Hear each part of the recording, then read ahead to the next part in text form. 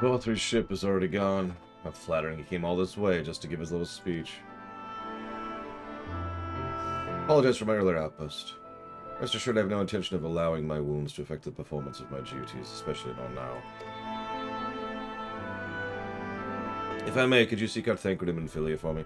They endangered themselves on my behalf. I would feel better knowing they are well looked after. Thancred in particular sustained quite an injury from that Sin Eater. I would not be surprised if he was in Spagrick still. Please give him my thanks.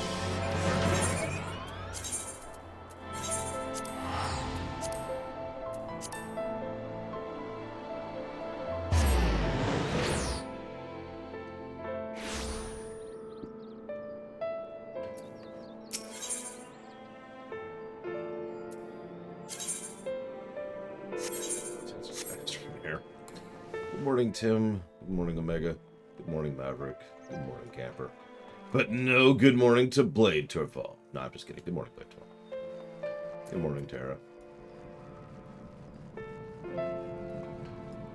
I mean, the trolley sucks, so, you know, we're gonna start off with the bad. You're here for me. I'm sorry to put you through the trouble. I'm fine. Really. The Eater landed a, unfortunately, solid blow, but the healers have done wonders. I'm worried about Minfilia. She's not taken as well. Did you speak with her? My attempts to reach her seem to be having the opposite effect. She's gone to the Hortorium, ostensibly to fetch herbs for Chesamil, but... just talk to her, will you? Yeah, sure.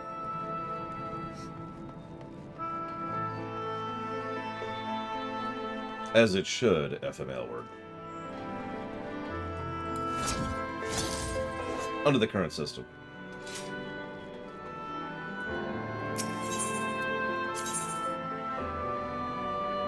He kinda is Omega Legion. Like, I'm willing, in the interest of fairness and honesty and objectiveness, to accept... Whoops, wrong area. That... Oh, that makes so much sense, Scion. Good evening, Scion. I'm sorry that time zones exist. I already stream 10 hours a day. I'm doing the best I can. I'm willing to exist that there might be some purpose in a character like Ranjit. But we haven't hit that point yet, and we're actually over the halfway point of the MSQ at this point, so...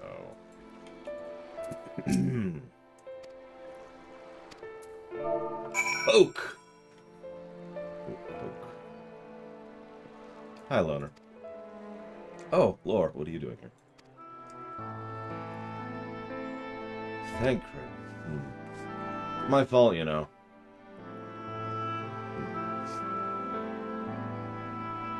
Whoops! I always forget something.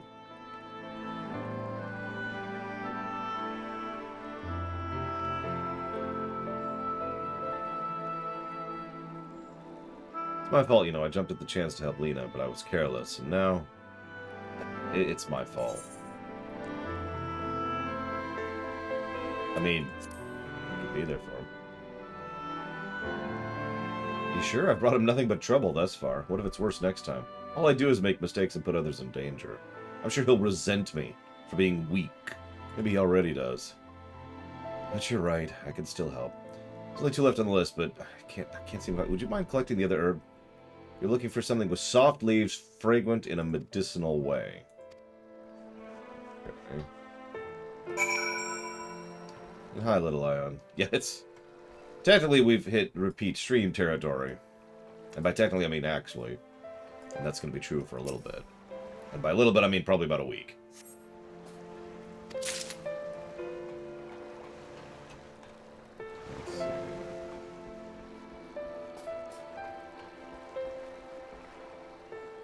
I mean, she's already more of a character, too.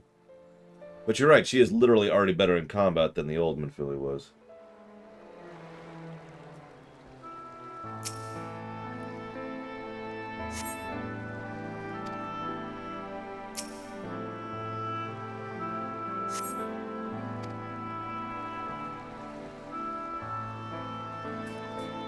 So let's see.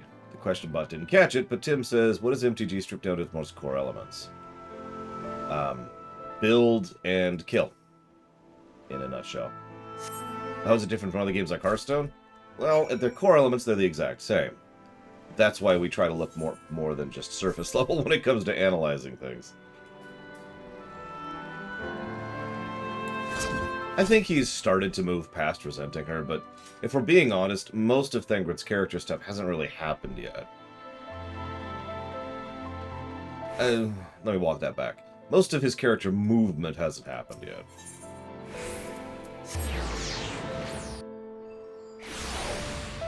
It's more like this is why he's the way he is. He hasn't really started shifting out of that just yet. Good morning, US and Corp. Thankfully, the servers came up a little late, actually. I was just sitting here like, come on, let me log in. I see you got roped into helping. Some things never change. Yeah, well, you know. I asked someone who looked like they were new what they were doing, and they poked me towards the herb I was looking for right away. Hope you didn't have too much trouble with yours. Ah, she told me you bring the rest. Yep, here you go. Yeah, the login servers or something were down for about an hour or so.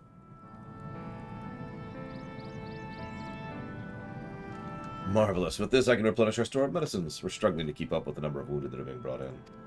I wasn't on the field, but it doesn't matter. The patients' faces make plain it was a horrible battle.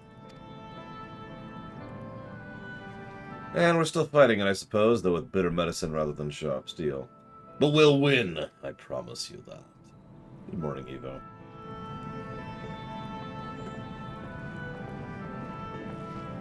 Seems I owe an apology for dragging to yet another battlefield when you've just come from the front lines. In both cases, I'm sure your efforts have saved more than a few. With Spagrix in good working order, the Crystarium's people will be well cared for. More lie ahead, of course. Battles only you can fight. Not that we intend to let you do it alone, but that's a matter to discuss with the Exarch. You know the Exarch? We do. Was there something you needed?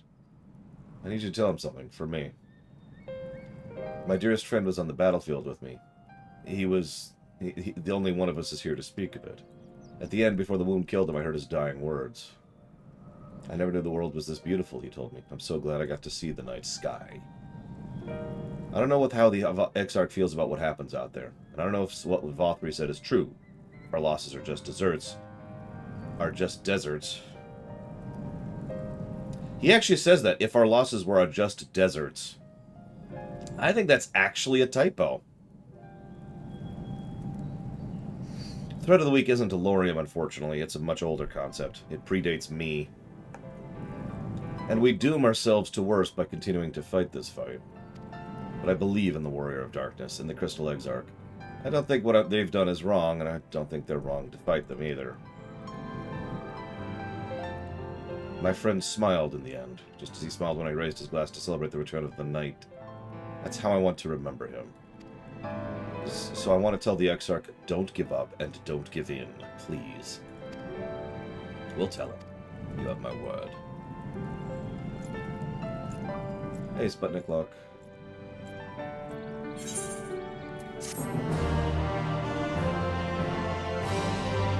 Yeah, the thread of the week probably goes back to comic books, if we're being honest.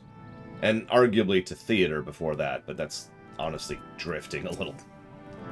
But the concept of what we nowadays refer to as the thread of the week probably started sometime in the 1910s with comic books. Drifted into television and radio serials. Sorry, wrong order. Radio serials, then television, and it's just been a thing ever since.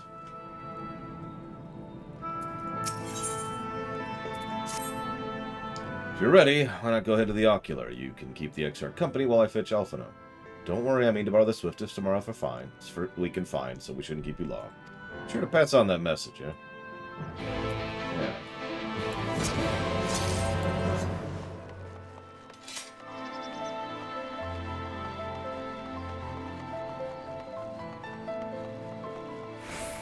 Interesting. Well, in that case, thank you, Evo. Very much. For pressing a button. And if you do want to put that towards something, do please let me know. And thank you, Unicorn Scotch, as always. Very much appreciate. Ah! Ranjit shouldn't be censored. I can see you saying it in chat right now. I should add it to the set. I can add words to my own censorship queue. I don't, but, you know, I can. I should add Ranjit to the censorship queue. No one can say that name.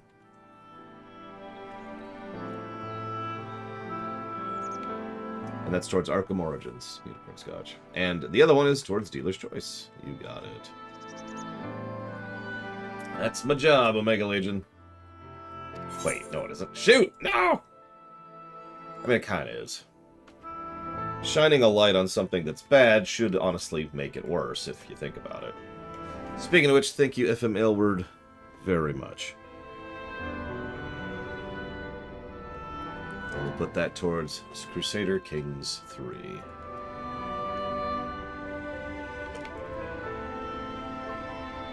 Good morning, Zach Taft.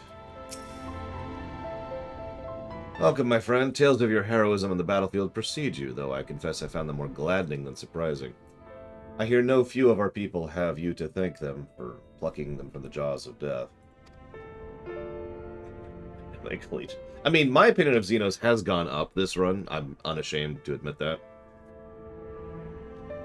But, we'll see where that ends up going, because my biggest complaint with Xenos hasn't been addressed as of what I know of. You know what I mean? So, in short, I won't really be able to finalize an opinion on Xenos until we are done with Endwalker. Or possibly beyond, because I don't actually know. But anyways, would that they had not needed the saving to begin with. But the responsibility for that lies with me. Not right now, Omega. One of the soldiers said that. Thank you.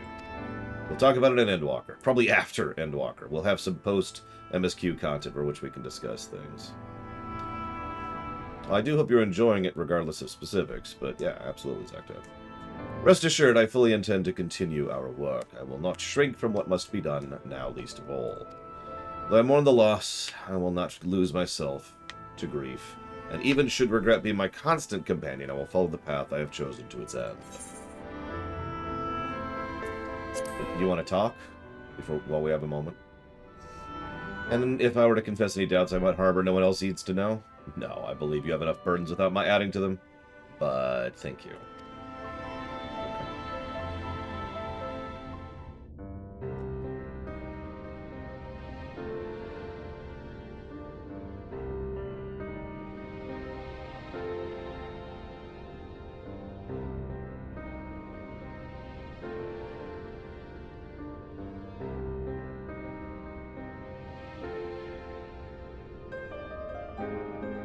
My friends, with your aid, we have weathered a brutal assault.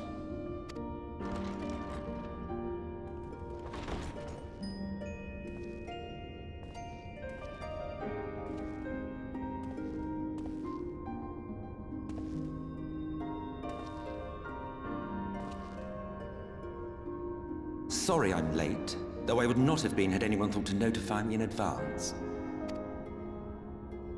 As I was saying, it was only with your aid that we weathered this assault.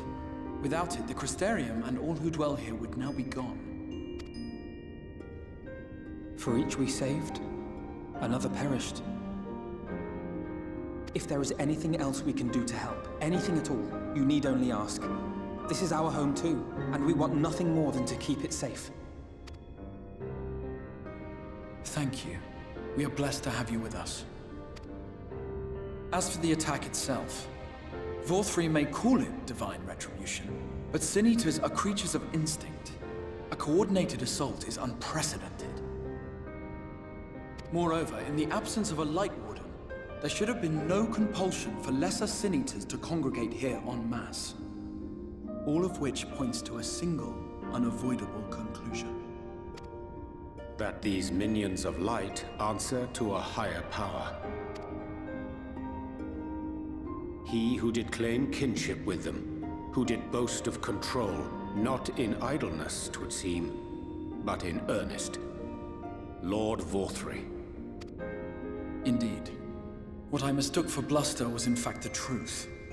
The Sin Eaters are his to command. But if he imagines this show of force will convince us to bend the knee, he is sorely mistaken. I take it your meeting in Yulmore did not end well. You could say that, yes. But I am wiser for the experience nevertheless. It appears he has mastered a technique which allows him to enslave the minds of others. A fact I discovered when he attempted to use it on me. That would go some way towards explaining the peculiar reverence afforded him by his subjects.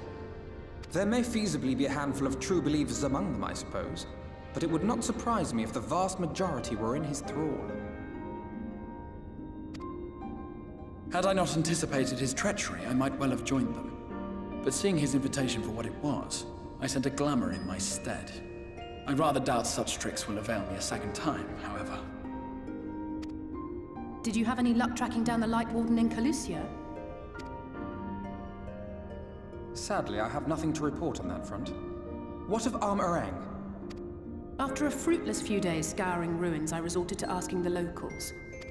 While no one I spoke to had seen any sign of the Warden, I did uncover a possible lead.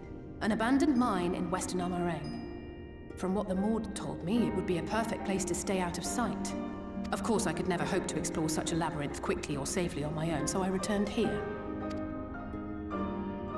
Even should we all join in the endeavor, an exhaustive search could take weeks, and with no guarantee of finding anything.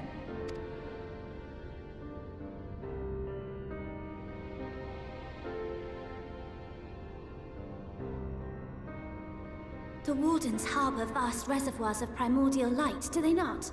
Far beyond anything found in lesser Sin-Eaters. And isn't it true that the Oracle could see the light of a Sin-Eater from miles away? Surely a Warden would seem like a blazing beacon by comparison. To the real Oracle of Light, I mean. The real Menphilia.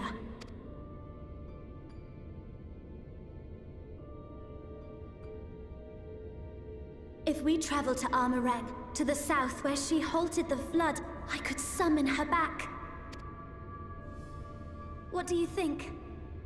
I think it's a terrible idea. Don't. Don't what? Do what I can. What we both know is right. Do not presume to know my mind. You have no idea what you're proposing. But I do! I know why you never said anything. Because you thought you could keep me safe by keeping me in the dark. And maybe I thought so too. But I knew, Thancred. I always knew.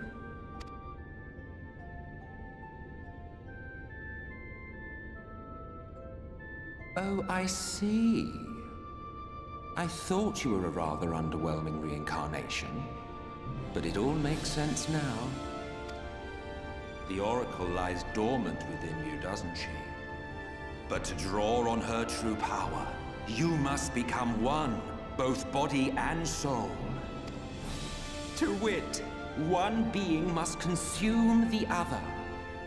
Who shall be the lucky winner? This doesn't concern you, Ascian. But it plainly concerns you. Which is why your heart is ready to burst out of your chest.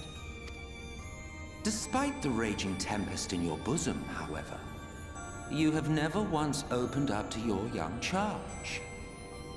Now, why would that be?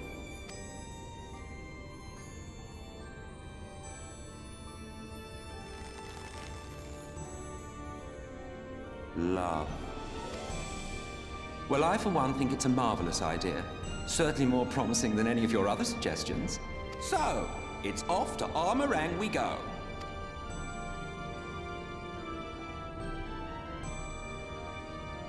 I'll meet you at the gates.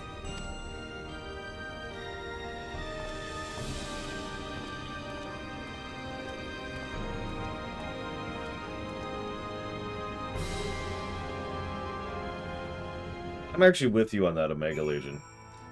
We've seen how Emet-Selch treats his own grandson. He is derisive and insulting. Thancred, it's more like, ah, okay. Well, that makes sense. like, he's not exactly being kind, but he is being substantially less horrible. If I'd only been able to locate Kalugia's Light Warden, I might not have come to this. I can't imagine Thancred must be feeling to behave this way. To say he's become a changed person would be an understatement. He may as well be a different person. He reminds me of father. You had a parent? He argued with us for months about our plan to go to Eorzea, but in the end he accepted our decision. I hope he's doing well. Nymphilia demonstrated impressive resolve just now. Seems she understands what must be done, though I wonder if she's prepared to make the choice. Should she falter, it will fall to Thancred to guide her, however much he wishes it were otherwise. Though Thancred hath long known whether this path doth lead, his journey hath come no closer to accept. Well, I can have an answer to that, FML word, because Thancred is more of a thinking adult than Varys is. Okay, that's unfair. Thancred is more emotionally mature, would actually be a better way to phrase that. Will you never grow tired of shuffling your feet? You have something to ask me. Ask. Tell me about Zodiark. Well, as I told you before, Zodiark is the creation of my people, the first people. We summoned him as your kind might summon a primal, albeit an infinitely more powerful one. And like one of your primals, he tempered us. Oh wow, he just drops that here. It was only natural, there's no resisting such power. So we Ascians came to exist solely to bring about the rule of darkness, his darkness. Of course, some would call us evil for it, and they would be fools, though that is only to be expected, given their innate inability to conceive of the nature of our universe. But I believe I'm repeating myself. Do you not trust me to speak honestly? Do you hope to catch me in a lie? I have no need of deception, and even if I did, I assure you, you would find it quite indistinguishable from the truth.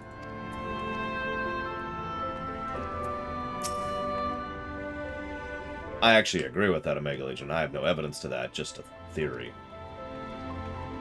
I mean, we call Hydaelyn and Zodiark primals, but let's be clear, they're probably closer to icons. Keeping in mind the distinction. And thus tempering is most likely a different animal, for lack of a better way to put it. Thank you, Sakage.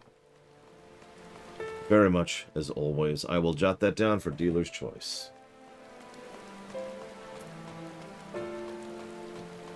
Put that here.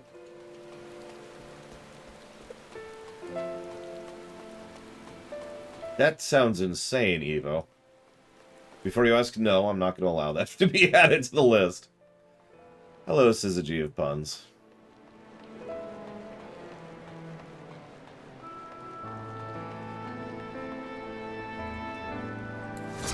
For God's sakes, let me move faster.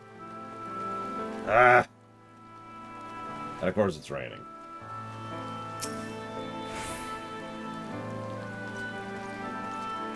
So, the goal, I meant to mention this earlier, the goal is to hit the Crown of the Immaculate today. I'm not sure how much past that we'll get, but that's the destination. We'll definitely be hitting Malika as well, probably before the lunch break, for anybody who's interested in that. Are you sure about this, by the way, Minfilia? Completely sure? Look, no matter what happens to me, I'm sure I don't want to go back to being who I was. I want to be stronger. I need more power. Oh, sorry. I hope you find it in yourself to believe, too. You put it that way, how can we not? Alright, we're with you. It's your decision to make. Just be sure you are prepared when the time comes.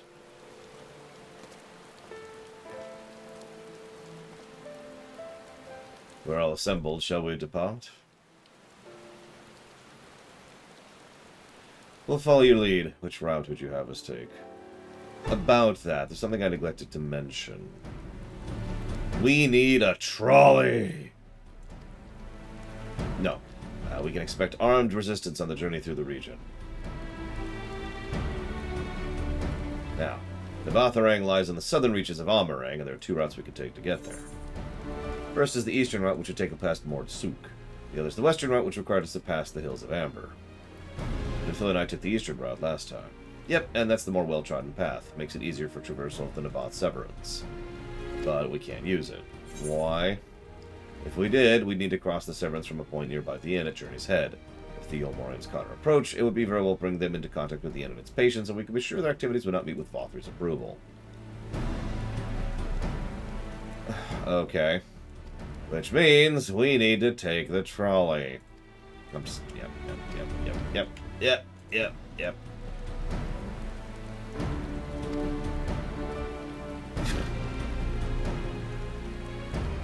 Very well. You distract Vothri's forces. We will go to the trolley. I'm probably overhyping this. It's just... God, I don't remember this particularly fondly. I didn't quite hit the skip cutscene point with the trolley thing last time, but I was leaning that direction.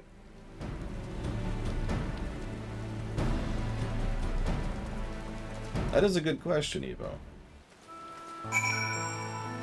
I know my answer to that. I'd be doing something else. Too inefficient. I have too little time in my life to squander it. Be like, alright, that's going to take a few minutes for that to happen, and then I'd go and I'd work on something else. Too much I want to do in my life. I've done none of it. Well, that's not fair. I have done nearest to none of it. Good way to phrase that. Listen, once I cure sleep, I will cure the world. Sorry. With the wheel at thy surety of purpose. We'll need to move quickly. The others will need to keep the Yulmorians busy, and they're more likely to be caught. So let's go. Sorry, Reggie. The first person who needs that cure is me. Yeah, food is a solvable problem. Sleep kind of isn't. There's no solution for sleep.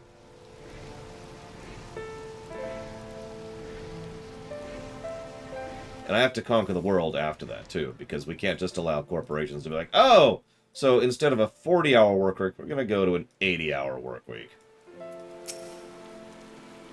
Like, just picture it.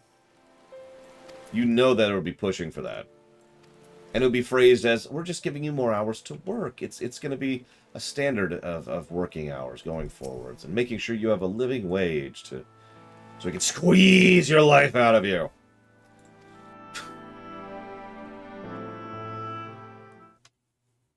Yeah.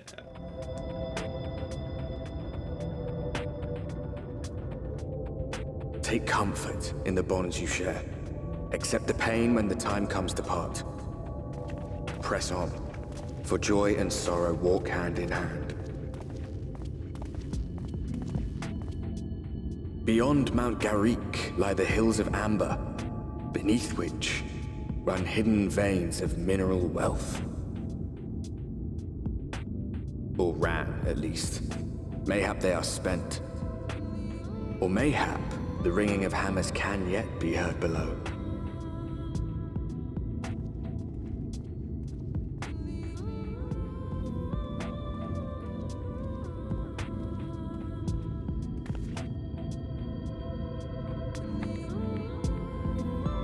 At least we have a cool song. Like I said, this is my second favorite overworld song in Shadow. Actually, in 14 in general. Deserts do tend to be valuable in mineral resources, yes. That's actually a fairly common thing. Sounds though Mistress Alizé's logic was, I fear the less road less travel has other perils in store for us. Yeah, like a trolley!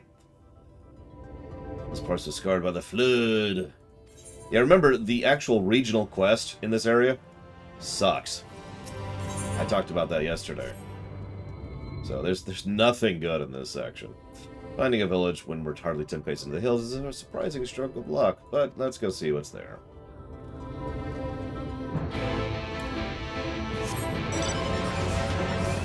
So we'll see what we think of this.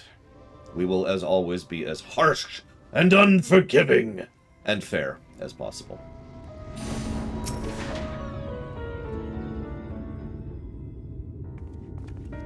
Which one, Omega Legion? Because I've done them all at this point. You sell? You're no merchant. Why do I know if oh, right, you spent Vobert gold. Yeah. Such a coin purse cracking. You're already a legend amongst more traders. There you go. That's our positivity for the next arc. This is Garrick. It was home to miners. Now there's not. It's now a trading post. Cool.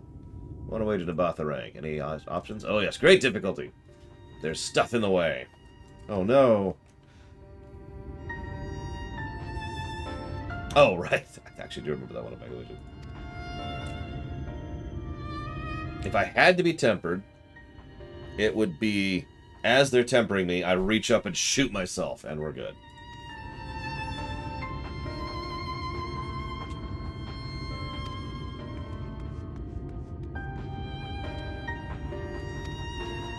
Excuse me. I've actually got an anti-tempering pistol ready to go, just in case. Yep, the bullet tempers me for about 3 milliseconds.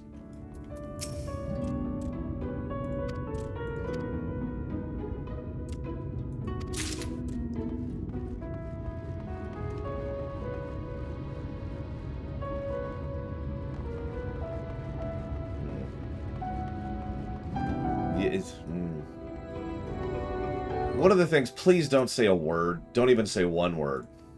One of the things I'm looking forward to learning in Endwalker is if we're really tempered by Hydaelyn or not. I don't even want to know if they confirm or deny it. I don't want to hear a damn thing. I'm just saying. That's something I've been looking forward to hearing for quite some time. I have been firmly in the we're not tempered camp since ARR. And nothing I have seen has changed my mind on that matter. But we'll see. Yep, here's the info. None of it's very useful. Although there is this trolley. We could try the gondola. Might die, but eh.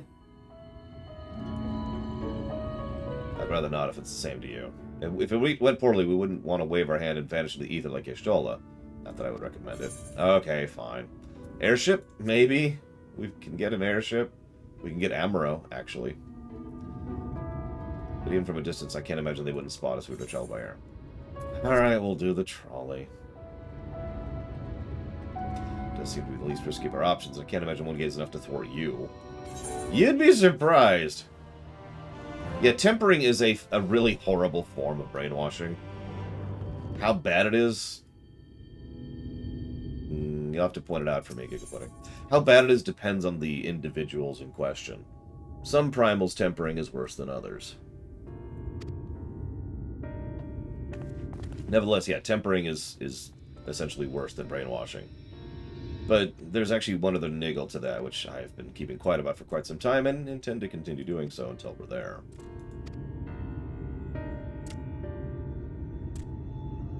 Yeah, Ramu isn't as bad as others, but he still tempers. We've seen the tempered sylphs. We know how that is. So that's still not good. Violent, protective, no one gets in the area, etc.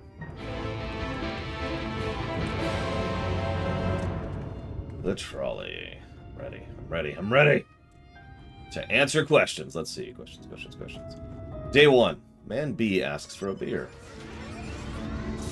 Oh, sorry. No, I read that wrong. Man B asks... Okay. Bob asks Bobina for a beer. Bobina buys Bob a beer. Bob splashes the beer at Bobina. When Bobina returns home, Barbarella is mad, but not as Bobina, because it's Bob's fault, not Bobina's. Bob asks again, and the thing repeats and repeats. At what point is it Bobina's fault that they return home smelling like cheap liquor? The second day. That's easy. I mean, there's the fool me once, fool me twice concept, but the long and the short of it is, once is an incident, twice is a pattern. So, easy answer. Mayhap a pall of light is the root of the land's desolation, or maybe the fault lies with man and his insatiable greed. I kill you for saying that, and I'll take all your stuff. And then I, too, shall be the ultimate in all astrologians. Although, actually, I already have a better weapon than you, so never mind. Never mind, I take it back, you get to live.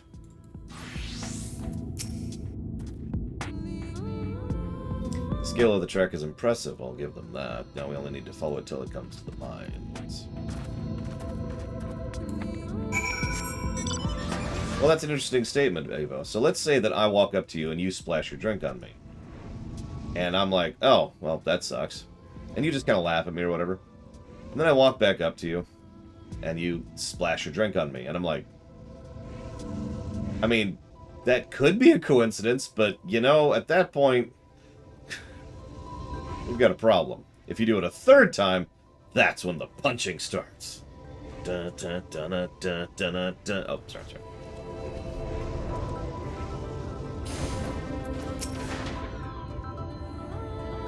At what point is community attitude a game design problem? Variable. Although, it's also opinionated. I knew it, Evo! You just secretly want to spill your drink on me over and over and over again!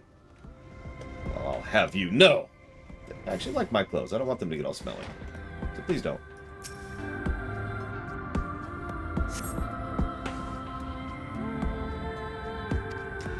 I was actually always under the impression, and by the way, none of the side quests I saw really analyzed this. I was always in the impression that this place became as desertificated as it is because of the Flood of Light. Like, this is a relatively recent development. But I don't actually think that's a true thing, so I have no friggity clue. Nevertheless, even in a setting where everything's made of ether, there are such things as hydration patterns and all that fun stuff, so it's not out of bounds that a place would be a desert, regardless of what the ether that is there. No, but Falkenstein.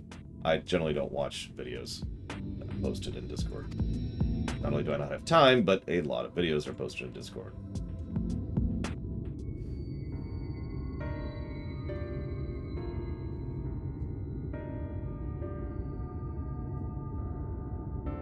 There are ether currents, that is true.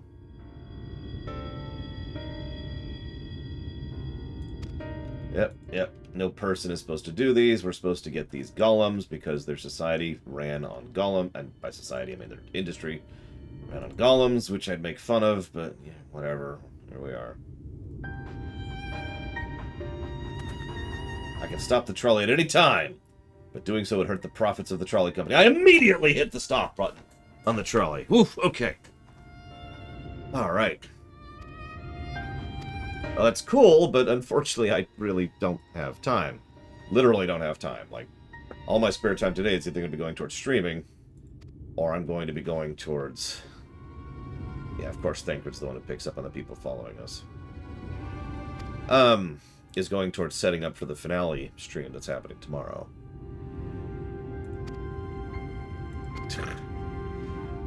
Why does Thancred have the perception stat and we don't? Oh, whatever.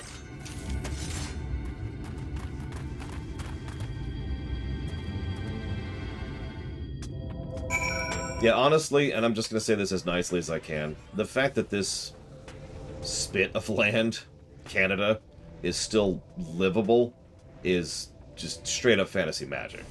Let's just get that out there. Where'd you come from? I have no business of that here. Oh my god! It's a person who's about to get beaten in the face! Just pretend for a moment that this is Terra. Wait, no, this is Evo. I knew it, Evo. Trying to spill your drink on me. I'll show you what I think of that. Hang on. I love that. What are you? I love that question.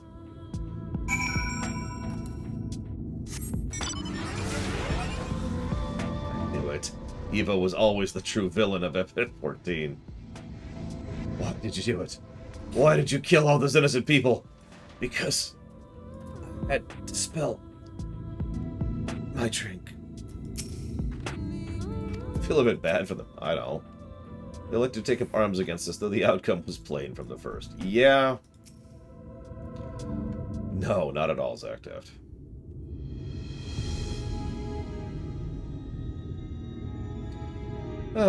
Good to hear. These two aren't much trouble either. Let's see what they have to say for themselves. Us, we're not brigands come to take what isn't ours. Do we honestly like we need to steal, what, rusted bits of iron? Don't be absurd. We're not here to rob you. A likely story. You look... You don't look normal, that's for certain. You don't have any wares, you're not merchants. Travelers never pass this way. The only reason you would come here is to strip the machinery for parts. Now wait, I have an idea. What if, once upon a time, a lovely lady of noble birth ventured in forth in search of her lost love, joined by her 2 most loyal servants, sworn to follow her into the world's end. On their journey, they met a sorcerer as ancient as time itself. Moved by the lady's devotion, he offers her a guide, and they turned up here somehow.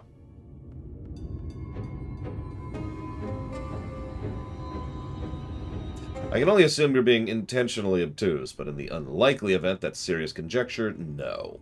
I suppose I am a bodyguard of sort, but we'd have rather larger concerns than fairy tale romances. Though I would fain hear more of this ageless sorcerer and his heroic deeds.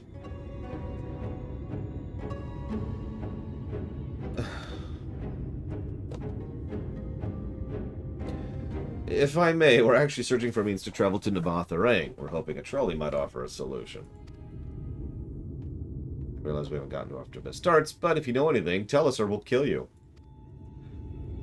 Kill us? Kill us?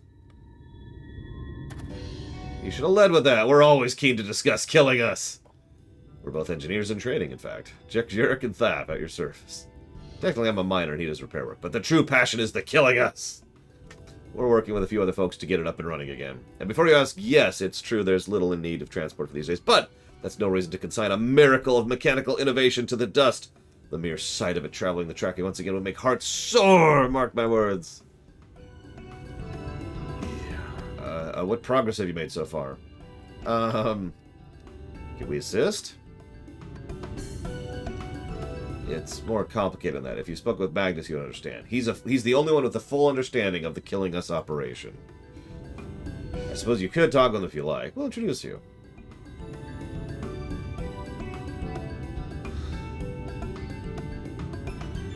Very well, our options are limited, and if this Magnus can explain whatever is preventing the killing us from being restored, I'd like to hear it. Right, looks like you'll be following us back to Twine. The killing us problem. Thank you, Fife. As always. Much appreciated. And if you know what you want to put that towards, please do let me know.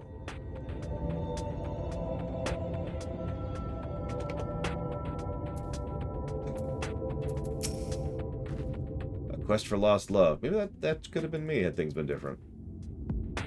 Foreshadowing! Okay, so. Well, Tara, where do you want to put that? Haven't seen another fellow around here, have you? Thought he'd come out by now. Yeah, I beat the snot out of him earlier. You think he'll be alright? Okay. I'll have a look, just in case. I mean, we know how Minecraft goes. First you build the giant golem, then you build the extremely extensive minecart system. Then you actually go out and build the tracks. It's very logical to go in that particular order. Alright. Damn, that's smart. Do you have to thump me so hard? I'll be feeling that for the next fortnight at least. Oh well, let's get going. Don't fall through the cracks. StarCraft 2 is a good choice, because if you didn't pick that...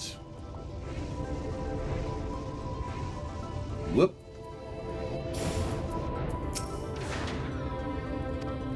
Wait, I'm about to hear something. It's a coyote.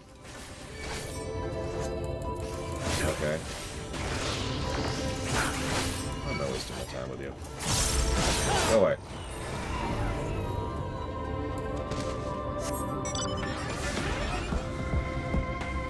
Yeah, you know what? We should hack up his lungs. I agree with this sentence.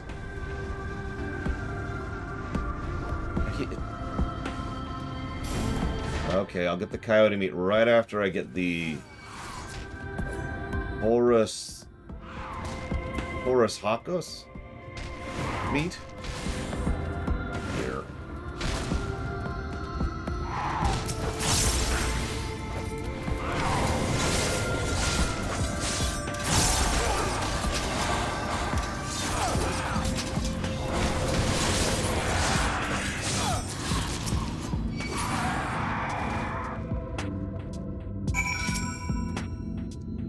That, I'll admit I didn't expect this route to be quite so fraught with danger. We're nearly there, though.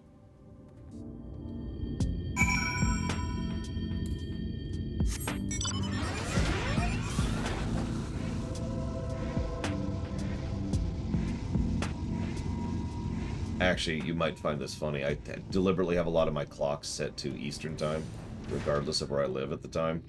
Because Eastern Time is the standard time I use for the show. I've actually said several times that even if I move where I want to move, which, spoilers, will not be Eastern Time, I will continue to operate the show on Eastern Time just to keep the standardization going.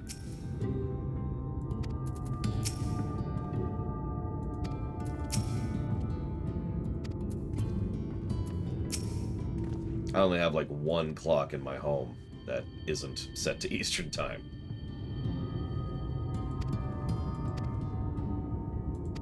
Means my sunlight's a little weird, but I mean, that's whatever.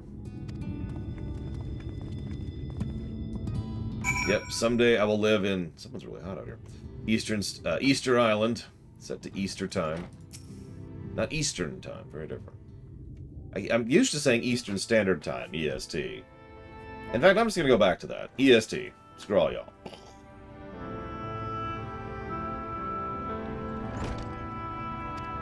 Who are you? 4? Oh my god. Have the courtesy to stand still. Yeah, you're drunk. We get it.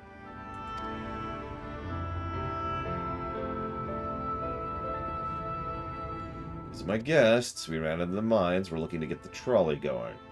There's nothing there. There's no reason to go there. Give up. No, we must. I must! You've nothing, so you have your heart set on. The world doesn't care. The place is in ruin. The trolley doesn't run on hopes and dreams. Now, there's a funny thing. How do you make a trolley run on hopes and dreams? Oh my god, you're right, Valerian! Oh. The power to change the swearing in time by a few hours for no reason. Anyways, he's drunk, so we're out. How many settings are there where I wouldn't kill myself immediately in a tier 1 through 3 insertion? Probably about 10. Which, if that sounds like a lot, please keep in mind how many settings there are for a second. He only said that because he thinks I'm weak. And he's right, but I will be strong. I will be powerful. Infinitely powerful. So now let's learn more about the trolley. Truly, thou art content to stand witness to fate's course and take no part. This isn't a matter of fate, it's about choice, and I've had years to decide where I stand. She's spent too long in chains already. I will not shackle her again by making my hopes known. It's for her to choose what shape her destiny will take. It's for me to stay silent. Protect, teach, and stand by her. That I can do for her. Being honest might help too, Thancred.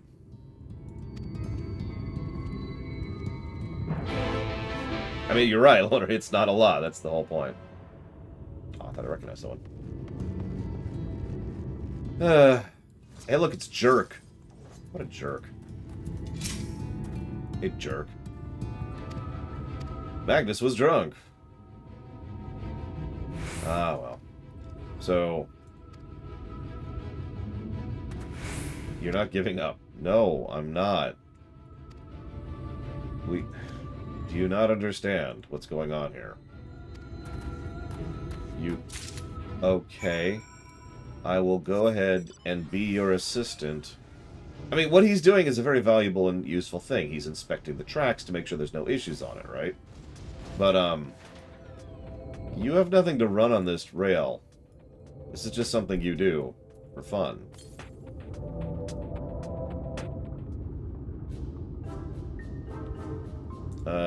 Hang on. Unexpected guest to unleash the beast. There we go.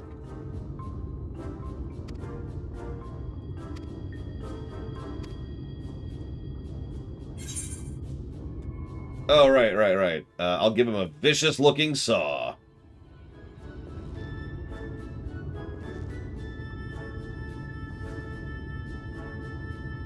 I mean, why would that be treasonous, Active? That's not how that works. That's not how any of this works. I need to tighten the bolt. Right. Clearly you need some cloth. There you go.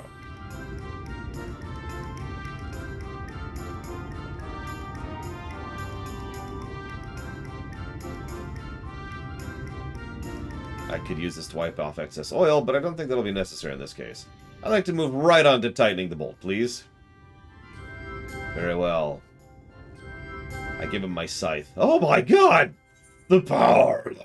He's just consumed by the power of the scythe. The Reaper eats him alive.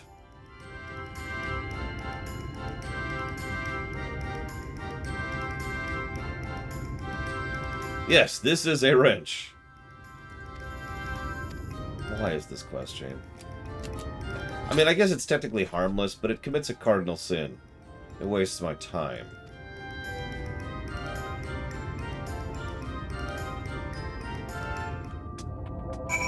Hi, Cashel. Mr. Red, you, well, don't fall off. Let's go. Continue to do this waste of time. I remember doing this without a flying mount.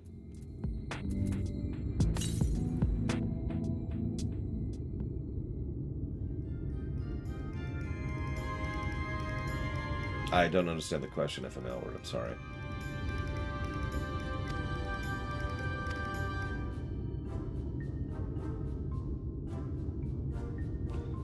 So these lamps aren't necessary, but if we're going to do this, we might as well do it properly. And if by some miracle the night returns, well, it's a nice thought.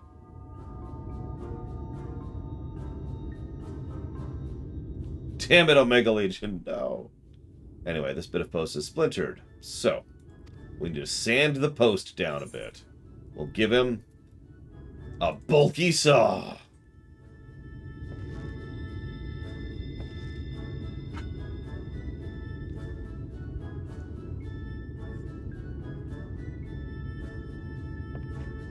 Sure, I'll simply hack at it with this massive saw. Honestly, are you away with the Fae? I'm trying to prevent splinters, not chop down the post like a tree.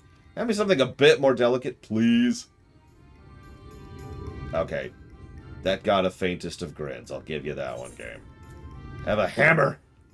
Knock it down. This is just for you, Giga Pudding. I hope you enjoy this. You have an interesting sense of humor. No, I don't. Yeah, I know what you're talking about if I'm Aylward, but I don't understand the question. Like, I know about that. See. I've actually showed it off on camera, no less. There's the file. There we go.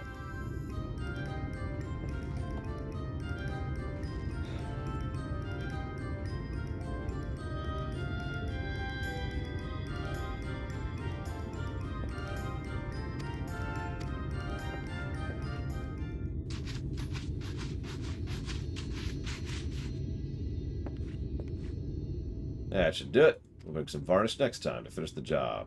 I haven't spun any other problems, so we can move along. Unless you'd like to take in the view of the tracks. It's breathtaking. Mining has always been the primary vocation of the folks in the hills of Amber. Well, there goes my idea. So I guess this place is always a desert. Well, after a certain point, they dug up everything that could be easily reached and carried back by manpower alone. It was then the Naboth Empire came up with the idea of Talos, which they had seen at work abroad. At the one time, I like this, and at the other time, given the choice between figuring out something that can make a circle go around by being powered by something like steam or oil or whatever, or coming up with a functional bipedal robot, they decided the robot was the better option. Just think about that for a second. I know. Magic, but the same precept applies the same way. Enchanting a circle to go around in a circle is got to be easier than enchanting a bipedal robot. Anyways, 15 years ago was the last of the folks from Daedalus Stoneworks took off for Yulmore, and now no one remains that can repair or operate the Talos. I'm not terribly suited to conversation. That said, follow the tracks for me. I'll keep an eye on things. Yeah, sure. That's a good question, FML word.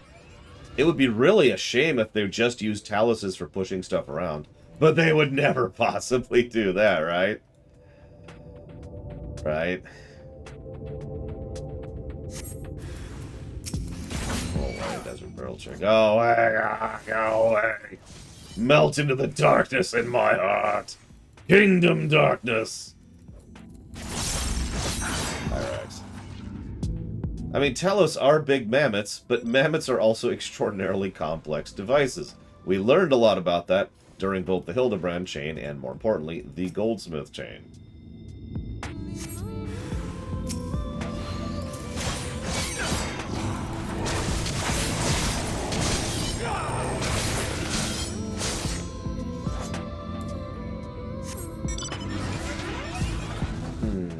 That's a good question, Scion, because there's a lot. I'd have to think about that. I suppose the top of my list would be the boring answer, Warhammer 3. Although, I'm also going to be doing a co-op playthrough of that off-camera with my friend Pax as part of our co-op thing, so... We're waiting for a while, though, because I want to play Skaven. And near as I can tell, I can't right now. He's going to play Slanesh.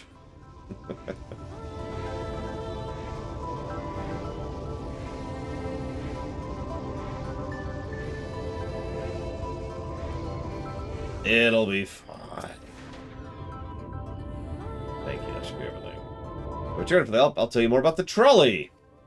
When they left, life began to bleed out of the town. Trolley's tracks rusted, cars fell into disrepair. I was born in Twine. Raised there, my first word was trolley, damn it! And those were the worst years of my life. But then, about 7 years passed, Magnus and his wife returned, a real, proper trolley engineer. Maybe he could have never left in the first place if it hadn't been for his son. She well aware Almarangus the safest place, and he wanted his child to grow up away from dangers. It didn't help. The Sin Eaters got the boy. Oh, that's actually extraordinarily dark. The child always said someday he wanted to see the trolley running again, so in his memory they returned to Twine. Started fixing the rusted nails and broken cars, and it was going well for a time. And then, like, Death Gaze showed up.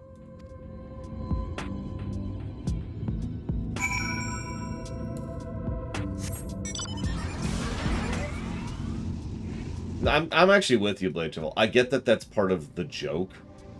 But the truth of the matter here is that the trolley is just a goddamn cart. In fact, I could show you it right here. Here it is. Bam.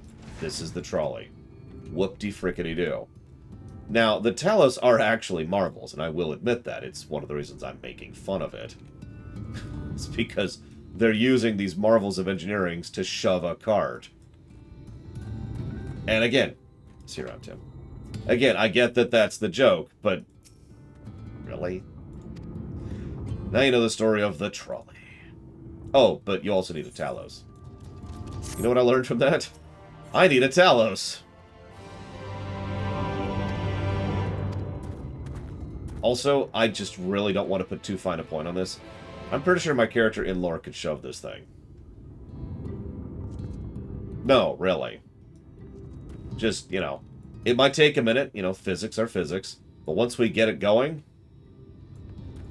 In fact, that actually makes me wonder. I wonder if this is heavier or lighter than my car. Because I, in real life, have moved my car.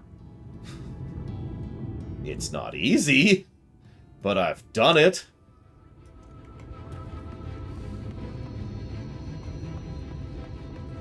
Listen, Blade Travel, all I'm saying is negative to everything. Alright, moving on.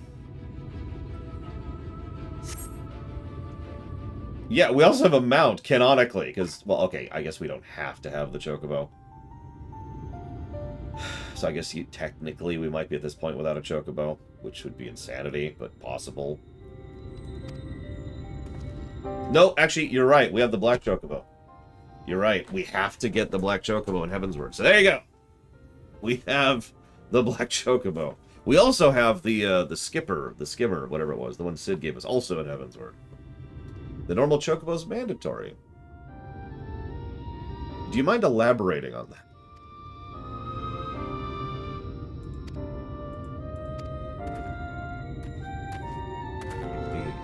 Yep. So what's the problem with the Talos? It's a magical golem. There's like 15 things wrong with it. Really, Valpatrix? Interesting. See, I don't know that from personal experience, because the moment I got to get my Chocobo quest, I went to get my goddamn Chocobo, because everything was so goddamn slow in this goddamn game.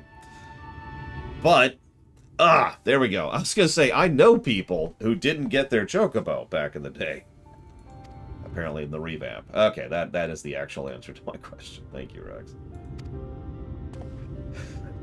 I was going to say. I mean, it's a good idea. People should have a mount in this game. It's not like it's a hard question. Alright. I'll go haul some stone back. Or I could shove the cart myself. I get it. These people... It's so... Okay. Real talk for a second. Real talk. Let's abandon how much this quest sucks for just a moment. By this quest, I mean this entire portion of the game. Let's just abandon that for a moment. It makes a degree of sense that we want to go ahead and renovate this area and help them to actually not just, you know, be a stopping gate on our path forward, but to actually help these people while we're here. I'm with that. The problem is that's not at all how this quest chain is framed. I have been reading the dialogue as we go. It may not look like it, but I am. And if someone at one point had said, well, we've got these other options to go through here, but while we're here, we should help them out, because at the very least, not only will help us out too, but, you know, that way they'll be in a better off state, then I would be completely fine with that. Instead, this is entirely framed as, you cannot get ye flask, which is game design I'm not a huge fan of in general. There's a frickin' waist-high wall in my way, and we're doing a side quest to unscrew the bolts holding the wall in so we could get it out of our way. And it's like, we could just get the local industry going and then move on. I'm fine with that. You know? Like, Urianger even mentions, like, hey, this might be helpful. But we are in a huge hurry, so please bring back stone from these enemies outside so I can repair this monstrosity for them.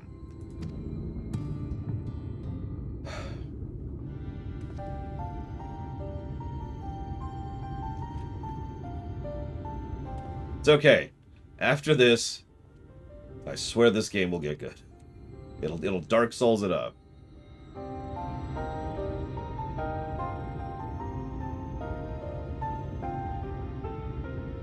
It's not moving. Strange, the core refuses to stir. We need a new Talos core. You thought it was the Talos core? Well, no. We've never gotten this far in trying to repair it, so we had no idea knowing the heart was the real problem. We tried finding another in case things turned out as they are now, but... Dramatic pause. Jerk? Sorry, this isn't my story to share. Please, Jerk, if something went wrong, we can help.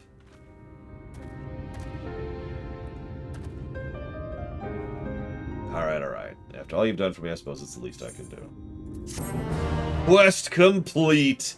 We've got him to tell us his horrible story.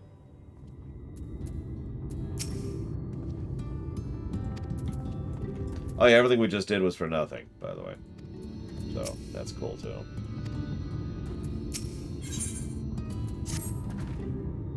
Right then. Their hearts can't be made of any stone. You need a special stone with sufficient etheric conductivity. Yep, that makes sense. It's a mammoth. I understand. But 3 years ago... No, I can't tell you. Wait. Okay.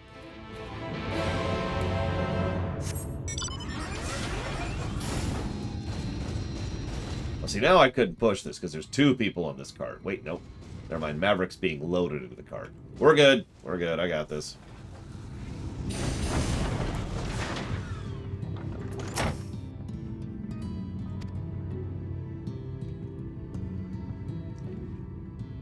You could have at least finished so we could clean up your mess. Seeing as they made such quick progress, he was probably thinking you could help change things around here. And he was right. Gather your friends. I'll tell you what you want to know.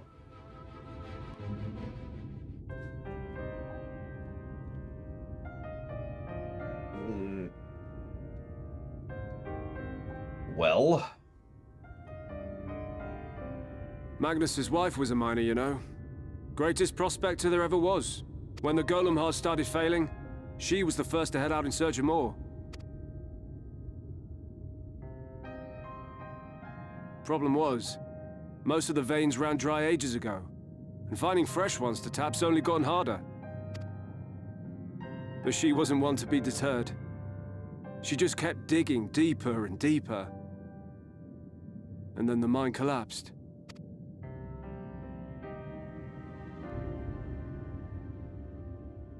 We labored day and night to clear away the rubble, but it took us 2 months to find her.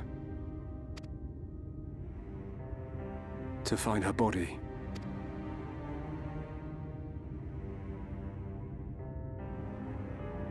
Magnus has never been the same since.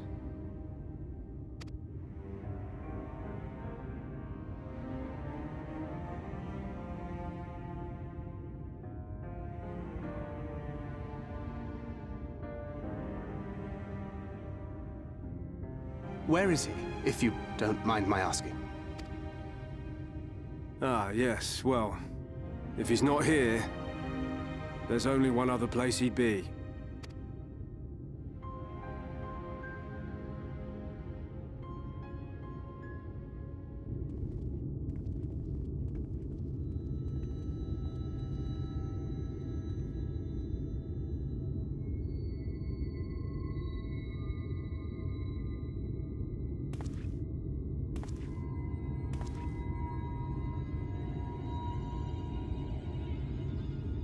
What? Oh, you again. How many times must I tell you? The trolley won't run! We'd be better off dismantling the damn thing and selling the parts for scrap. Now piss off back to wherever you came from. And don't let me catch you around here again.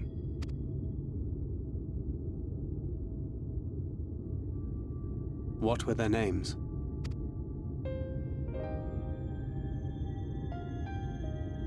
My son was named Skuli.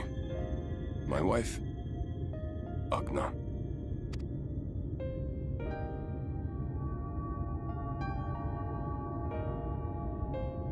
Being here with them, it beats going home.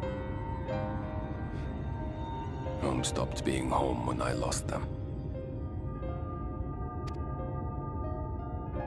I thought to try and drown my sorrows, but somehow, the bottle's never deep enough.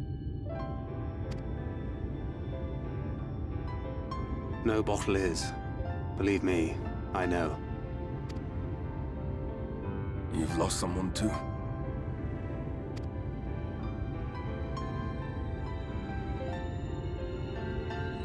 Not like you. Not my own flesh and blood. I grew up an orphan, so I never really knew what family meant. Not until I met a man who offered to take me in and make me his pupil. He was a kindly soul, always looking out for me, like a father. Not that I appreciated that at the time, or anything else for that matter.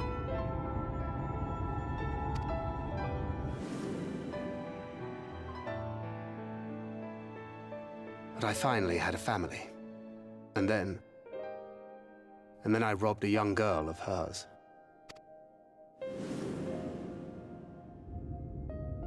I did my best to make amends, to offer her comfort.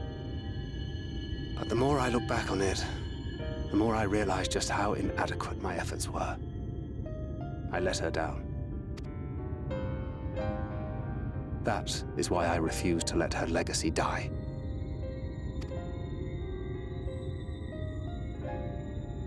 In the end, all we can do is press on, for those we have lost, for those we can yet save. And that requires your Talos. Please, Magnus. You are our only hope of reaching Nabarth Areng.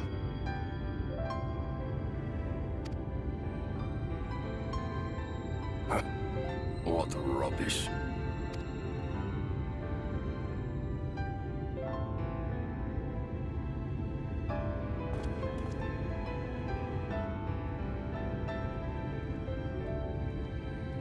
She's not gone. No matter what you say or believe, she's not.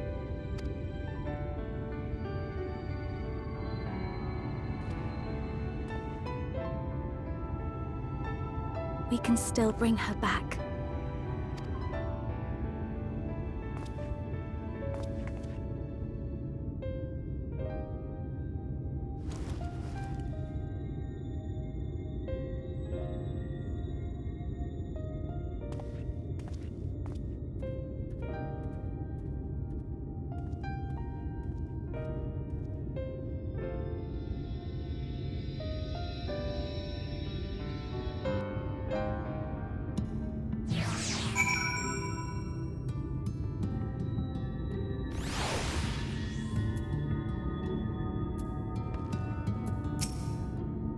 must he always treat me like this?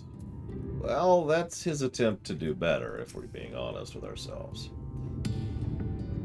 Full well do I know the pain of loss and how it can affect one's heart, but nevertheless the one path is forward. We must needs procure a new heart.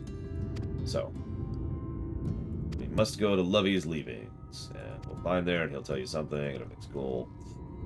So, it would be unwise to ignore the distress of Thancred right now. Yeah, no, that's probably true.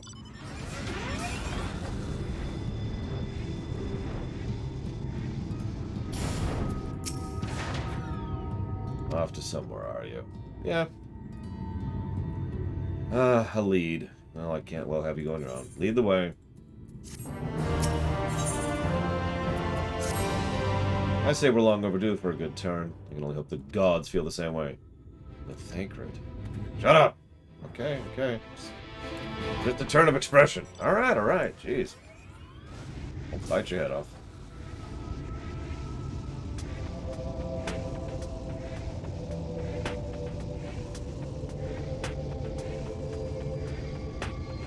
By the way, I'm curious if anybody else had a similar experience to what I'm about to describe.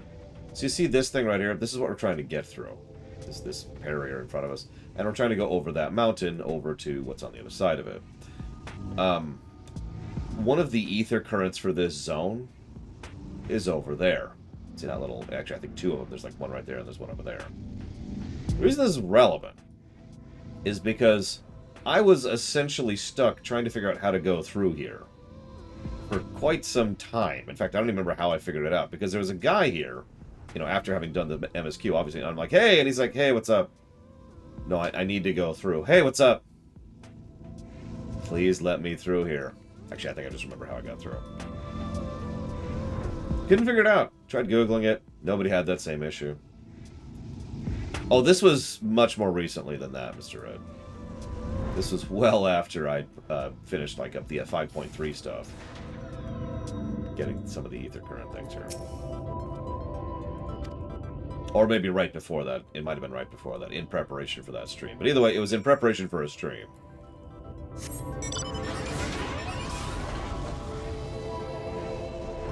The solution, in case anyone else runs into that problem, is go back to town and talk to them and say, can I please ride the trolley to the other area? Pretty sure. Oh, I totally could. Yeah, it's the sanctum of the 12. And I'm like, but there's no gods.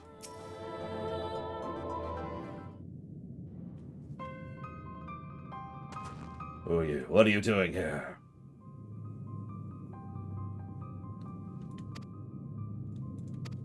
Fire 4. Damn it! Alright, whatever. It's okay, he opened with Fire 4, which is a really dumb thing for a mage to do. So while he's casting that, I'll just beat the crap out of him with a scythe.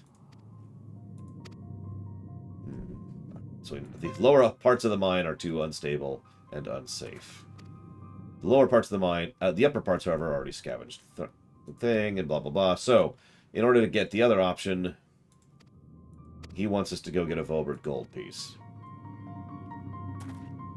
In order to pay him for, you know, the incredibly valuable trade secret he's about to tell us.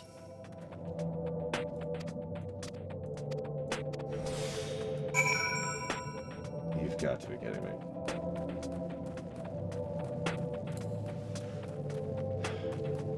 The off chance it's an RNG thing, but I don't think it is. We'll just go ahead and do this one. And it's not this one. Okay, cool.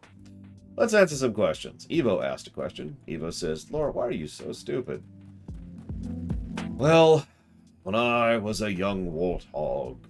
When he was a young warthog. Evo says, between a good story with a bad ending and a poor story with a strong ending, which would you choose? I'll take the good story with the bad ending. I will take KOTOR 2 over... I actually can't think of an example of the other, but you know, if 90% of the game is good, it may cause me issues because, you know, I'm left with a bad taste in my mouth. And you know me, I am harsh on intros and I am harsh on outros for a reason. But I'll take, you know, 6 negatives over a bad outro versus 60 negatives for a bad game. Terrible math, but you get the idea. Here, have a Volbert Gold. Cub, you're more prepared for this task than I. I just got lucky. No more than usual, I assure you. Actually, yeah, FF8's not a bad example there. Although I like FF8, but that's neither here nor there.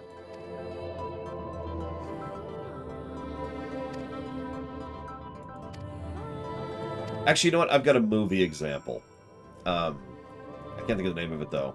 It's the genetically engineered movie set in the near future. Everyone's engineered, and there's this whole plot about a guy who's faking his identity in order to work at a company that his genetics shouldn't allow him to, but he's doing it anyways because he's on Gattaca.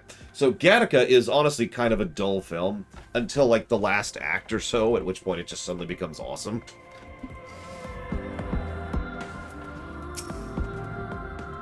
You're back. Yeah, I got you a Bober Gold. Probably could have gone to the Exarch anyways. He probably has a chest or 2 or 8 of these, but whatever. Well, a deal is a deal, but don't think it means you'll find what you're after. To be honest, I wasn't sure you could pull it off, but you did, and I'm a man of my word. Come with me. Yeah, Gattaca, I actually do like that movie overall.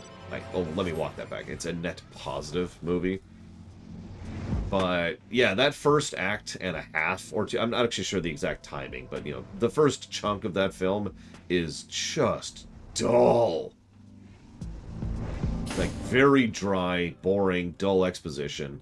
Doesn't even really do character establishment, per se. It's just, yep, here's this horrible, horrible world with its horrible, horrible rules, and everything's horrible. And then it's boring, and then it's boring, and then it's boring, and then it's boring. Oh, wait, it suddenly started being good. Oh my god, it's really good. What the hell? Just the weirdest experience.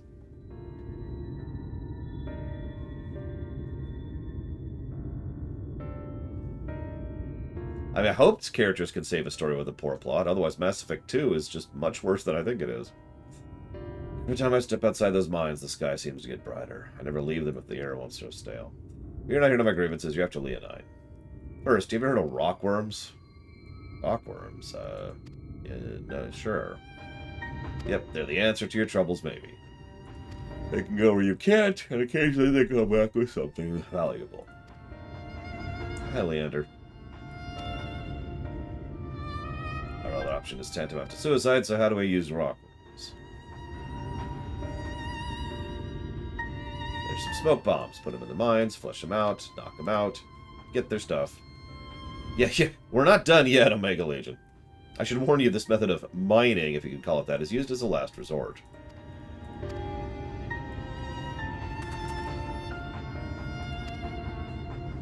Okay. Hi, Leander.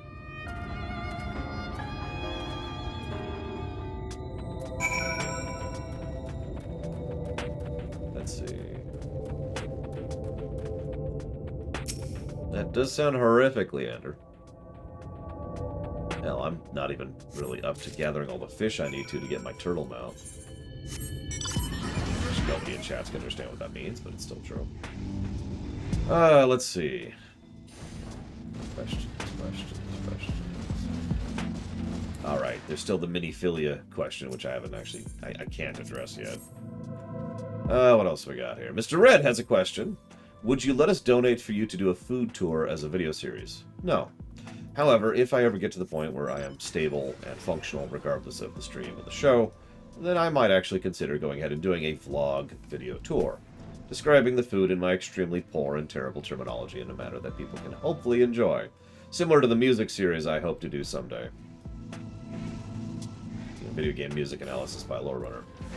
I've actually gotten quite a few people asking for me to do that. Apparently the FF Pixel Remastered discussions were more well received than I thought they would be.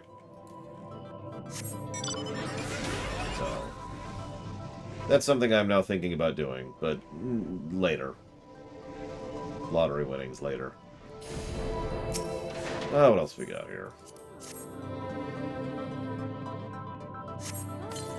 Canada Bangs isn't here. Damn it. Let's see here. Ironically, Canada Bangs does ask a relevant question. Canada Bangs says, if you found a suitcase with $1 million in it, would you take it? No. I am not that stupid. Whoever left that suitcase there is trouble, one way or the other. That's either a trap deliberately or a trap accidentally. There are no in-betweens. So, no.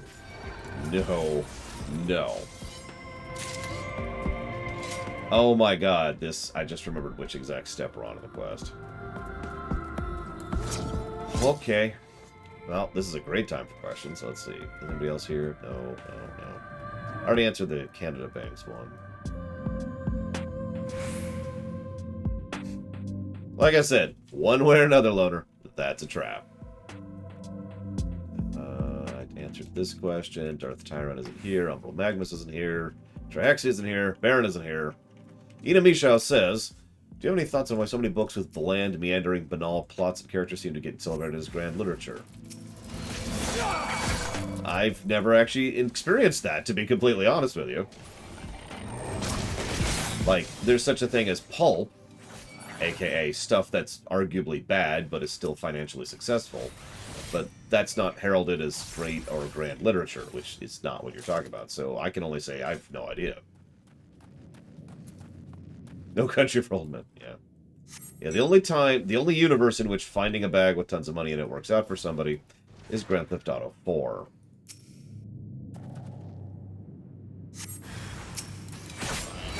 Props if you get it. Wait, people like War and Peace? Actually, I will go ahead and admit my own little... High five. I don't want to call it a guilty pleasure, but it's a book that is arguably a bad book, but I still enjoy reading it. And I've actually said this before, it's Moby Dick. I just enjoy the language of Moby Dick.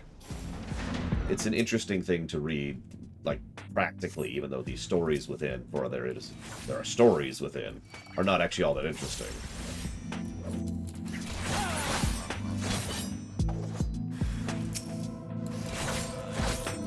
Atlas Shrugged. I'm gonna go ahead and be honest, I do not care for Atlas Shrugged. But then again, my book opinion, novelite, I forget what that's actually called, book geek, is very unusual from what I can understand. Like, how many of you know Robert, I think? Heinlein? I'm gonna go and ask the bonus question. How many of you like Heinlein?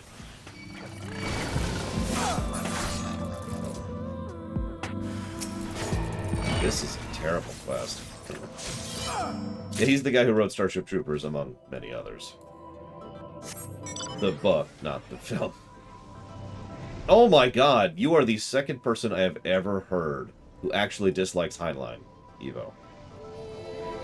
I actively despise his writing. I do. I spit upon it. I cannot put into words without actually really taking a moment to calm myself because of how angry his writing makes me. I am not a fan of Heinlein. And I get a lot of weird looks for that, considering he's considered one of the founders of science fiction in general, up there with Asimov, usually.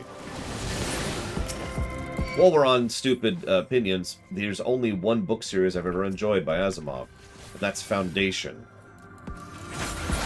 Oh yeah, I wasn't even talking about Heinlein the person, by the way. I usually consider that a separate category.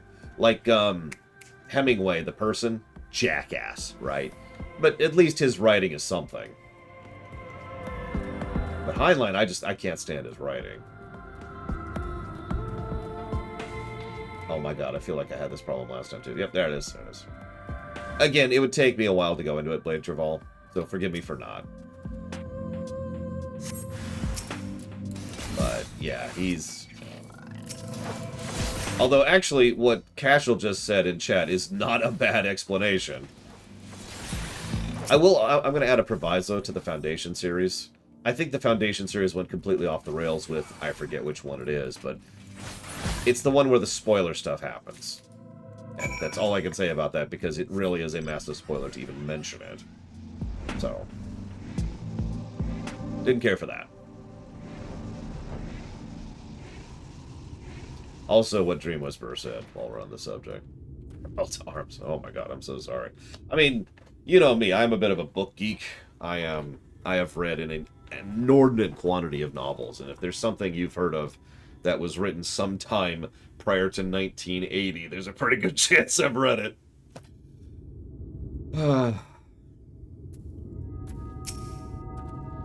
Wow, that's 2 people who don't like Heinlein. That's actually more like 4 people. I'm legitimately gobsmacked by that. Usually when I admit I don't like Heinlein, I get venom.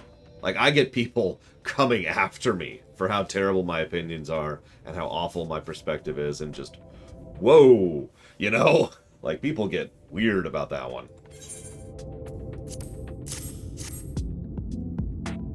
Then again, I'm also the person who isn't a big fan of Shakespeare, and you can imagine what kind of comments I've gotten about that over the years.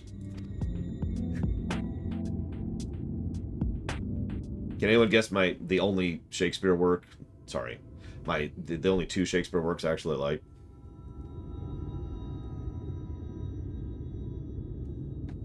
You may not remember this about Arminfilia. Who? But prior to founding the Path of the 12, long before the Scions, she was something of a miner. After her father died, Flamine took her in and taught her the trade. It's actually Richard III and Henry V. Good guesses, though.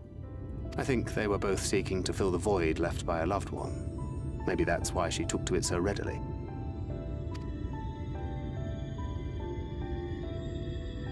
Back in those days, I spent most of my time in the Quicksand, or some other tavern, loosening tongues and gathering secrets. Occasionally, I'd catch a glimpse of her in the street, on her way home after another hard day's work. I always felt a wave of relief when I saw she'd come back safe, along with a pang of guilt at the fact I wasn't there to support her as I should have been. Simply speaking with her more than once in a blue moon would have been a good start, but I could never bring myself to do it. Instead, I threw myself into my work and became every drunkard's best friend.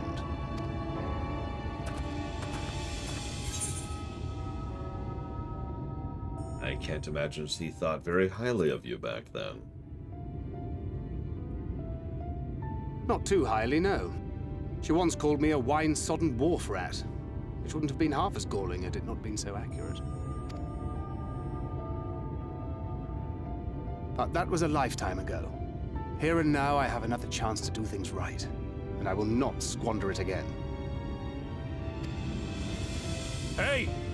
Come and see what I found! You're not going to believe this!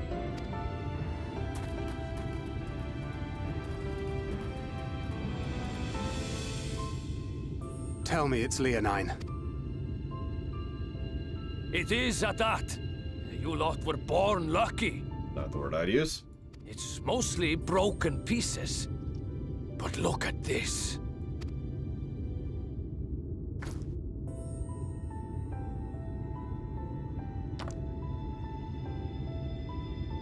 This is a rather fine specimen. It's been decades since we found anything approaching this big. But that's not all. There's an engraving on it. Ah, these scratches here. They're a little hard to make out. To my beloved Magnus and Schoolie. What? I actually forgot about this. Yes! Do you see? It was a gift to Magnus from his wife. She found it. She really found it. She must have spent her final hours carving this message into the stone, in the hope that he might see it one day. Those rock-backed bastards must have made off with it before we could clear a path to her.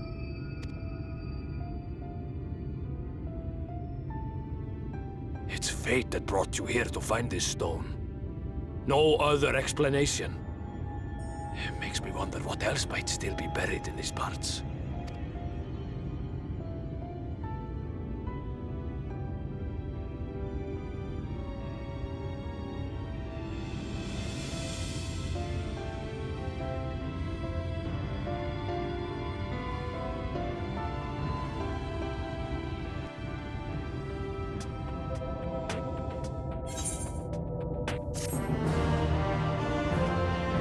I actively despise Stephen King. Holy crap. Not the person. By all accounts, he's actually a pretty chill dude. But his writing? Oh, thank you.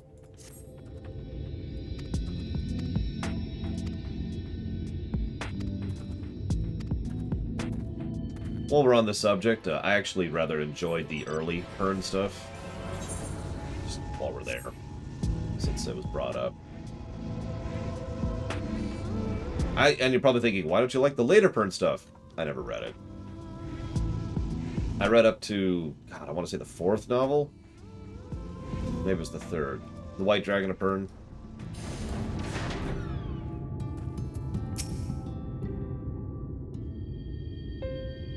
Might have been the 2nd, actually, now that I think about it. It was pretty early on. I am, of course, familiar with Orson Scott Card. Don't complain about the trolley, you'll find no sympathy from me. Oh, but we will.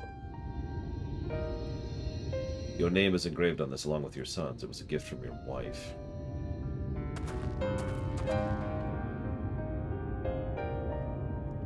Oh yeah, I'm not a huge fan of H.G. Wells or Jules Verne, while we're here.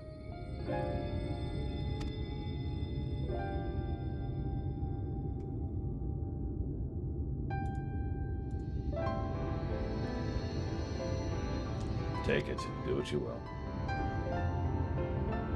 I do like Frankenstein, by the way. I said take it. It was you who found it and you who needs it. Looking at the stone, all I see is... just leaving me. Hope you'll be there when the Talos stirs to life, because I'm sure she'd want you to see it. Will you do the honors? It was the 3rd book. There you go. My memory's not that bad. And yeah, Terry Pratchett. I'm actually not a huge fan of Terry Pratchett, but... like, it's not a dislike, it's more of a not like, you know? More of a neutral. Several friends of mine are huge Terry Pratchett fans. So I've been part of that circle for a while. Sorry, I could need more help. By the sounds of it, you have a knack for handling strange requests. Yeah, that's kind of a thing. Finally, we can move on. You found Leonine? Well, what are we waiting for? You did what? Yeah. It's funny what can get done when you have a PC on hand. Anyways, let's do this. So we've had some good story moments. In fact, I've actually already given a story positive. But the question is, how many negatives do we give this section, and how? Here's my thoughts right now. I'll go ahead and give you a baseline. My current thought is this deserves a story negative for being boring padding, and a gameplay negative for being boring padding. Thoughts? Preparations for the enchantment are complete. When the heart hath been suffused with a sufficient quantity of ether, the golem should be restored to life.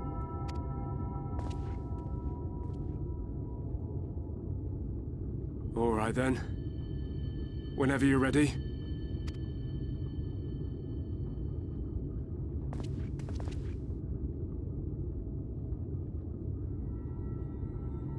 I already gave that plus, though, Leander. Like I said. The plus is already on the books. The question is the negatives.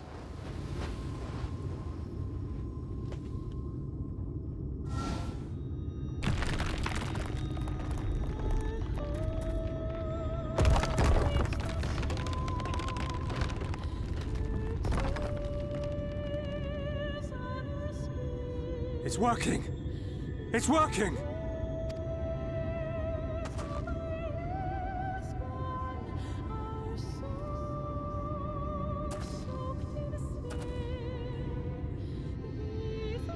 Magnus!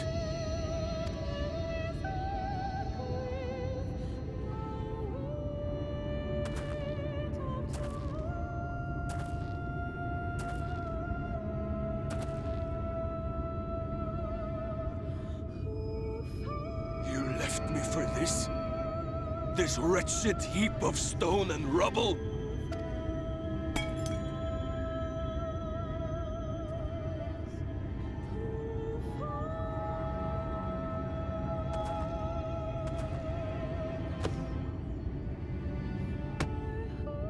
This worthless pile of earth? And yet, I can't. I can't.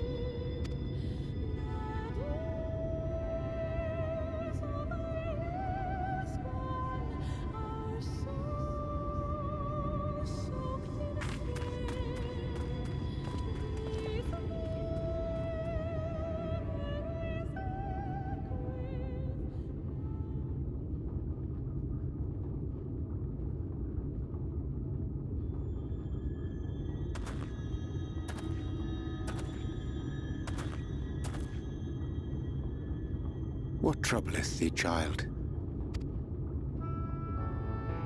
I shouldn't be here. I don't deserve to be. I don't deserve any of the things you've done for me. I'm just a burden, helpless and hopeless. If tomorrow came and I was gone, it would be better for everyone. Damn it, Garnet. Thancred most of all. He'll never admit it, but I can see it in his eyes. I wish he'd just say it. Just say that he hates me, that he wishes I was dead so that she could return.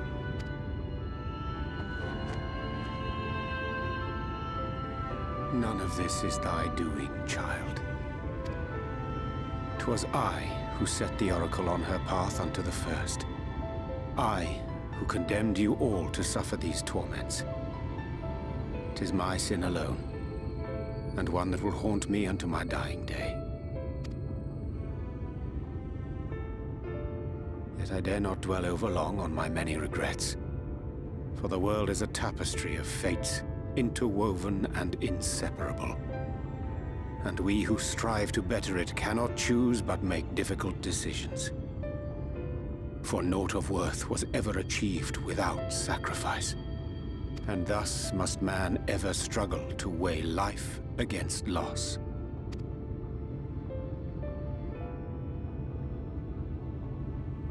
The one for whom thou mournest beareth no grudge. Were she here, she would not suffer thee to languish in sorrow. She would tell thee to seek thine own path, thine own purpose.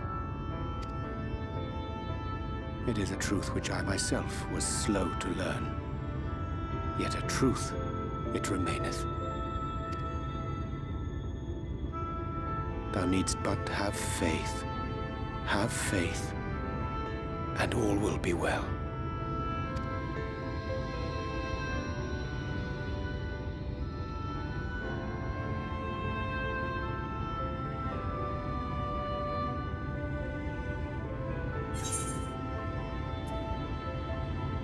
Thancred, go be a dad.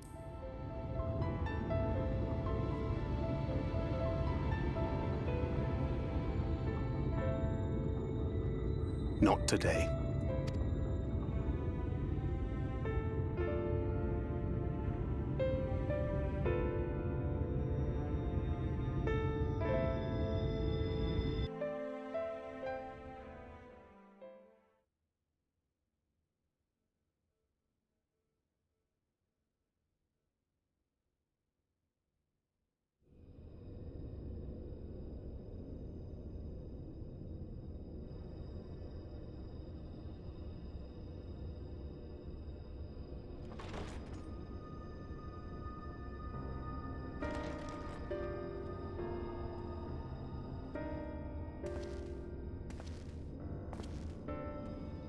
To what do I owe the pleasure that is your extended stay? Oh, to the tediousness of our hero's present endeavors. See, even him itself doesn't like the trolley. That and the insufferable abundance of light in Armorang. I should be glad to keep my distance. Oh, I'm rather fond of sleep, you know. It's a wonderful way to pass the time. Not that my compeers will agree, mind you. Always on the move, the lot of them. Like La Hebrea, constantly jumping from vessel to vessel. Such fire, such determination. So much passion, fleeting and forgotten.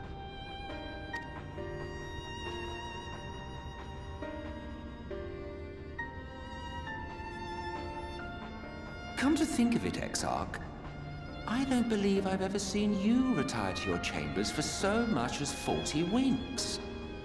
However do you keep your eyes from closing? The cold shoulder. You wound me, sir. Always so guarded in our every interaction. Interactions you curiously refrain from sharing with the Scions and their champion. And risk souring your budding relationship? I think not. Much as I dislike you, there are more useful targets for his energies. And I'm not in the habit of pointing him at my enemies like a weapon. Is that right? Fond of him, are you? You continue to fascinate me, Exarch. But tell me, who are you?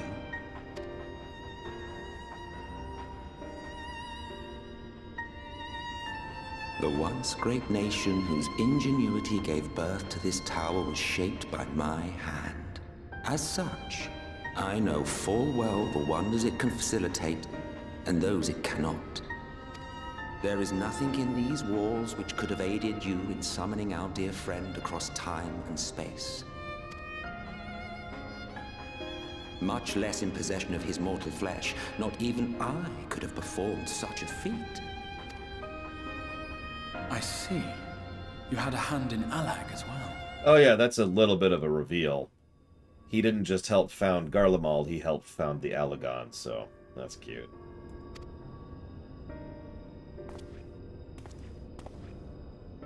You would know what I am? I am the adjudicator of the sacred history with which you dared trifle. I am keeper of this tower's boundless wisdom. The wisdom of ages without age, of everywhere and nowhere. The great work of those who tamed the wings of time and grasped the nature of the rift. 'Tis a boon born of the sacrifice of brave heroes who gave their lives for a brighter future. I will not see their hopes and dreams squandered. The history which led us here will be unwritten. I promise you that. Arguably it already has been, but let's not get into that.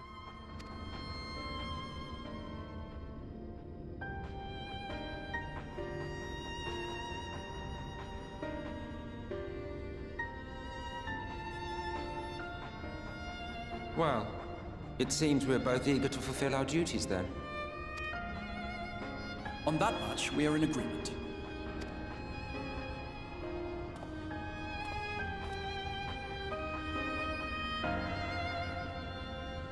It's interesting, too, because the Exarch is probably one of the few people who understands the level of danger M itself presents, and yet he still can't help himself from spitting venom.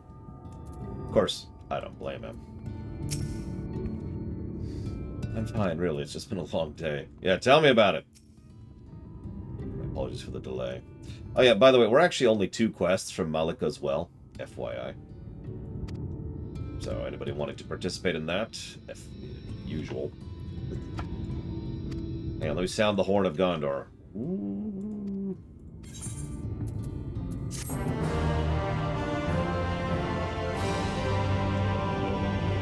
I know Omega Legion wanted to be in, too. And since he almost never can be, I'll go ahead and give him a slot, but that means we have 2 left.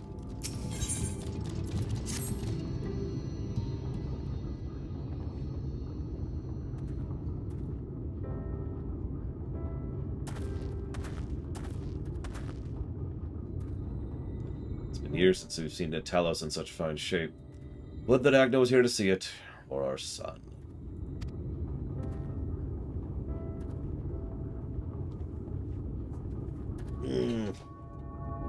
I mean, Malika is a pretty good dungeon by memory. Then again, I actually like the Shadow Dungeons. I've said that before, and I'll say that again. I imagine we'll have some competition from Mount Gulg, too, once we get there. Which I really hope we'll get there today. I was ready to let her dreams die in the mines, even after you found the Leonid I refused to believe it worked. But I tell you now, I'm going to take good care of this Talos for both of their sakes.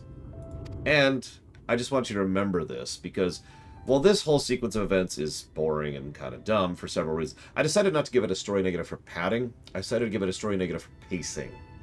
Because that's really the issue if you dissect it a bit, I think. It's not that this is a dull story, because it's filler. It is absolutely filler. But bad filler is padding, and good filler is awesome. This is, however, horribly paced. This whole sequence is just... there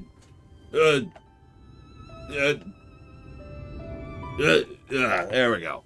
And that's the sequence of events we just went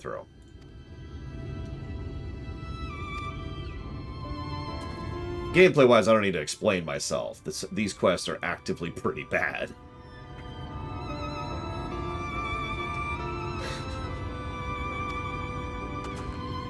Like a broken trolley. Damn it, Leander! It's brilliant! 13 positives. For brilliance. Alright, so if Omega Legion tanks, we will still need a healer. See you around, Devo. Have fun. Go ahead and start your guesses. I'll go ahead and roll up the number.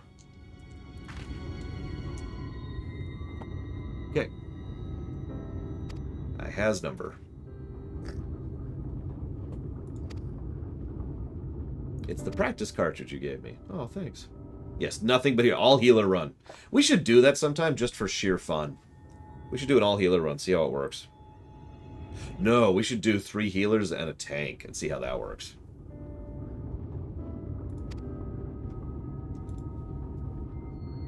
Seven healers and a tank. Let's do it! Let's do it!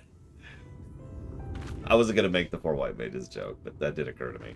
It's actually funny, because 4 white mages is actually one of the easier challenges for FF1. You want a hard challenge? 4 red mages.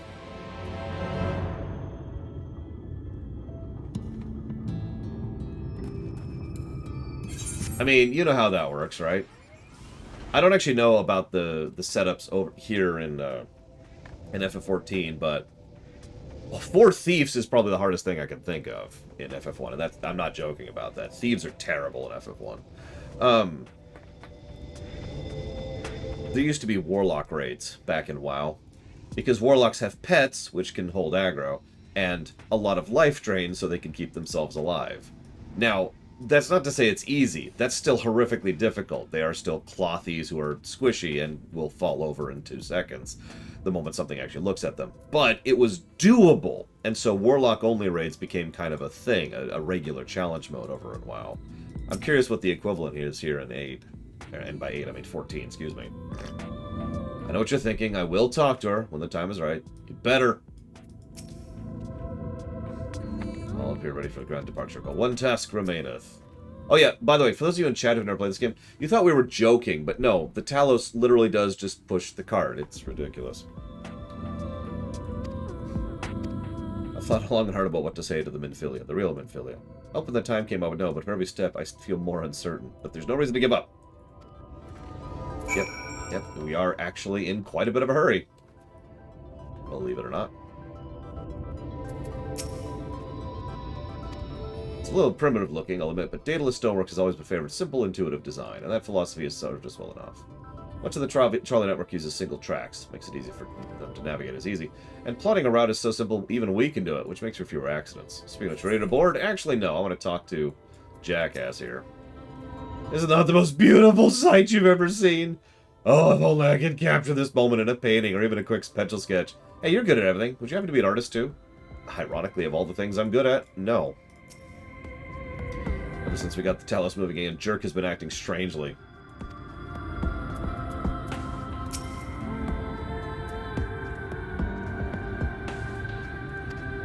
Yeah, speaking of which, who's ready for Gameplay Negative to finally actually have some story relevance for the first time? Yeah, by the way, you're probably wondering why we went through all that crap. This is the final straw. And I'm almost tempted to give this another negative because how much this frustrates me. Maybe an aggregate negative. I'm not joking. This is so stupid.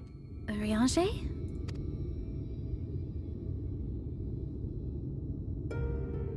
Thou must needs carry on without me. The path to Nabartha Rang lieth open. Whilst thou travellest thither to the south, I would apprise Mistress Elise and the others of our progress. As circumstances permit, I will thereafter rejoin the hunt for the remaining Light Wardens.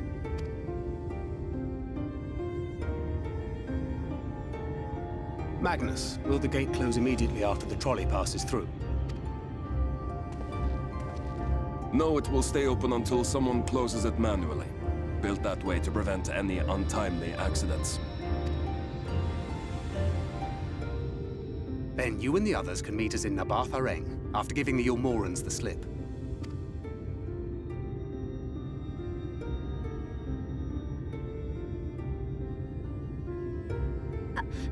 manger.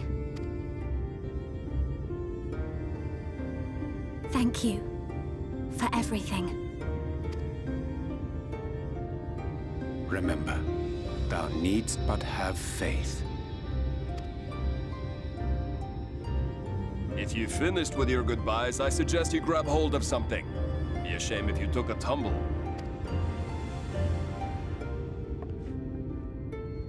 You ready for this? You ready for this nonsense?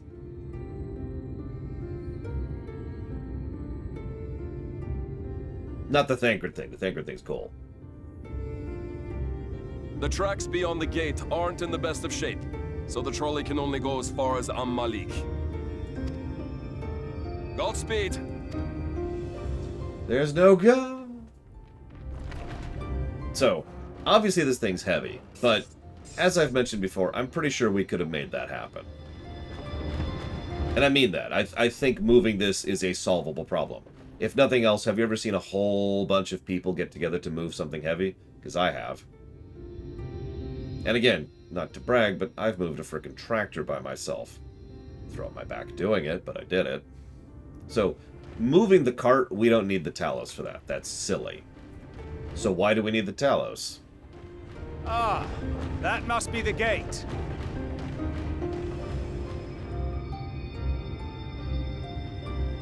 That's why right there. And I'm talking myself into a negative because it's literally just a pressure plate. It's just a friggin' pressure plate. Now, it could be implied to be something magical. So far, Like Leander just mentioned, you know, maybe it's an etheric resonance. Like, he's literally the key. That's a thing in this setting, you know, a magical key to a magical lock. So that could have been a thing, too. And they could have mentioned anything, anywhere to try and help that. And instead, it's just this nonsense. Which, of course, leads to this. is that Ranjit? Oh, yeah, by the way, third negative. And that's incredibly stupid what just happened there.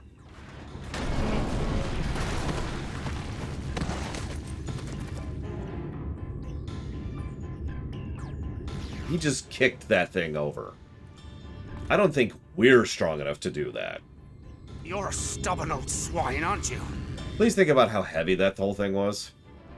Also, how did he get here? I mean, I know, he has airships, but like, what? Remember, I just spent a while saying that we might be able to push that cart with time. And if we got lots of people together, we could push that cart. He just effortlessly kicks the things over. But no, the other negative, and you knew this was coming, is the second fake-out death. Ranjit survived. How do you think he survived?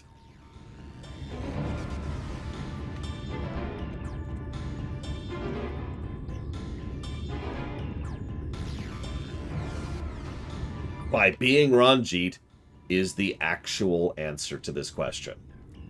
Never explained. He's just that good. One who has mastered Gukumots fears not the blackest pit or the fieriest hell. That line right there is quite literally the only explanation we're ever getting for that. Your deeds in the east did not go unnoticed. Long have I lain in wait, and sure enough, you did not disappoint.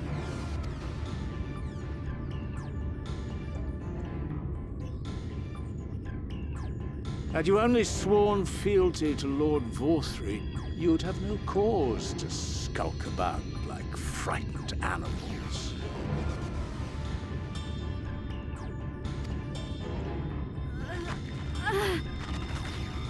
You will remain as you are, while I dispatch these villains. No, I won't. I won't let you. Speaking as someone who has done every side quest in Shadowbringers, no, it doesn't, Rax. You forget to whom you speak. Who armed you, trained you, fought and killed 1,000 Sin-Eaters with you. Alright, hold up. Before we move any further into this cutscene, I want to finish giving this cutscene another negative. Because let's actually talk about this for a second. I've talked before about the difference narratively and gameplay-wise between being punched in the gut and being punched in the balls. being punched in the crotch if you're female. It actually still applies the same way, because that's still a vulnerable point on the female body. So, punched in the gut is usually a good thing, right? That's a well-executed, oh my god, all that effort, all that work, all for nothing. Being punched in the crotch is more like, wait, we just went through all that garbage and it was for nothing? Unfortunately, I have a recent example of the crotch punch, because ARR did that with the Garuda chain. Do you remember that? Oh, go get this crystal. Oh, no, not that crystal. God. Why would you get this crystal? How stupid could you possibly be? I'm going to make fun of you for the next 3 lines of dialogue for picking the wrong crystal. You moron. And the distinction between the two is hard to define, so I'm just going to go with the same general event can be either type of punch. It's just when it's good, it's in the stomach, and when it's bad, it's in the crotch. And I'm just going to say that because it's important to understand why I'm giving this scene a negative for being a crotch punch. Hey, remember all that stupid, boring, irritating stuff you just went through? It's all gone by some idiot who effortlessly drop kicks. I'm sorry to keep emphasizing this, but this setting is, by and large, not cutscene powery. Even Mass Effect 2, which is a game I rather enjoy, has the cutscene power problem, where in cutscenes, all of a sudden, people are either much stronger or much weaker than they probably should be, right? I'm going to actually name a specific example of this. Please forgive me for a moment, but I need to go into this because of how much this bothers me. FF7R1 is reasonably consistent for most of the game on the relative strength and power levels of the party. We are certainly superhuman, but we're only superhuman, right? We are augmented humans. We can do things, you know, the party Cloud and Baron and all them can do things that are above standard, above, you know, on the far end of the bell curve, but that's it. And this makes sense, and it allows them to have obstacles and difficulties and enemies that can actually challenge us as we go throughout the course of FF7R1. Then we get to the end of the game, and miraculously we can just do total nonsense with no explanation. I'm not going to go into specifics, but if you've seen the scenes, you know what I'm talking about. I complained about it when we were streaming it, too. We can just suddenly cleave aside chunks of bridges and fling them across the thing and punch and all physics are thrown completely out the window. And the problem is when you do that, you have completely invalidated everything else, because the question suddenly becomes, why didn't you do that when there was a chunk of rubble in the way, which is an actual thing that happens in 7R1? Or why didn't you do that to stop this boss? Or why didn't you just do that to interact with this event, and so forth and so on? So, I bring that up because that's exactly what him kicking the trolley just now was. And it's a negative for all of those reasons. So, that's the other negative I'm giving this. Moving on. And when you were inevitably cut down and lay lifeless in my arms, who sought out your successor to carry on the futile struggle again and again? Oh, sorry. The reason I wanted to chop that point off is I want you to do me a favor mentally and take everything that Ranjit has been up to, and including him kicking that stupid cart, and throw it out the window. Pretend, just Thanos it. Pretend it never existed, and pretend that Ranjit just showed up for effectively the first time right here. And this is a brand new character, and I want you to have that mentality for the next couple of cutscenes, okay? Do me that favor. We seek to bring peace to what is left of this shattered land, while these mad fools would only bring further chaos down upon us. Do not be deceived, child. Only by Lord Vorthry's hand will this dying world know a sliver of salvation.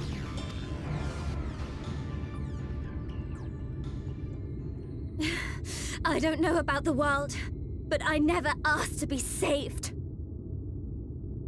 However much it hurts, and however hard it gets, it's my life, and I want to live it on my own terms!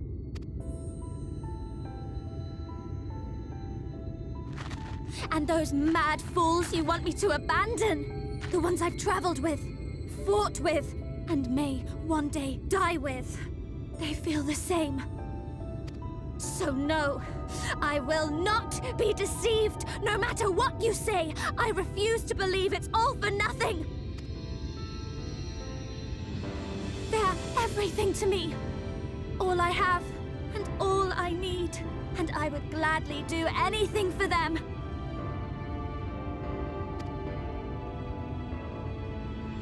Let us pass, or kill me. I'm not leaving here without them. How dare you! Very well. If you would cast your lot with villains, then you shall share their fate.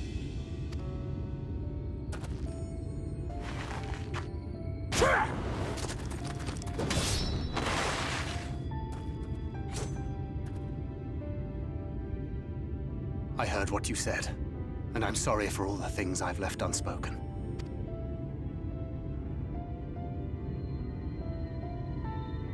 You have to go, now! Thancred, no! Go! Do what you came here to do. I'll not have you waste that newfound resolve on me. I leave her in your hands. Hurry!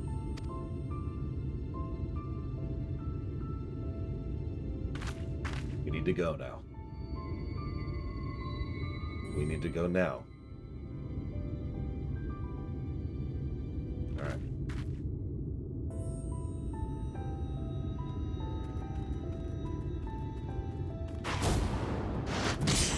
Nope. Tank. Not another step. Your fight is with me. You think yourself her protector? As if a whelp like you could be a better father to her than me. This is awesome, by the way. You can see me grinning. This is great.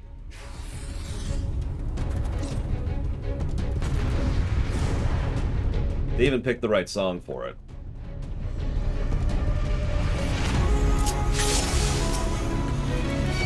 Come on!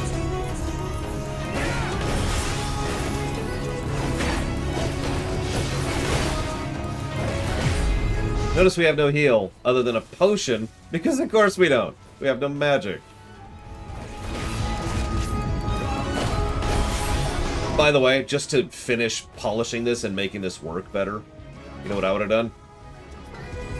There's actually two ways you can do it. I like the boulder idea, someone mentioned in chat, but hang on for a second. What I would have probably done is I would make it so that the track is actually broken, right?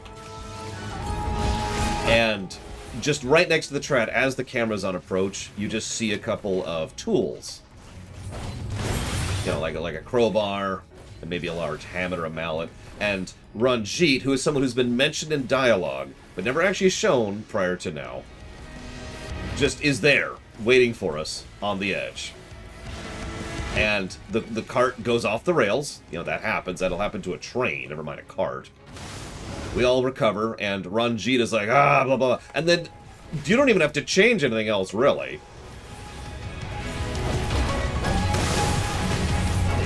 I would also downgrade his power, but you don't really need to do much else to downgrade his power, as I already kind of mentioned. Well. And boom, all the problems about Ranjit are fixed.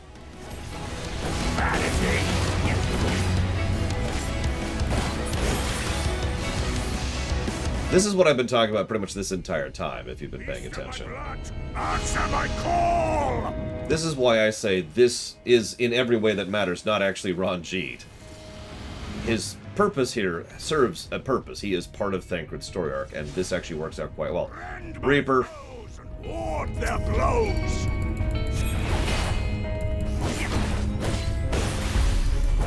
Yeah, exactly, Blade Travol. If we had never fought him as the Warrior of Light, if he had never even been introduced on camera up until now, there's no need to adjust anything other than the kicking the stupid trolley, which is dumb. Let's get that out of the way, that is a stupid thing. But, you know, get rid of the kick, and get rid of the earlier encounters, and all of this suddenly lines up beautifully. Thancred, who is arguably working at a disadvantage here, having trouble keeping up with this person, makes a degree of sense.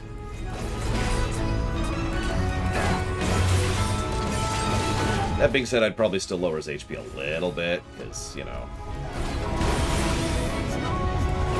that's just a gameplay thing at that point.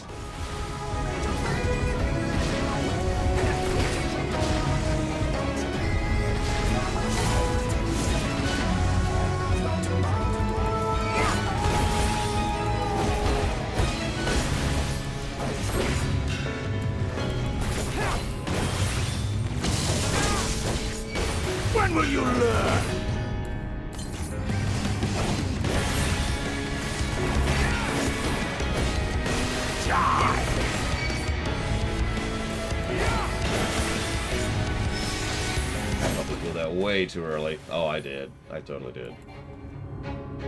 Let's see if we can get nice and lined up.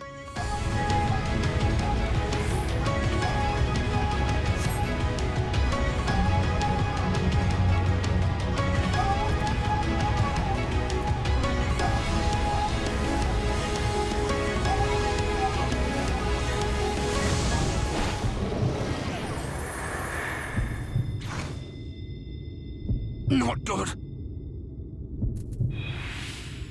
Reduction of life-sustaining ether by concealment techniques, placing a strain on the body. Failure to remove the effect will result in KO.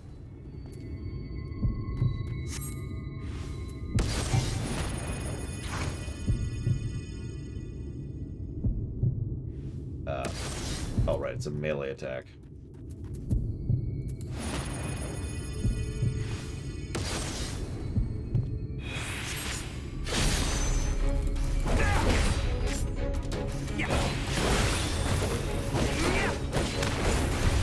Again, Omega Legion, if you just remove all his previous iterations and get rid of the kick, no other change is needed. There's your minimum change game right there.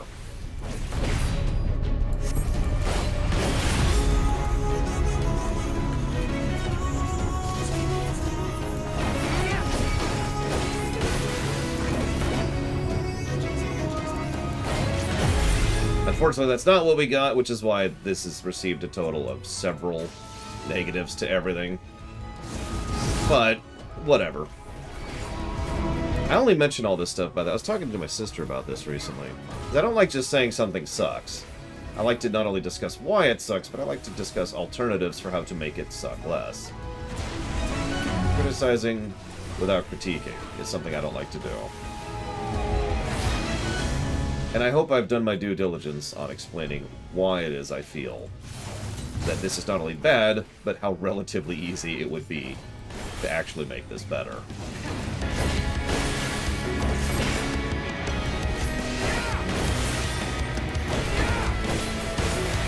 You never understood her.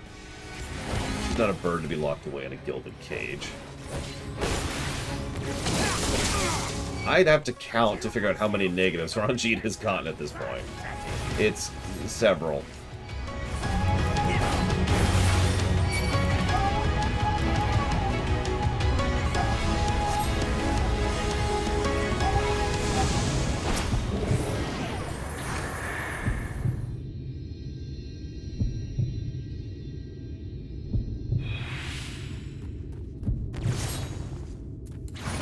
No quarter!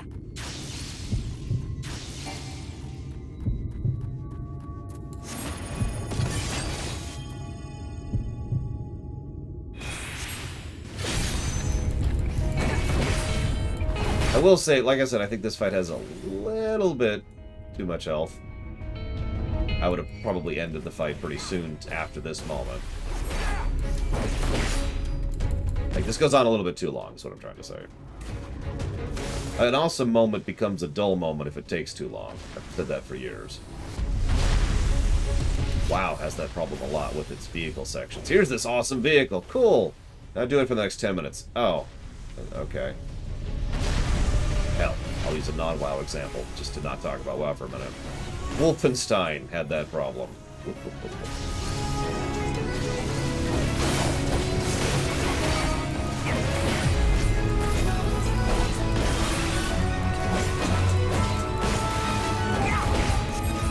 Why do you persist in this folly? Weird, by the way, that Thancred is not voice acted here. For the most part.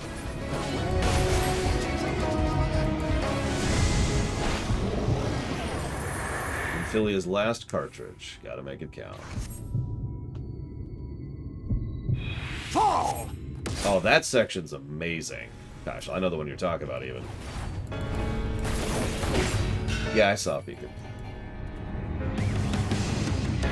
Okay. Again. Fools to a man! Fall!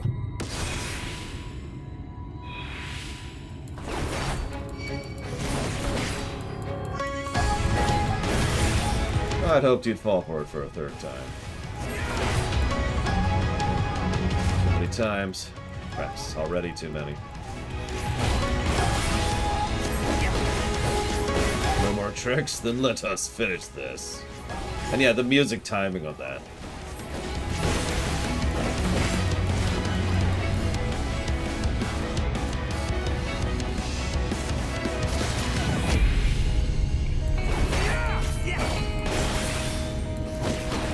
Do you notice that the objective is just to endure the onslaught at this point?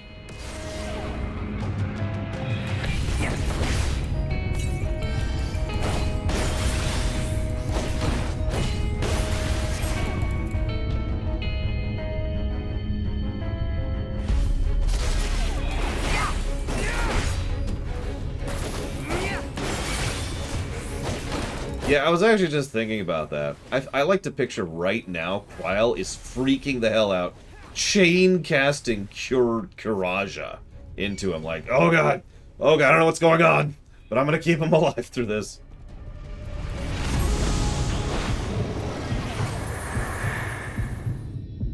Severed the flow of life-sustaining ether in order to avoid detection has damaged the body's vital function. Movement speed severely decreased.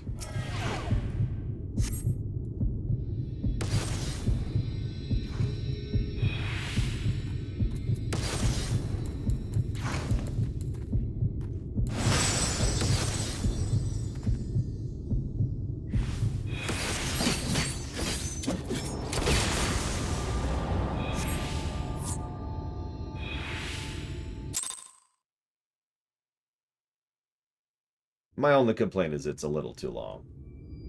Otherwise, I like that whole sequence. And Rajit's totally dead. Wink.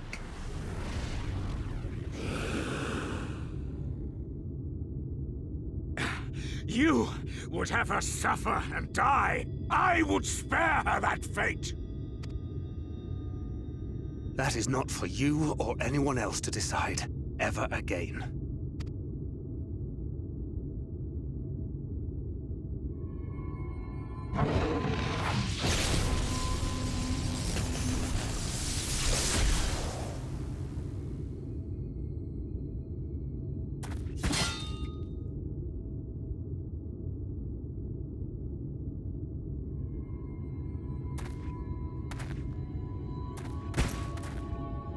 Third, actually, Melkor.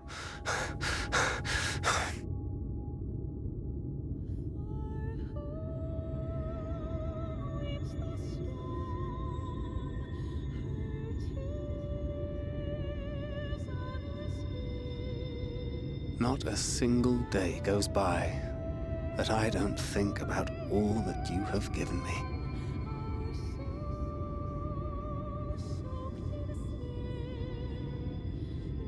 Countless memories and moments I took for granted. Gods, you grew up so fast.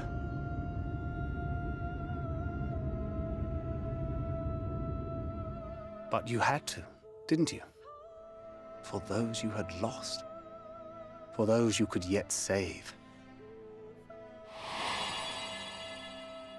A world teetering on the very brink of oblivion, for which you gave your everything, without hesitation. Your kindness, your compassion, your love. Then and now.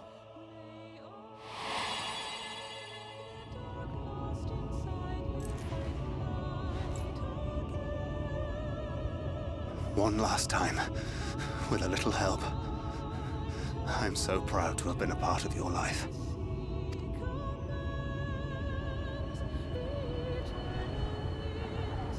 Oh, Minfilia.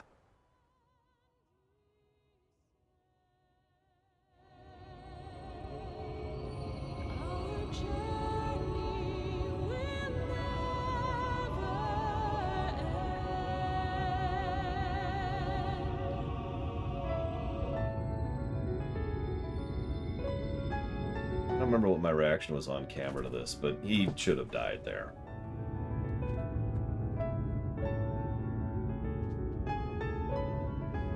I know, that's horrible to say that, but he should have died there.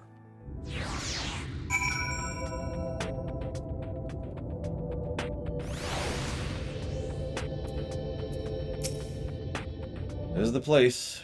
This is where she stopped the flood. Last time I was here, when I felt her presence overwhelm me, I tried to pretend it wasn't happening, to just turn away, but I can't turn away now. Not this time. For Thancred and the others, I have to face her. Oh, don't mistake me. It is actually a really good character moment, and plus to story, deserved. Plus to Loke the Night Reaver, also deserved. Much appreciated, as always. You'll have to give me a moment to write that down. For Company of Heroes.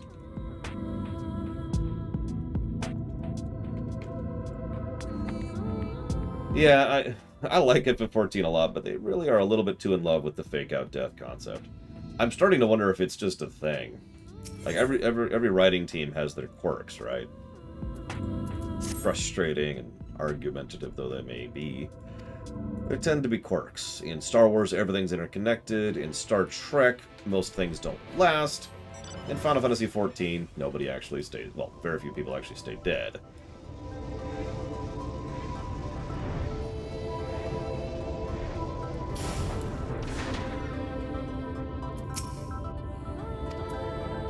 Right over there.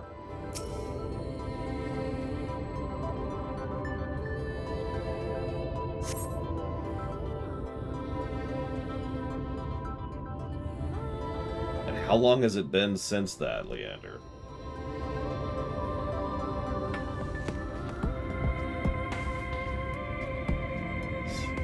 Ain't that the truth, Cashel? As weird as it may sound, I wouldn't mind if they wanted to not kill people. I know that sounds weird coming from me, Mr. Buzzsaw Rider, but I stand by it. But if you don't want to kill people, then don't pretend to kill people.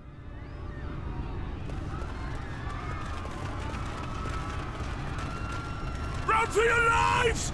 It's the flood! The flood! By the way, that's not water. The end is nigh!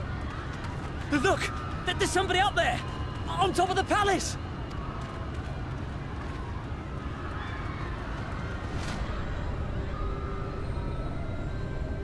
Yeah, this is what Luminaire would look like from the other perspective. Not this, the flood.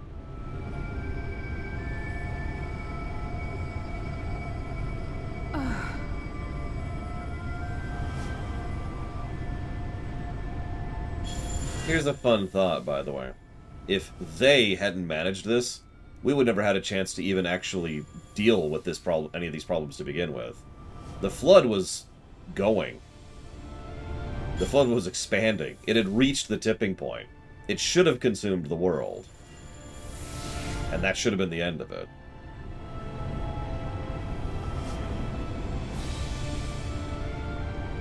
No, stand back. We shall stay the flood. But this is what I want! It's my sacrifice to make!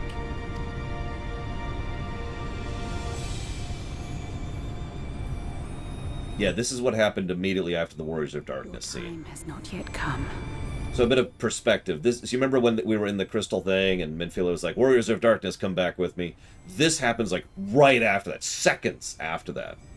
When all hangs in the balance, you must give them hope. Minfilia! And yet Ardbert was denied sacrifice, which was the correct call in every way, although I'm not sure she knew that at the time.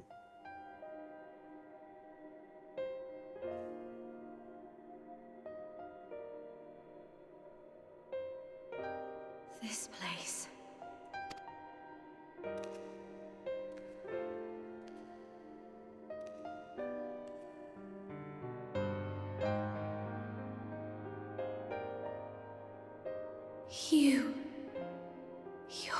And yeah, the way I always took it was that their souls effectively became the fuel to stop the flood. I don't mean that to be crass or unkind, rather to value the sacrifice they gave. All of that power was necessary in order to stop the flood. Ours is a meeting long overdue. Full glad am I that we may finally speak. Now pray, return to the... So... I'm not going to say it's good to see you again, because it's not. But I am here at Thankra's behest.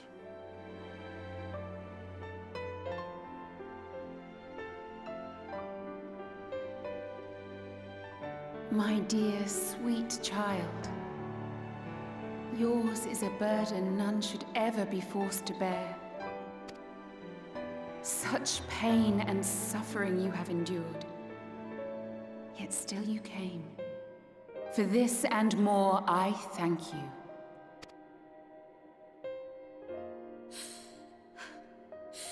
I've lost count of the times I've almost given up. If people hadn't helped me every step of the way, I never would have made it. Yet here you stand, resolved. Now, tell me your heart's desire. I want to be big. Sorry.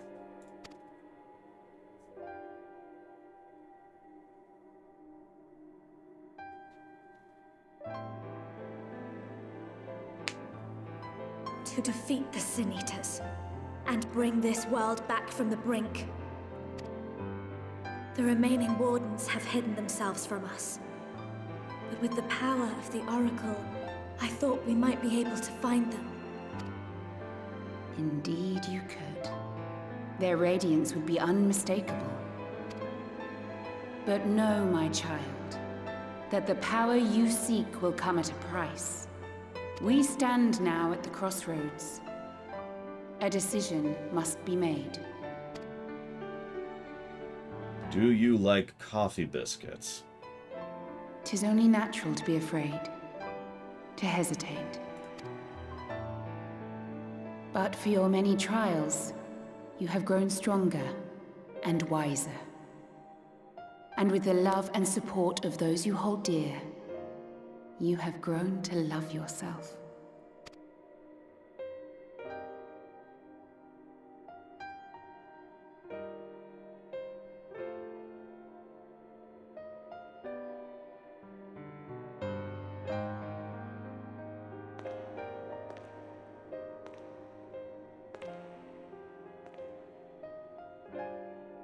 The flood has washed away so much of this world. So many people and places and possibilities. And all the heroes who fought to protect them. Yet here the Scions are, trying so hard to help those few of us who remain, and seeing how tirelessly they work, how completely committed they are to the cause. I can't help but believe.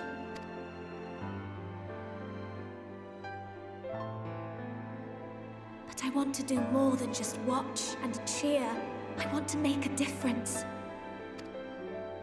I want to help them like they helped me, and maybe even inspire others to do the same. Coming together, providing for one another. That's the only way forward I can see. Since all of our heroes are gone, we'll just have to make heroes of ourselves. Legacy again. And idealism.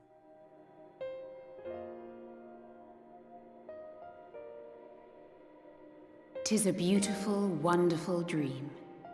One we share, though my power was all but spent in staying the flood. I prayed this final act would give hope to those who survived. That self-same hope lives on in you. It gives me comfort to know that the future is in capable hands.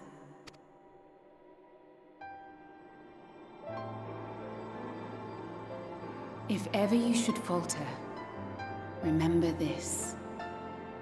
No one, however powerful, is immune to the whisperings of doubt and despair. Do not give in to them. But do not deny them either. Look instead to the light within, that you may continue to serve as a beacon to others. Thank you, Minfilia, for believing in us, for believing in me.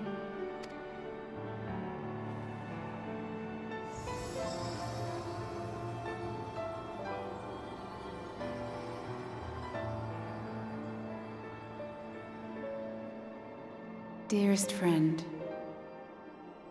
no words can express my gratitude to you for keeping her safe in these tumultuous times.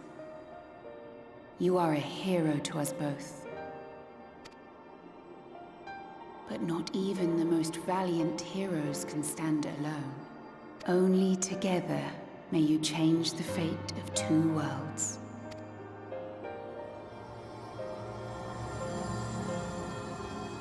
Destroyer.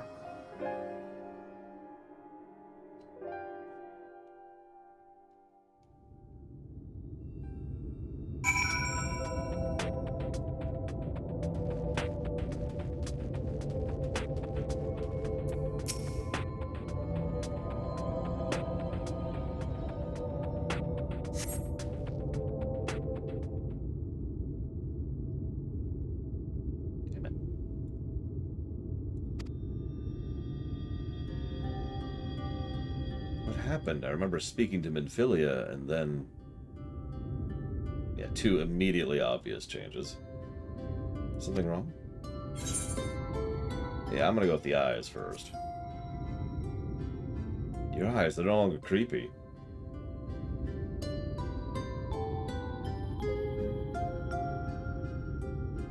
Parting gift, I think. Till now I've walked the path she set before me, the path she set before all the Minfilias.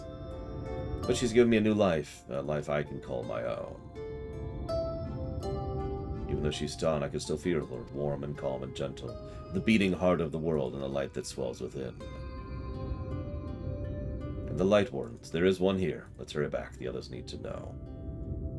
But you don't think Thancred will be angry with me, will you? There's only one way to find out.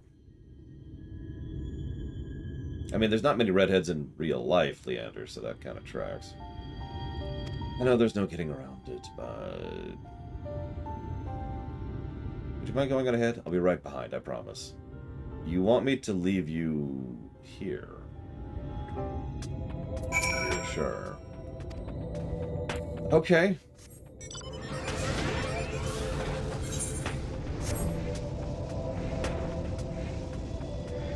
So I hate to ask this. I kind of didn't jot down the numbers of the people who are going to join us for the dungeon we are now one quest from. And chat has scrolled so far that I can't see them anymore. So, also Gates McFadden is amazing. So if anybody could, like, re-guess the number for joining, that would be awesome. I actually still have the number right here. I haven't changed the dice.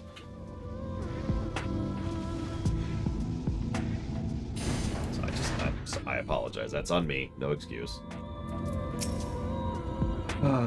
You're back. We were worrying about you. Oh, thank God you're right. There's no gods! Welcome back. I see you've been better than Thancred, who is alive and well, because... I don't actually have an answer to that, but whatever.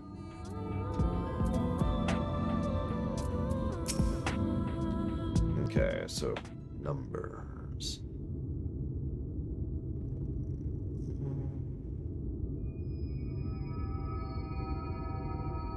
Ah, there you are. We were worried. Oh yeah, so negative to story. Fake out deaths. We've really established the precedence of a negative to story for fake out deaths at this point.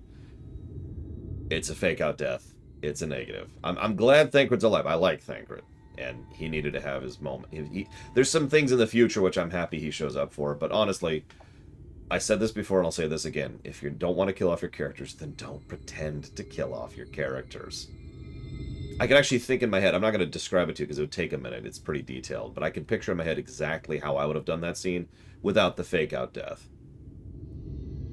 The easiest way to describe it is instead of him laying there and it being framed and designed like a death scene, have it be, well, and he really, really shakily gets back up on his feet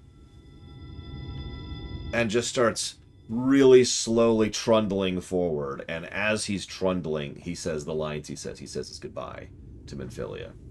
He has pretty much the exact same dialogue.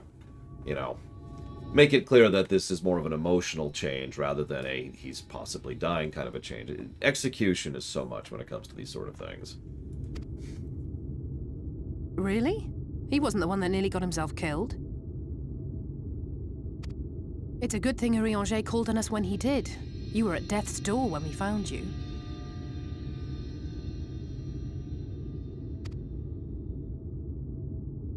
But thanks to your timely ministrations, I was not obliged to walk through it.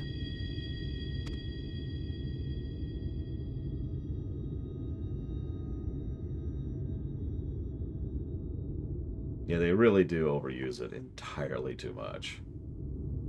So, something I've been biting my tongue on several times. Like, I think 8, maybe 12 times I've almost slipped and said the wrong name instead of Minfilia. Because I don't look at that character and see Minfilia. I haven't for a long time.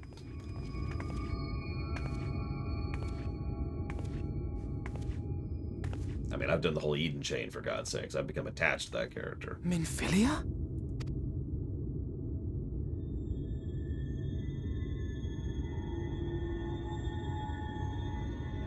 You saw her.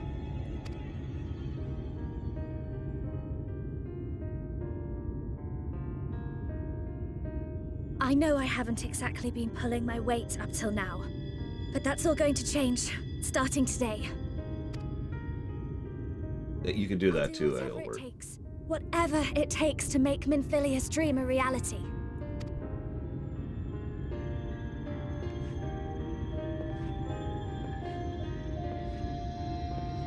I can track the Light Wardens now. Maybe even help you fight them. I mean, she's been doing pretty well. She's also one of the only people who's reached out to Emmett Selk, among other things. You don't have to say that, you know.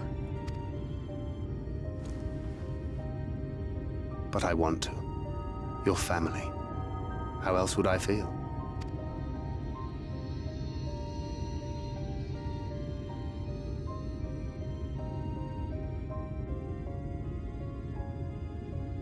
As an aside, my headcanon is that we semi-periodically ferry letters back and forth between the source and the first, you know, in the patched area. And so, that's how they can continue to interact with each other. A name? A name of her own. I would not have her walk in the shadow of another any longer. Frankly, it's a little overdone. Or overdue, excuse me, not overdone, overdue. Oh yeah, have Fea will do it. And I think it a fitting tribute to our departed friend, too. At the mention of Minfilia, I would remember the woman who preserved our fellowship when all seemed lost.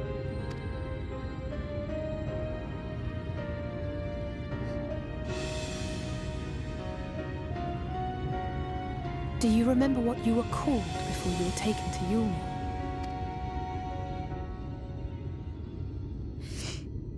I'm sorry, I don't. I couldn't have been very old when it happened. Then we must think of a new name. Suggestions? Lise. Wait, no.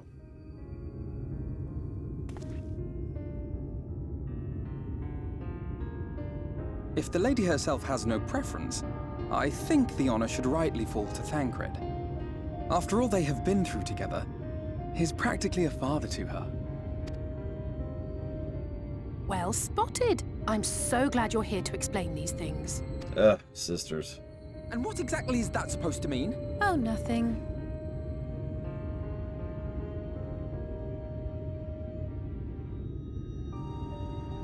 What about Reen?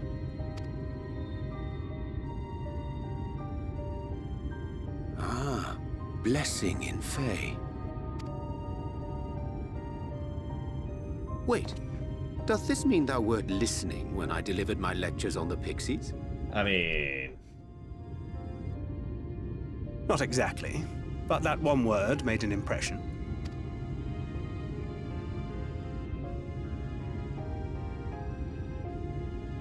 Of course, if it's not to your liking, I can think of something else. Some of you may or may not have noticed, I actually wrote down Reen quite a while ago in the notes, but I put it in the jumble of the stuff that hasn't been baked out into actual positives yet. I just kind of let it there and sit there and hoped no one would notice it. Reen. Yes, I rather like the sound of it. Thank you.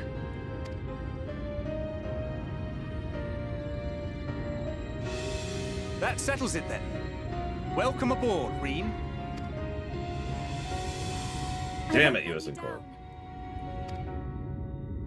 So, keeping the trend, new zone, new party member. And I know what you're thinking. Reen's been part of the party for a while. It's a bit of an asterisk, but this is, for all intents and purposes, the moment at which Reen joins the party. So the format continues to hold true. Despite this glad turn of events, the suffering born of mine all too arrogant meddling paineth me still. And yet their smiles do give me hope for the morrow. Oh, speaking of which, looks like Blade Travol's getting it. So we got Rye, Omega Legion, and Blade Traval. So that's going to be Lilith, Yune, and I don't remember Blade Traval's character.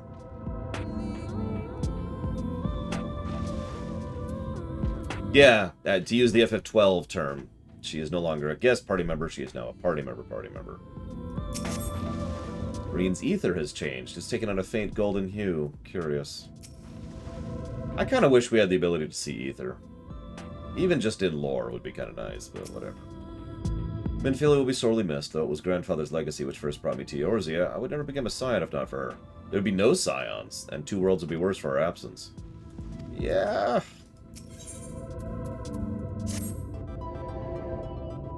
Listen, Omega Legion. All I'm saying is that I want to be unlimitedly powerful in lore. I honestly don't know how I could repay you for all you've done, but I promise to do what I can to help. Are you certain you're up to fighting so soon? I can't imagine the power of the Oracle is something one learns in the space of a few hours. More power, Loke! More knowledge! Maybe not, but the presence of the Light Ones is unmistakable to me now. In fact, there's one right here, underground. Exactly where you thought it was, which is funny. But whatever. Malika's Well. Yep. Used to be a mining spot. We actually already learned all this stuff. I'll lead you straight to it and turn it from a massive network of hell into a into a solitary linear dungeon. And we'll see what we think of this dungeon. I remember liking this one.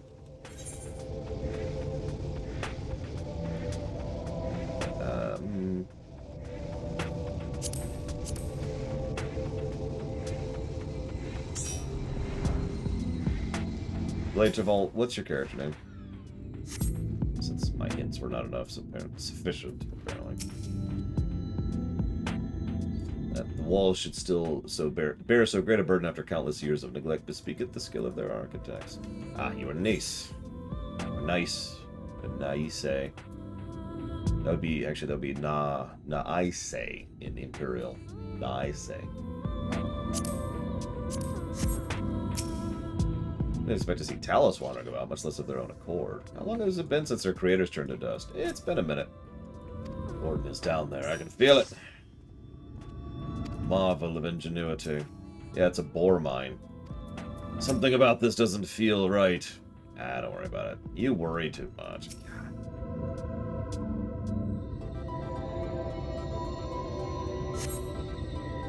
I wasn't expecting a cutscene, but sure. You cannot do this cutscene in a group. God damn it! Actually, I will mention something. Something I've been deliberately paying attention to is exactly how many solo-only dungeons instances are in Shadow compared to the previous ones.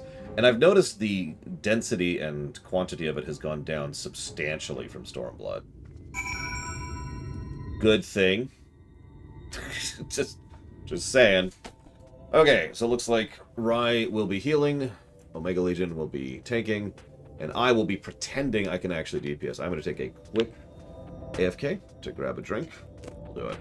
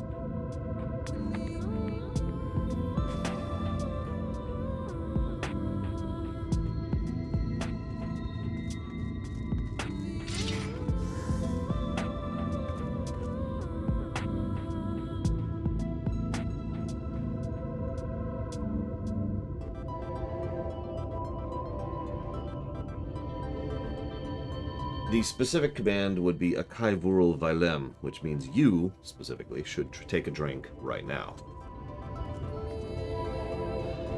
Alright. Let's do it. Hang on. Minimum, silence, confirm, dungeon, Alikas.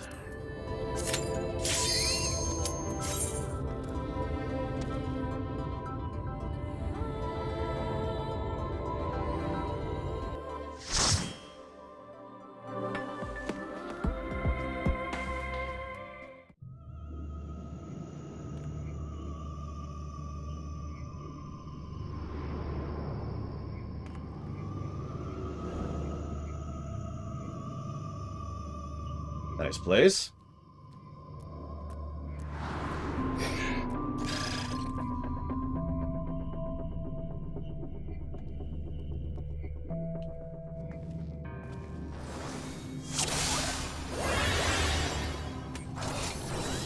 A samurai and a reaper walk into a bar. They're still finding bits of it 3 counties out over that way.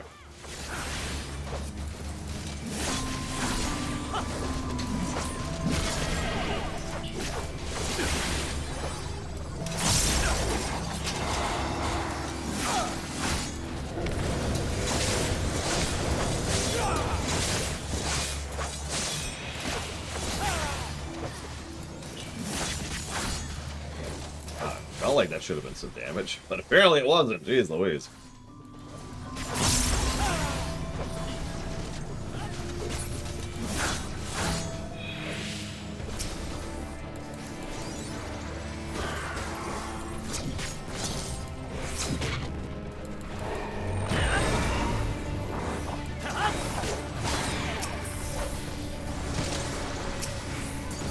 Oh, I have gluttony at this level. Right. It's good to know.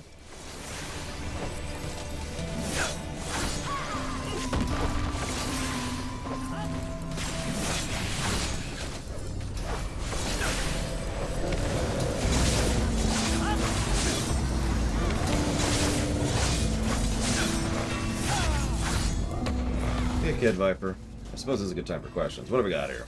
Thoughts on Niven? Oh, that's back in the author thing. Pass. Let's see here. Need all these questions. None of the people who have questions in the queue are present. So if anybody has any QA questions, this is a great time for it.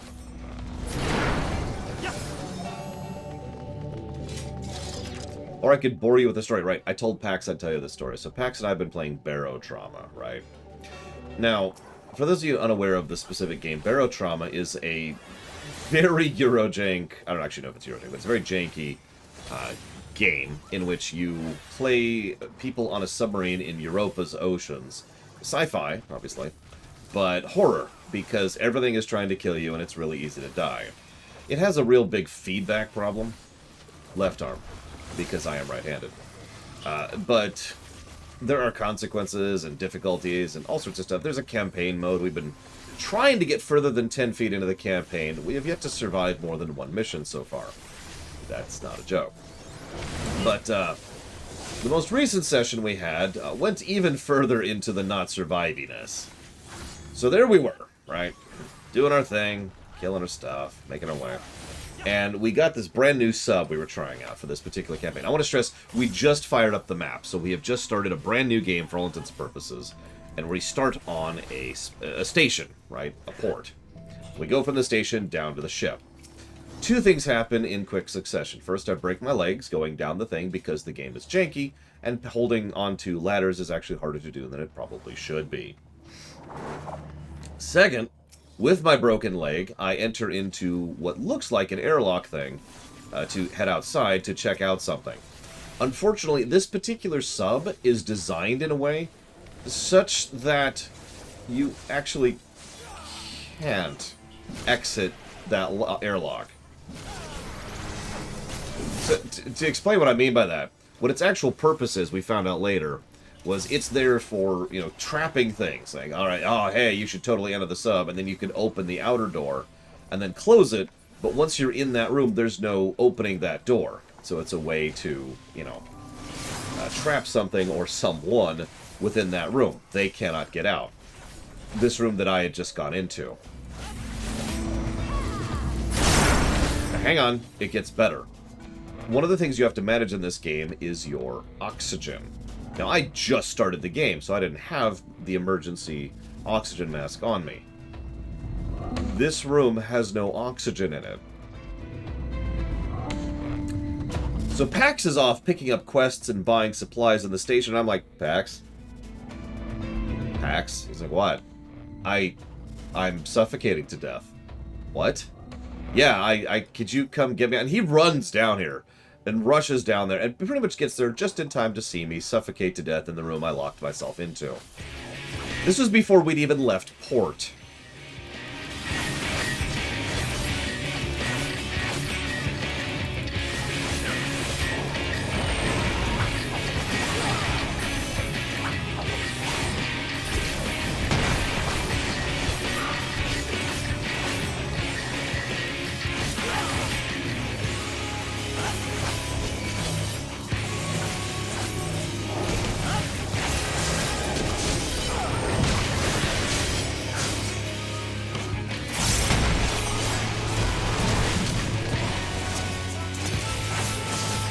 Went up there. Do you mind?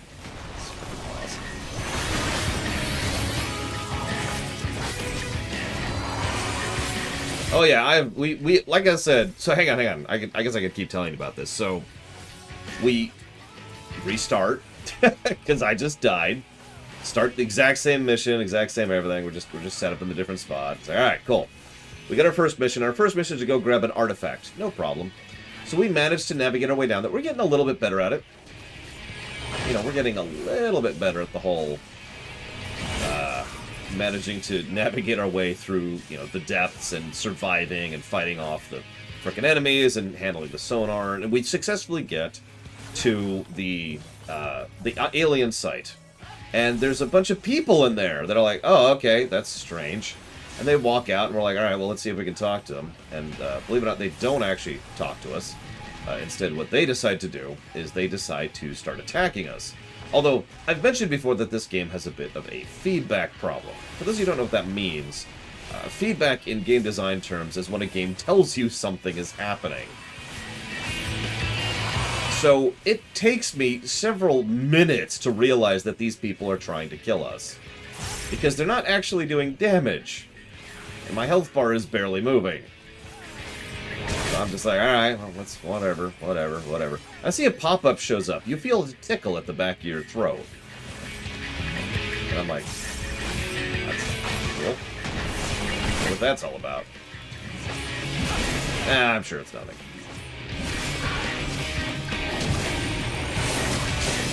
Turns out, these people are something called husks. And husks infect you with the husk disease, which turns you into a... They're zombies. They're gross zombies. They're actually pretty much straight out of The Last of Us. Oh, I don't remember. We're always on the trawl. That's not gonna work. Ugh. we're always on the trawl for new co-op games, and was a big co-op game, and a particular... Oh no! A particular genre that both he and I actually rather enjoy is the you play the crew of a ship genre, which, to my knowledge, doesn't have an official term yet. It's something I was hinting at when I mentioned the StarCraft MMO yesterday, because I would love that in a StarCraft MMO.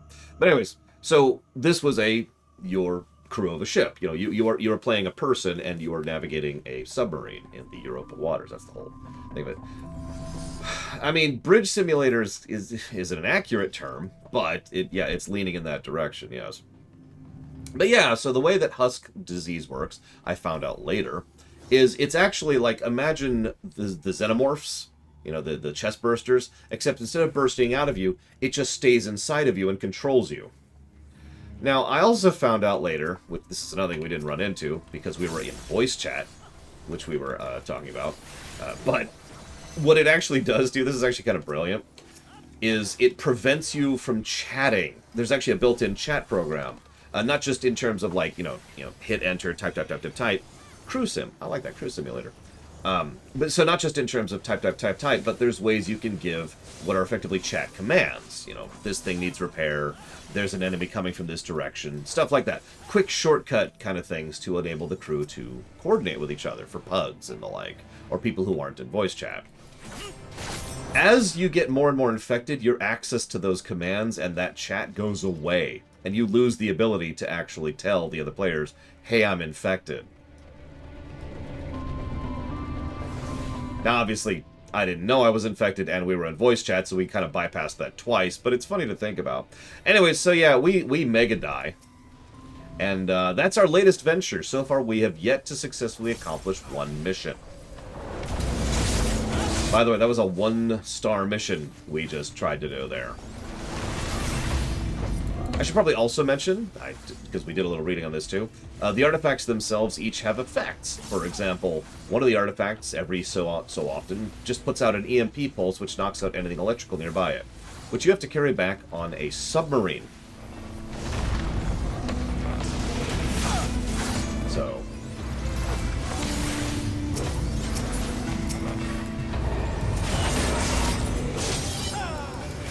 I don't know which artifact we had, because we didn't get that far. Husks. There's actually a mod out there that makes it so that husks can affect anything, not just people. We're not playing with that mod. In fact, we're probably going to turn down the difficulty, because honestly, playing that game with just 2 players is kind of mean. So, you mentioned Bridge Simulator earlier. Imagine running a Bridge Simulator with 2 players. 2 people have to run everything. Yeah, it's exactly what it sounds like. But again, remember, it's not just the bridge, it's the whole damn ship. I'm running around like a maniac the entire time. He's usually on the con, and he's usually also running the guns, because the periscope is right next to the navigation console. So he's kind of the weapons person plus the navigator. I'm running around like crazy doing everything else. I'm fighting off the enemies that break into the ship, sealing holes in the ship, repairing things as they break, making sure the reactor's running correctly. It's actually fun, but there's a reason we have yet to make any progress whatsoever.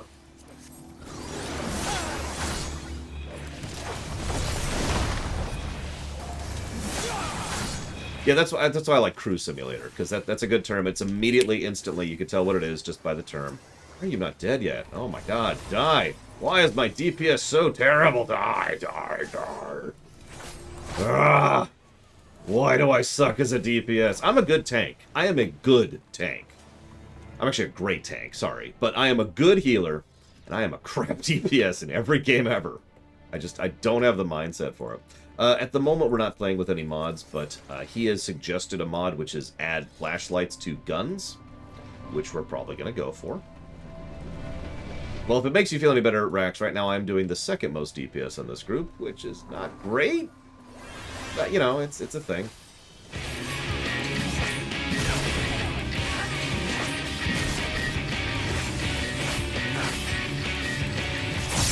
Listen, I can't press buttons good! I don't know how to do it. Ooh, that's a tank buster. Why does he have barrels on his... Oh, whatever.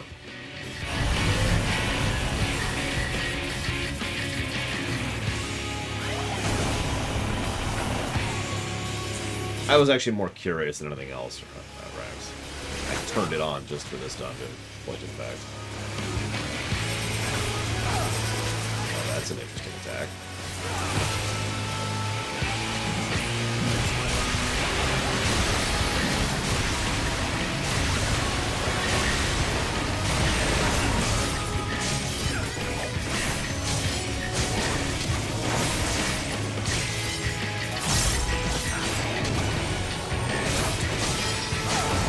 Speaking of cruise simulators, I'm just going to adopt that. There's one on the Switch which I highly recommend. Something about lovers in space-time. I know that sounds weird, but please trust me when I say it's actually a really good game. Although I wouldn't recommend it playing with it any less than 4 players, which is how we've been playing it. Me and my family. Lovers in Dangerous Space-Time, that's the one. Yeah, you wouldn't think it's a good game, but it is. It's actually really cool. Sure, that's a thing that might as well happen.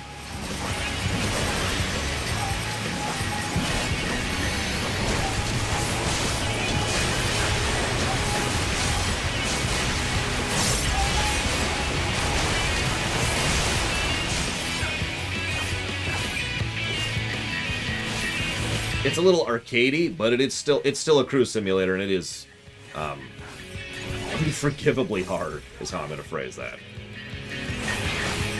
Oh, we've been having a lot of fun with Overcooked. A lot of fun.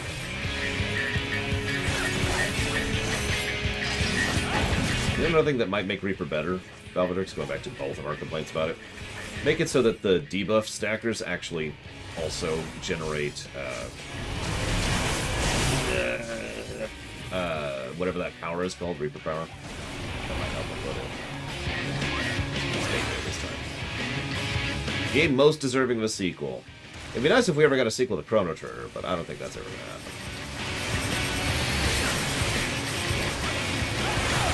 Deep Rock Galactic's actually on our list to try out at some point. We've got a few games on our list to try out. I literally keep track of it because I'm the organized one.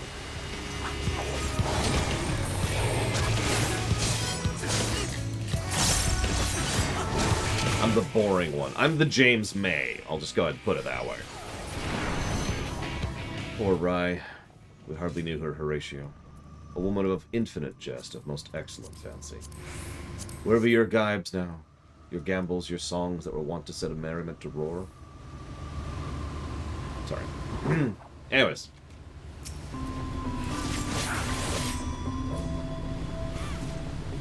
It's actually funny because in overall temperament, I'm far more of a Clarkson.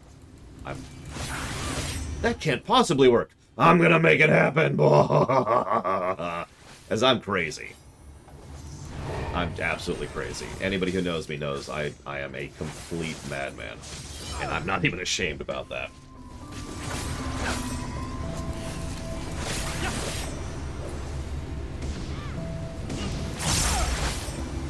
But, yep, I'm Captain Slow. I'm the one... When we play Borderlands 3, that's our current 4-player co-op game. I'm the one who says which quests we do, where, why, and how. I'm the one who keeps all that organized. Back when we did MMO playthroughs, I was the one who would say which quests we were doing, when, why, or how. Like, alright, we're going here next. Okay. Then we're doing this quest. Okay. And everyone else just follows me around.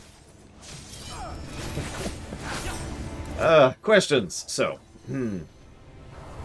do I trust Heidelin? No. No. Do I think it when it comes to scale in Resident Evil, there's things that the other Avengers can't handle? No. Resident Evil is very small scale. It's one of the things that works about it. I mean, yeah, planetary death and all that, but I mean, honestly... Let's see here. How many Sin Eaters would it take to kill Earth? Let's go with 6 billion. Is there anything you'd recommend picking up at the Egg Festival? I usually try to get the hat, but that's it. If you haven't gotten your Scarecrow going, that's a good time to do that. I'm actually looking forward to the Tiny Tina DLC. No joke.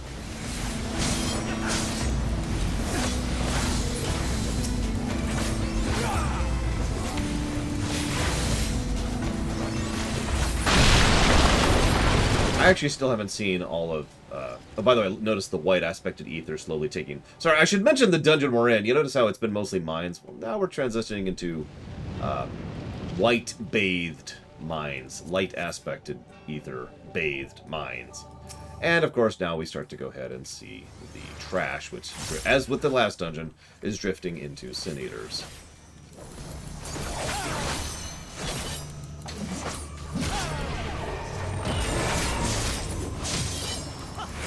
Yeah, by the way, if you want my quick and dirty review of Borderlands 3 right now, the story is trash. The main villains are not as bad as Ranjit, which is the nicest thing I could say about them. Like, imagine someone sat down and described to an old man who's like in their 70s or 80s what a streamer was. And this old man has never even heard of a computer, never mind a streamer. And then that old man was tasked with writing a character based on that archetype. And that is the main villains of 3. I am really not joking about that. It has some of the most "how do you do, fellow kids" that I've seen in fiction in a long time. It's pretty pathetic.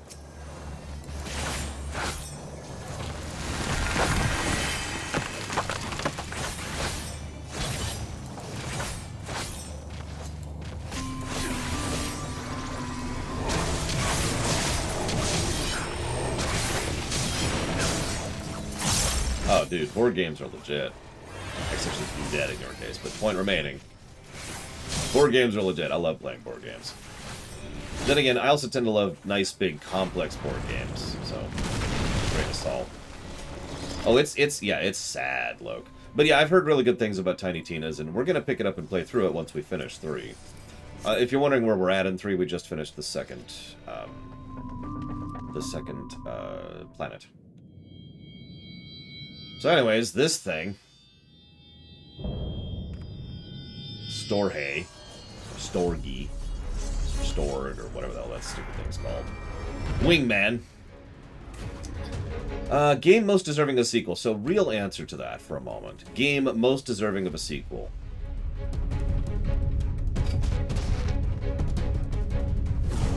Freelancer.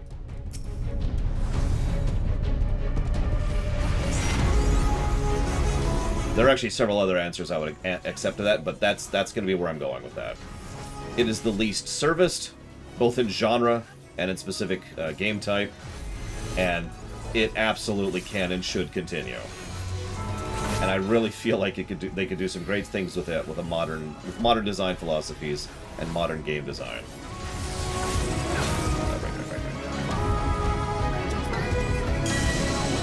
Fighting Alexander all of a sudden.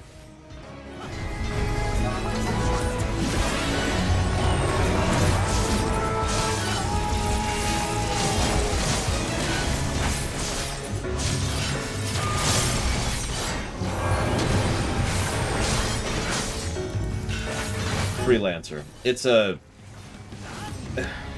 People argue about what that genre is called. I literally just call the genre freelancer games. I think it's a lot more accurate way to describe them, so... Yeah, the end.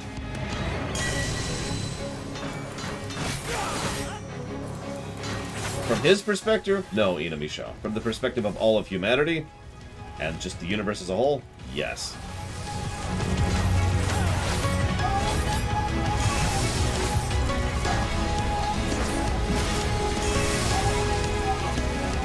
Wait.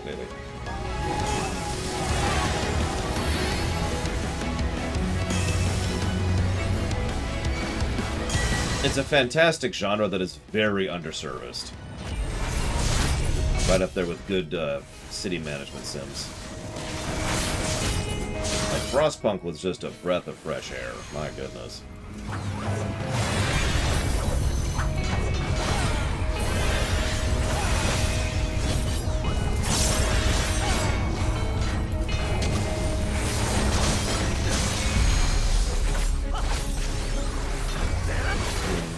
Did I ever dabble in Babylon 5 tabletop RPG? No. If I was tasked with making a Babylon 5 game, what genre and format would I use? Well, I feel like like I'm gonna sound like a broken wheel here, but I'd make a city management sim. Imagine playing a management sim of Babylon 5, the station. Imagine some of the events that you could do with that. I don't know what to do about that attack. What are you supposed to do about that attack? It keeps giving me vuln stacks, which means I'm not supposed to be hit by it. But I don't know how to dodge it. Oh, it's one of these. Okay. Got it.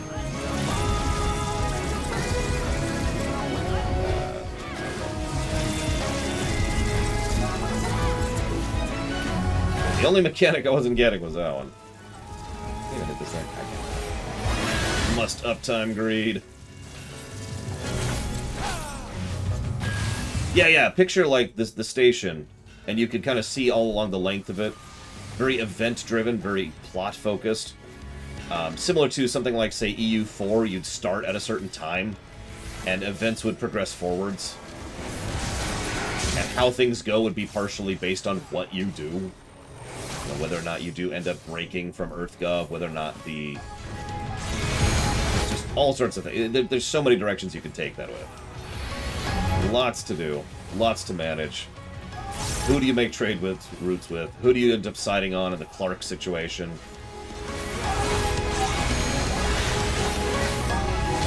So one of the big things I don't like about playing a DPS, this, you can go ahead and make fun of me for this, I spend too much time watching my bars because I'm trying to be efficient about my rotation. I don't have to do that on a tank or a healer. I just tank and heal. It's fine. I can look at the fight, not at my bars. But I end up looking at my bars a lot more as a DPS, so I tend to miss things more. It is on me. I am an idiot, but it's one of the issues I tend to have with playing deeps. In any game, not just this one. Yeah, how do you deal with the statues? Or statues, the shadows?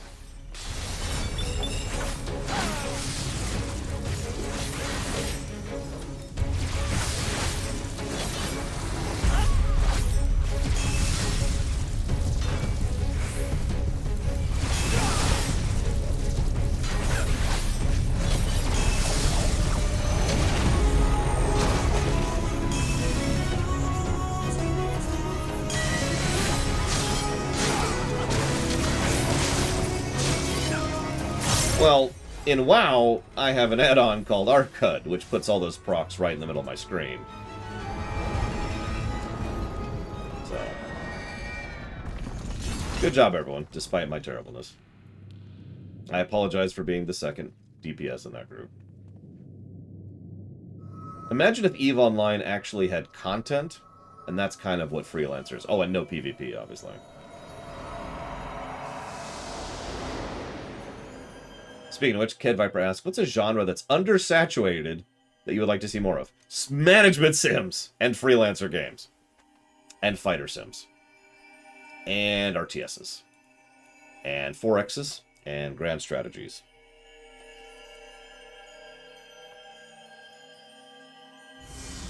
Dungeon simulators.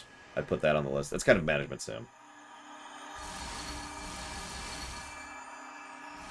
I've thought about doing that, Jorian, and it's never really worked out all that well for me, so I just kind of walked away from that.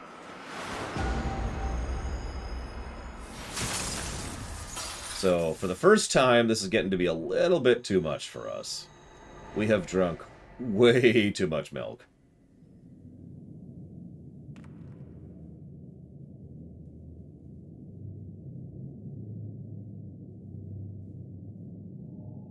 I have tried the X series. I've never gotten into them. I ended up not liking them.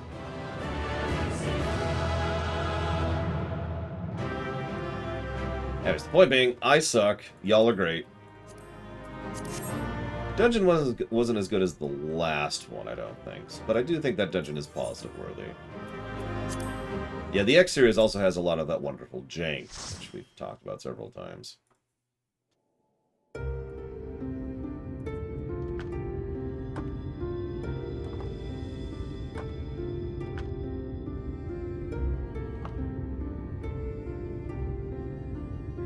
Don't get me wrong, I'm glad those travelers made it all the way to Nabartha Reng.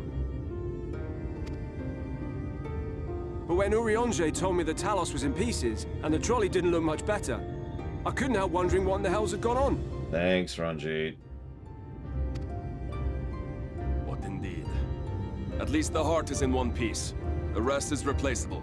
All I'm saying, Rax, is if they came out with a full no-really campaign with maybe quests and factions and other fun stuff that would come with, you know, a single-player game, I'd play the crap out of Elite Dangerous.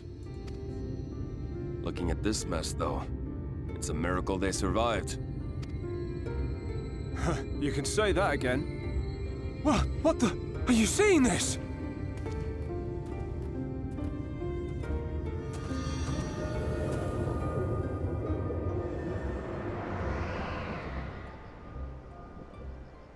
It's always nighttime. So weird.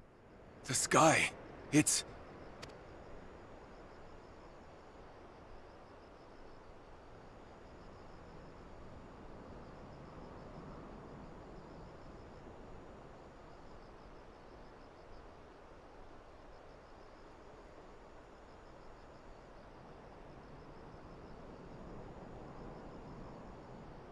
There's like 50 commands you can type into chat, Jorian. So if you type in exclamation mark and then like whatever document command you think it's going to be, it'll probably show up like score as a valid command.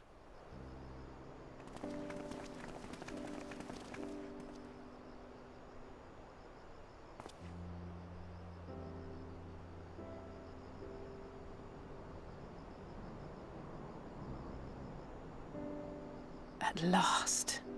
Night has returned to Amareng.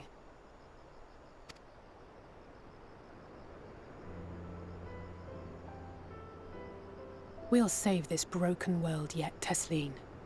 You see if we don't.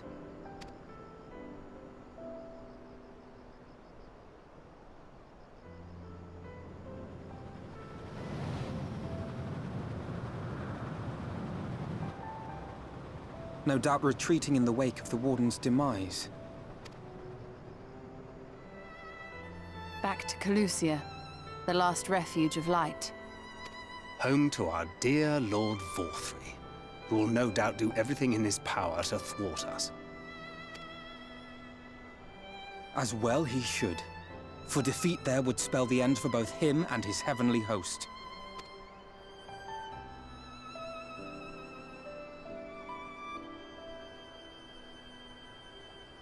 There the fate of this star shall be decided.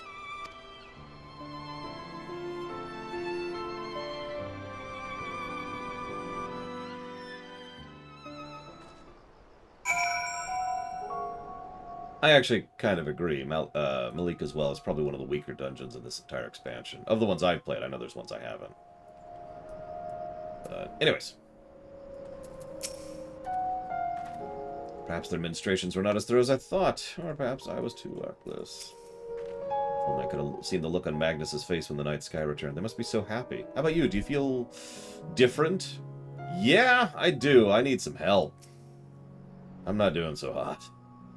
It's not the momentum itself usually chooses to descend upon us. Whatever will we do without his feigned praise and backhanded compliments?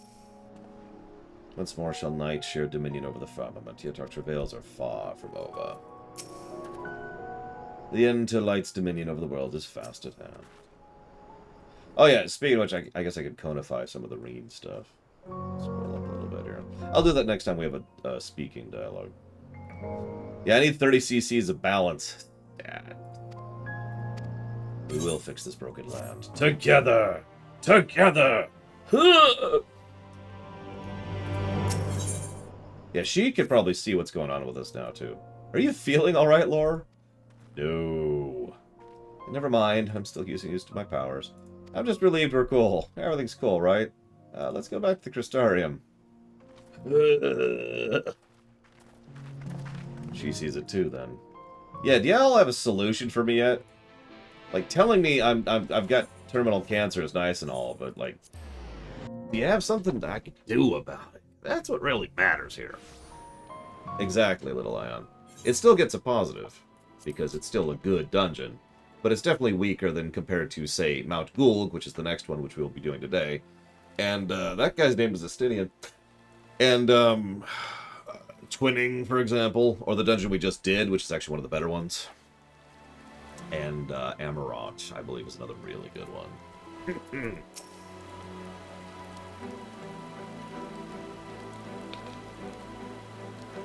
Y'shtola said she needed to speak. It sounded rather urgent. Yeah, so about that solution that you have for me, right? The others are with the Exarch. Before joining them, there's something I wish to confirm. Tell me, Reen, have you noticed anything peculiar about Laura's appearance of late? Anything at all? Speak freely, he won't mind. Do I not have a say in this? Since Minfilia bequeathed her power to me, I've been able to see the light inside him, though I didn't think of it at first, but after we defeated the Warden, I realized something was wrong. You've absorbed its ether. Yes, I know that! And the light in you has grown monstrous. I know that, too!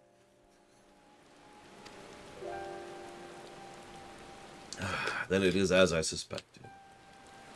How are you feeling? Awful! I do not feel good.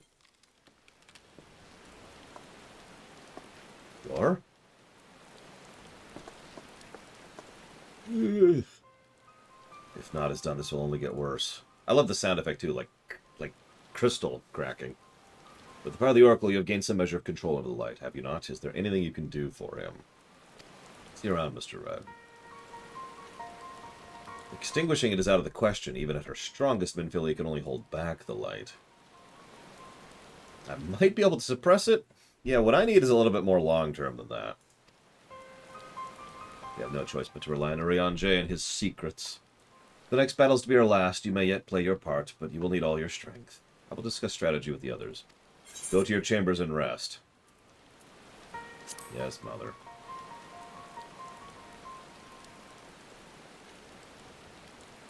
None of that cheek, or I'll take you across my knee. Now off to the pendants. We'll call for you when the time comes. Aren't I older than her? Yeah, my soul's fine. Okay. I'm fine.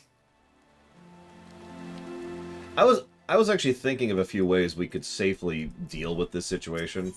Unfortunately, all of them require a massive amount of direct ether manipulation. Like, there's no safe way to just vent, you know? Like, we can't just aim a beam out into space and be like, that's a terrible, terrible idea. It also says something about the size of our battery. That it took, what was that, 3? Hang on, 1, 2, 3? I feel like I'm missing one. 4. It took 4 Light Wardens to finally overwhelm our battery.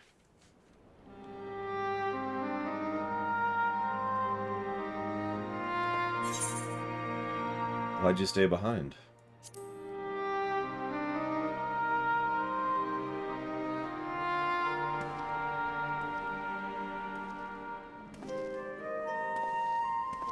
And sometimes the dead would rather not be disturbed. But enough about me. What of Armarang? Of course, he wouldn't want to go back to the place where his sacrifice was denied and where his friends permanently died.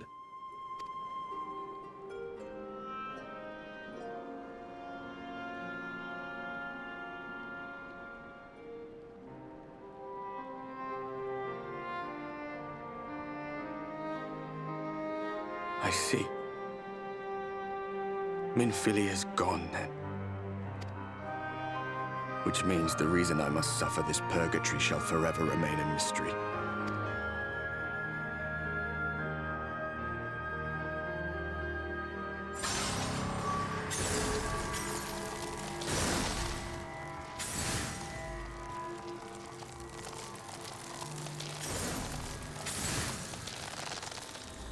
What's the matter?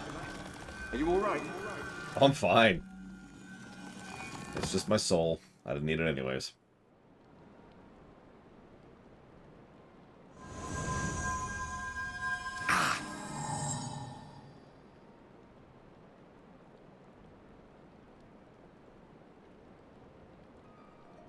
I mean, if you remember, we vomit battery acid later too, right? In fact, I thought we were about to right here. What just happened?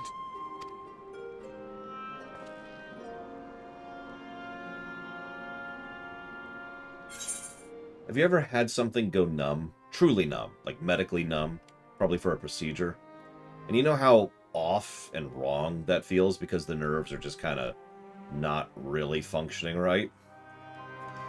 That's how I kind of picture the light energy breaking in us feeling, literally feeling. Except instead of being, yeah, most of you probably experience it somewhere around here, right, because of dental work. But imagine that happening closer to in the middle of here. Just, and imagine how that would feel, especially if you think about it, some of your organs are probably literally not working as a consequence of that. And so there's just this going through all of you. There was something Minfilia said to me.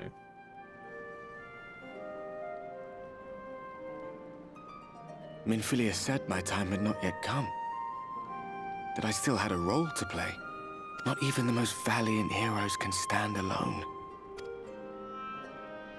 No, it couldn't be. There's only one hero in this room, and it is not me. I'm just a shadow, cursed to wander.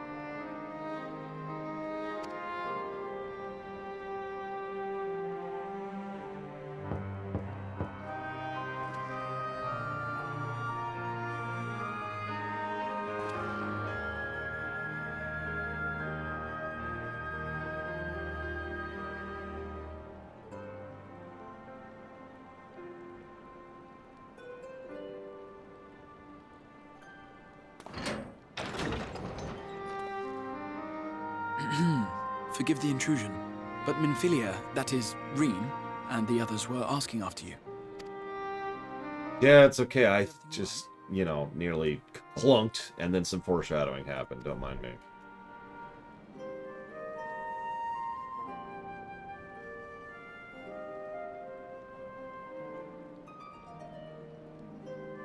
That pain again. And did it pass?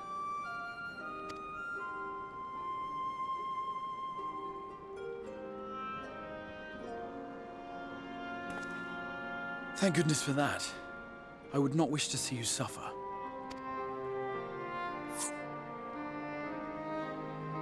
Though I know only too well how much you have suffered on our behalf in recent days.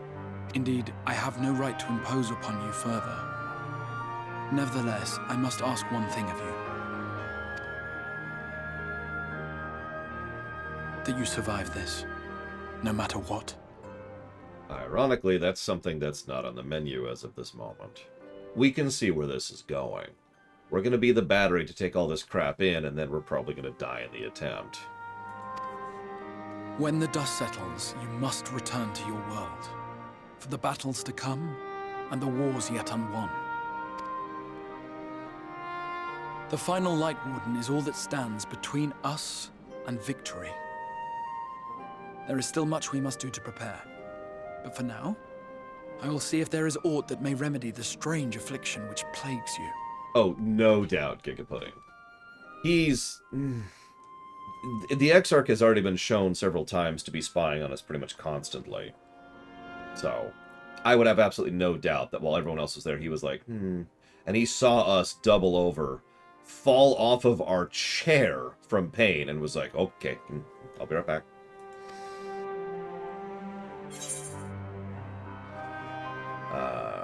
So here's my question. When the last warden is dead, will your work finally be done?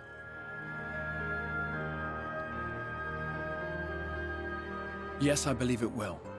Once the tyranny of light is ended, the people of the Crystarium will be safe, and the future that must be shall come to pass. I'll not keep you from your rest any longer. Take as much time as you like.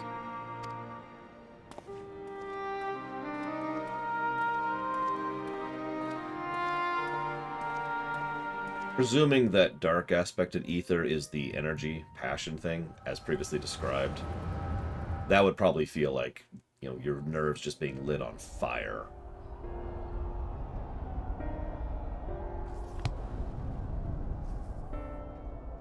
Remember that? No, this isn't right. It would need to be later, after the liberation of Alamigo, perhaps.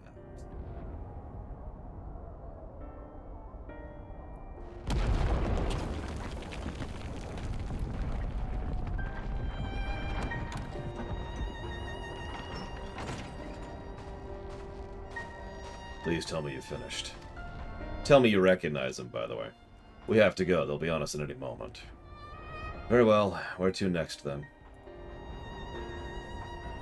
Let's just worry about getting out of the city and pray the airship is still in one piece. Anywhere we go will be more of the same.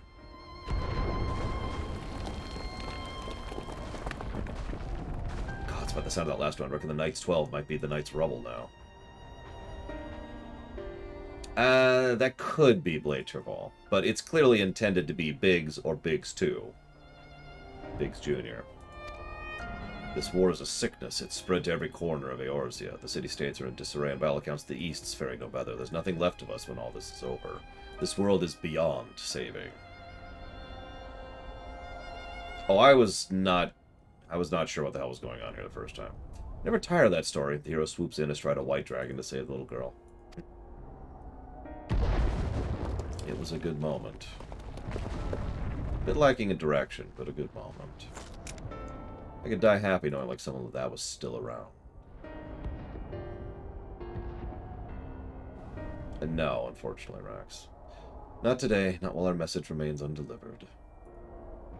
I like to think that, while it's a little piece, our father's memoirs helped to line things up. Have faith, my friend. We will find him. Wait, is that the story about Omega in the future? Because if that's true, then I have read that one. Okay. It's an interesting insight into things, although I don't care for the fact that he survived, for the reason I usually don't. Excuse me, it survived. Is that the past?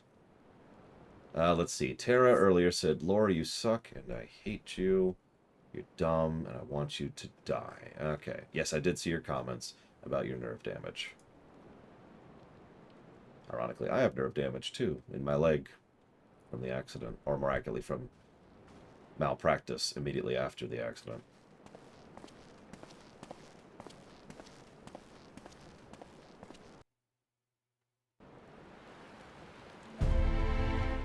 I honestly tend to forget it's even there. It's been... That was 2005. It's been a part of me for a while.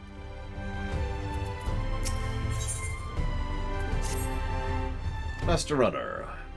We need to do stuff. Yada, yada. Let's go. See, this is another reason I need to conquer the world, so I can figure out how to fix nerve damage.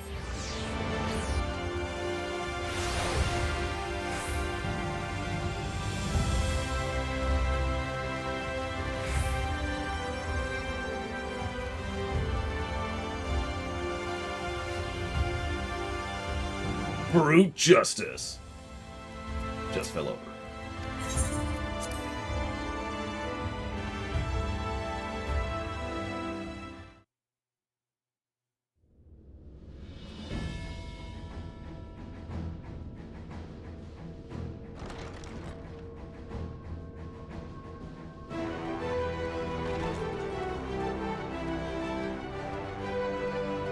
Slight smile from Emmett.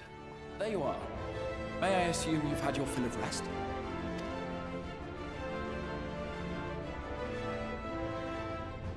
That is well. Now that we are all present, let us speak of our plan. Thus far, we have vanquished 4 Light Wardens, restoring Night to much of Norvrand. Only one remains, that of Calusia. And with Reen to guide us, I am certain we will find it.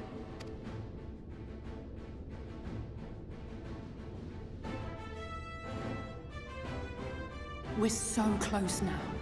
If we can just take care of this one last warden, we'll rob the Sin Eaters of their final foothold and drive them out of Norvrand once and for all. It will be a new beginning for the First, a chance for the people to rebuild their world.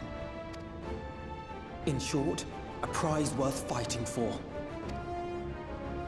And in thus delivering the First from destruction, so too shall we unsow the seeds of the 8th Umbral Calamity. Do you hear? Your dreamed of rejoining is in jeopardy. Are you sure you're not tempted to intervene? You labor under the misapprehension that vanquishing the Sin Eaters is tantamount to saving the world. It is not. In truth, you only delay the inevitable, lengthening your fleeting lives by the smallest of margins.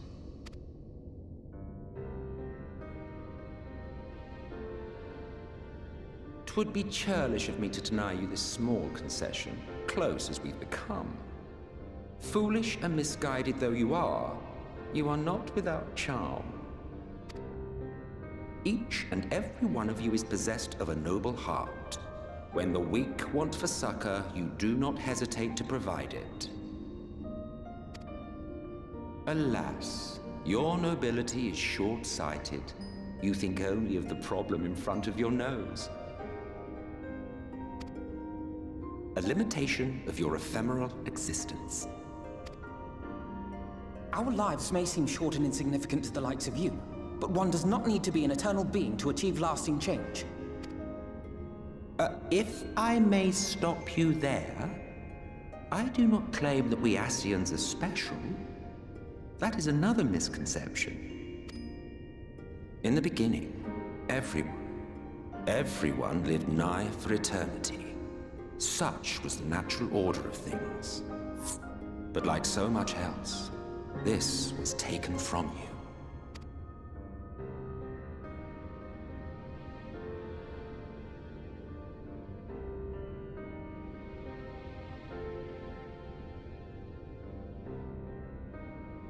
You won't object if I borrow your plaything?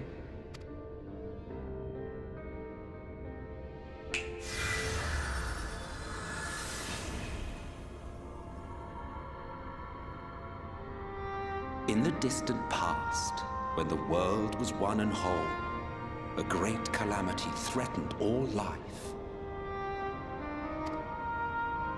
It began without warning. The very laws of the star were warped and broken, and chaos swiftly spread throughout the land. Faced with annihilation, we sought to imbue the star with its own will. Thus was Zodiac born, and by his power was order restored. Ere long, however, thankless fools began to fear that Zodiac's might was too great, and so they conjured another to keep him in check. Your own dear Hydaelyn. And the two beings waged war until, with a single devastating blow, Hydaelyn unmade Zodiac, scattering his being across space and time. So you told us in the Katana Ravel. Yes. And there began our woes, with Hydaelyn's blow and all that it wrought. As a counterbalance to Zodiac, Hydaelyn was created with the power to enervate her foe. This singular ability strikes not at such banal things as flesh, but everything that defines the target, diluting its existence. For example, were she to strike you,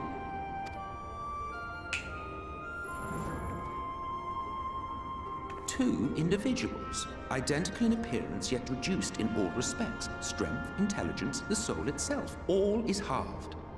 Terrifying thought to think about for many reasons. Also getting a bit into identity, which is another topic.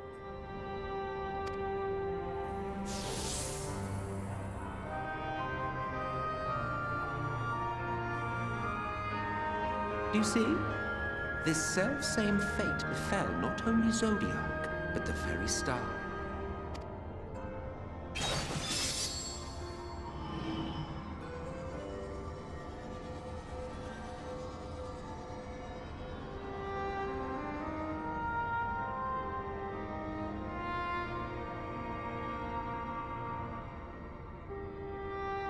Only 3 were fortunate enough to escape the sundering, me being one of them.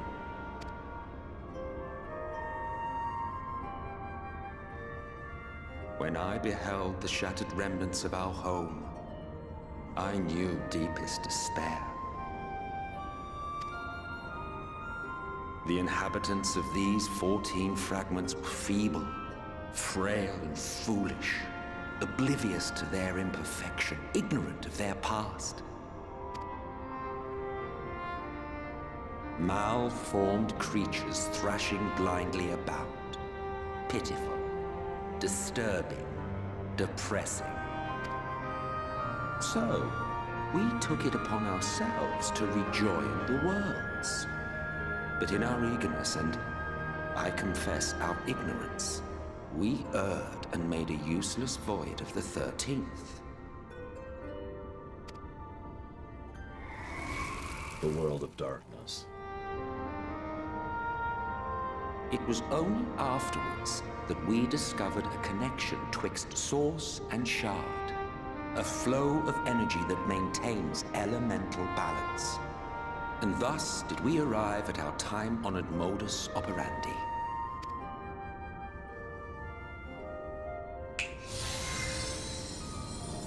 From a purely Ascian standpoint, it could be said that what you seek to do is only logical. But that would be to ignore the immeasurable destruction wrought with each rejoining. You have murdered millions, and this we cannot condone. By your fragmented existence, you continue to give rise to tragedies far crueler than any calamity.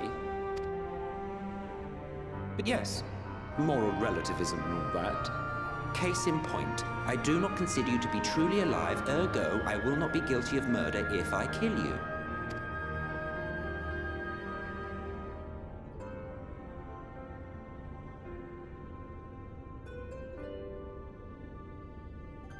Oh, don't look at me like that.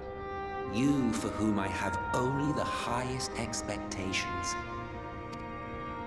A vaunted hero of the Source, 7 times rejoined.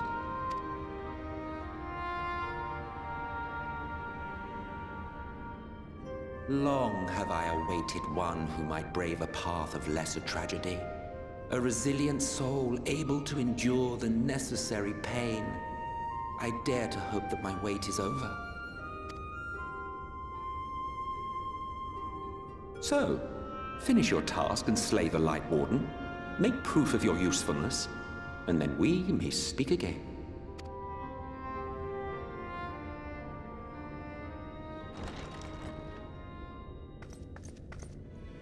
Forgive me, my lord, but this could not wait. Just to interrupt really quick. It's funny because if you actually think about it for just a second, he just gave away everything right there. Speak freely, Captain. Our informant in Colusia sends word of unusual activity in Yulmur. It appears their forces are entrenching themselves at key points throughout the city, making ready for an attack by all indications. An intriguing use of resources. I rather doubt Lord Vorthry is concerned for the safety of his citizens. You think he's harboring the Light Warden inside the city walls? Even if he does have some means of controlling the Sin Eaters, wouldn't that be a little risky? Risky or not, if there is even a chance the Warden is hiding there, we will need to act fast. The longer we wait, the better prepared the Yulmorans will be.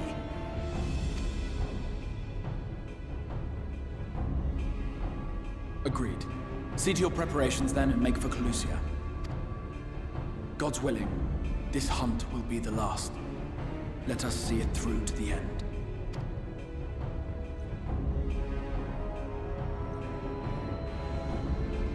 We should begin by assembling in Rite. There we may assess the situation in Yulmor and decide how best to proceed. Also, we need to make sure the Chais are okay. Now, don't look at me like that. Those two are going to be okay, alright? I will kill. I will hunt down. I will mass murder 7 planets worth of people to save her. And him, I guess. But mostly her. Yes, did my lesson provoke thought, giving rise to further questions. 3 of you escaped the Sundering, but what of those who didn't? Ah, why? Why, their very beings were divided into 14, of course. Yet by our power, we unsundered Ascians may raise up one of their fragments to the original office. I suppose this bears explaining. So, the names by which you know us are not, in fact, our names. Elidibus, La Habrea, Igiorum, all are titles of office, and when an office is vacated, it may be filled by another. Over the eons, I have overseen several changings of the guard amongst our sundered brethren. And in such instances, the vacant title ordinarily goes to another fragment of the self-same soul. While it is by no means impossible to raise up wholly unrelated individuals, 'tis we whose fervent entreaties brought forth Lord Zodiark, whose souls he claimed in the beginning, who make the truest of servants. So if we defeat all the Ascians of the Source... What's your true name, then? Huh! There may come a day when I reveal my true name to you, but this is not it. Of course you may die well none the wiser, but life is full of such disappointments. That would be a hell of a thing to live with, Omega Legion. Your condition is unchanged? Good. If we can but hold out to the end of the coming battle, I'm confident we will find a remedy for your affliction. We've not spoken for a while, have we? Not since the aftermath of the attack. Rest assured, I'm fully recovered. I will do my utmost to support you and your fellow warriors of darkness. That's just over here, isn't it? Yep. Boop. Boop. Boop. Go directly there. No trolley. Let's go! Don't worry, there's no Taloses in Kalusia. Wait, hang on. I'm getting a phone call. There's what in Kalusia? I've got really terrible news. There's actually near raids in Kalusia. It's much worse than we thought. This aura, what could it be? Yeah, I wouldn't worry about it.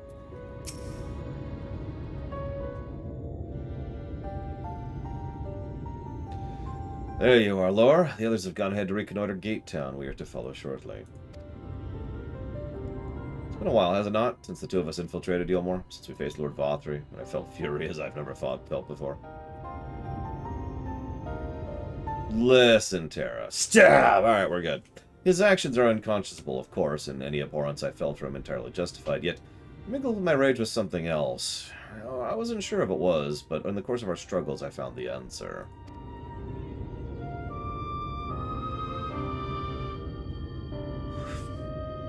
In Vothri's self-righteousness, in his absolute belief that he and he alone is the cure to the world's ills, I saw a reflection of myself, and it brought the memories of all my past follies flooding back. He is vainglorious, ignorant fool that I once was, and having shared his affliction, I feel duty-bound to open his eyes to the truth. No, you're actually wrong, Alphino. No offense. I struggle to call Vothri sentient. That's not a joke. He has the ability to speak, but he doesn't have most of the things that I would consider qualifications for being a sentient sapient being.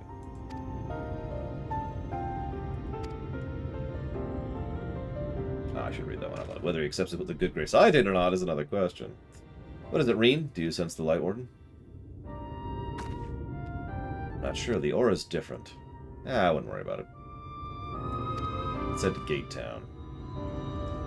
Yeah, so to continue my analogy a little bit, speaking as someone who's taken care of multiple children in my life at this point, and who has actually studied both human psychology and human development, and in fact came up with an entire lorium to try and describe the concept, Vothri is a toddler who happens to have the ability to speak. Now, I don't mean that as an insult, I mean that as a statement of fact. A human toddler doesn't have comprehension or understanding of multiple things. There's a reason why one of the first things we have to learn as a child is object permanence. Which, if you don't understand, to explain in brief, if I was to take this water bottle here and then remove it from your sight, object permanence is the concept of understanding that that water bottle is still there, even though you can't currently see it. Now that may sound extremely bare bones basic, but that's the point. That's the level of development we start at, and we have to learn these things. We have to process these things. We can, because we have the complexity to do so. Droid effect. But these things have to be explained to us demonstrated to us, and we learn and develop over time. Make sense? So, this is what I mean when I say Vothri is a toddler who happens to be able to speak. He can speak, he can do English, but he lacks so many other basic concepts of understanding and comprehension.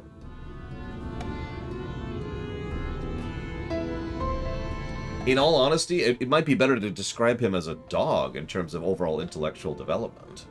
But even that might be giving him too much credit, which is saying something. Lord Vothri, we hear, we obey. We hear and obey, Lord Vothri. Lord Vothri. Reunion. Reunion. Sorry. Yeah, dogs, it sounds so insulting, but I don't mean it as an insult. I mean it as a statement of fact. He is probably not at the level of development that a dog is capable of. And yet dogs can learn object permanency.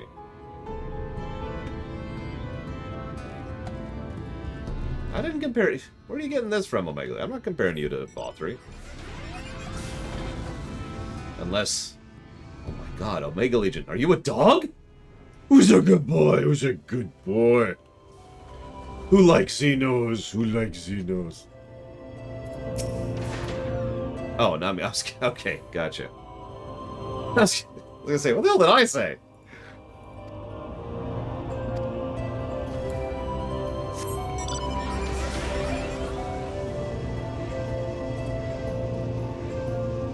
And again, by the way, I should probably mention that I'm not really saying this to diminish the game. I think Lord Vothri is very well written, because it's kind of hard to pull off the level of what he is without having it step over into blah territory. I wouldn't blame anyone if Vothri is a get-off-their-screen character for them. I wouldn't. But he's not for me. For me, he is an extraordinarily well-constructed character. He is in many ways... So I've talked about this concept before.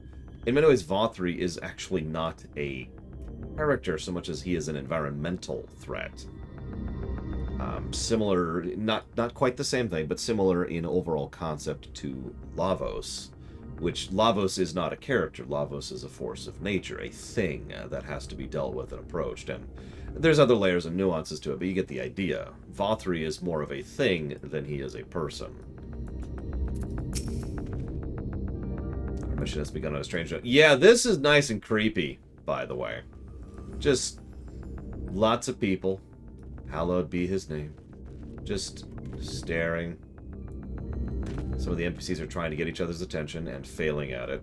And they're all just staring. Just staring. Yeah. Good of you to join us. I was debating whether to warn you, but it's too late now. I take it you noticed the people behaving strangely. Ishtola and Alize are looking as we speak. Yeah, if this is a modern game, everyone would just be doing this.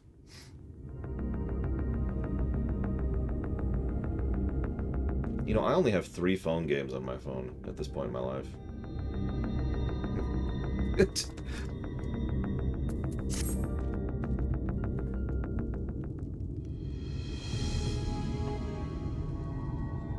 Assassin's Creed 1 vibes. Probably one of my favorite scenes in Assassin's Creed 1, by the way. Strange. Passing strange. By their behavior, we may safely assume that they are under Vothri's mind control. Yet the extent of the effect seemeth to vary dramatically between subjects. It is far too pronounced to be attributed simply to the vagaries of innate magical resistance.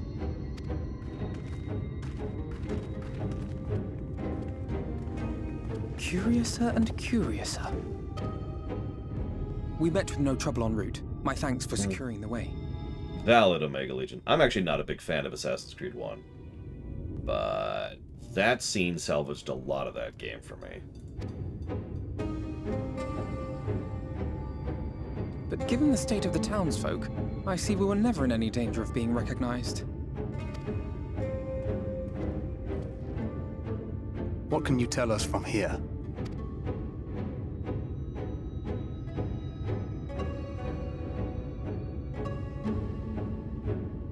sense a powerful eater. In the uppermost reaches of the city. It's a pixel dungeon. But there's something different about it. Its light is impure. We need to get closer. Oh, so that one's Alfino. Well, unless you're triplets.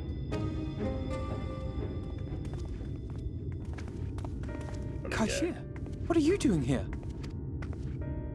While I was scouting the area, I noticed a suspicious figure skulking about. So I accosted him, only to have him call me Alfino. I thought it best to bring him along. After slugging him, of course. You see, that informant who's been feeding secrets to the Crystarium, it's me. See, after you saved my life in Yulmore, I thought about going somewhere far away, but I couldn't just leave, not without paying you back. So I decided to stay here, keep an eye on things, and whenever I spotted something strange, I shared it with your friends. That took no small amount of courage. Well done. I assume you saw what happened here.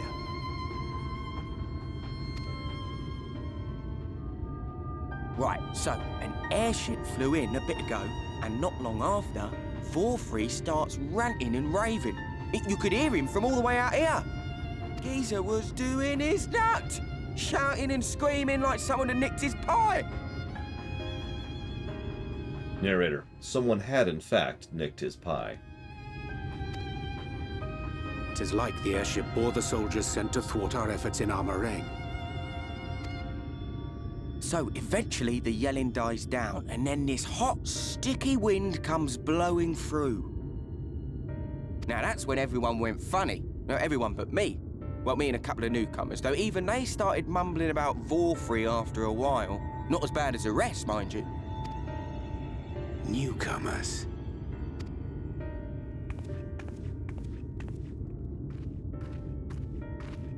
There's something I need Reen to see.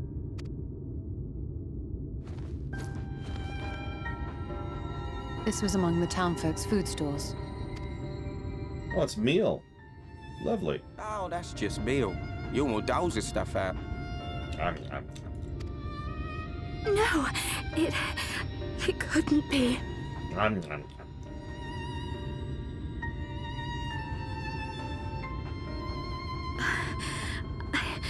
know what it is. It's Sin Eater. Meal is made out of Sin Eater.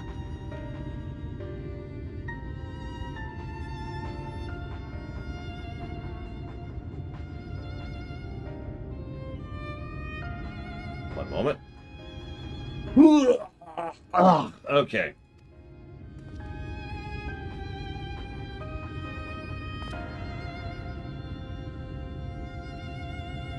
So it is. In limited quantities, gross. it may have little effect on an average individual. Yet if one were to consume it regularly, over a period of several years, I suspect it would do far, far more than merely nourish the body. Yeah, I didn't guess the Sin Eater thing. I thought it was, well, worse than that, if you'll remember. That Vorfrey wieldeth power over Sin Eaters is known. Could it be that those who partake of their flesh do thereby render themselves susceptible to his influence? A very common concept. Even Metroid Prime played with this idea. If you feed someone grain that's been grown in this substance, maybe you can be imbued with that substance in a way that your body can process and utilize. It would serve to explain why the town's newer arrivals succumbed less quickly than those raised on a diet of meal. He's been rounding up Sin Eaters and feeding them to people. Altering them mouthful by mouthful, all to stop them answering back. There are desperate souls out there killing themselves to escape turning. This is unforgivable. An atrocity. These Sin Eaters. What if they are not simply rounded up? Do you remember what we were told when first we came to the city? Many enter, but none leave. Yeah, here's the other layer.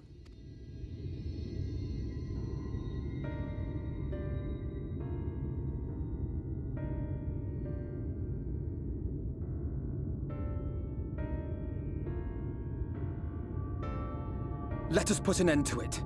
To this paradise built upon the bones of the poor. Vorthri's deeds are beyond justification. Beyond forgiveness.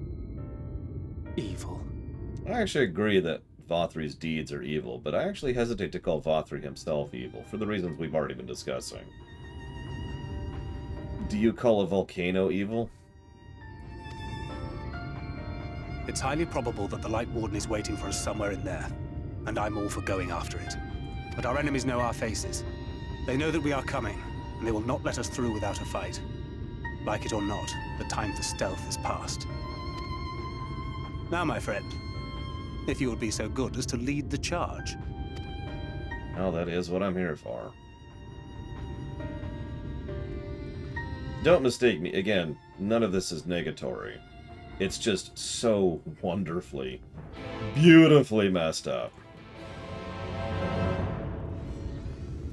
Solo dungeon. Give me one sec.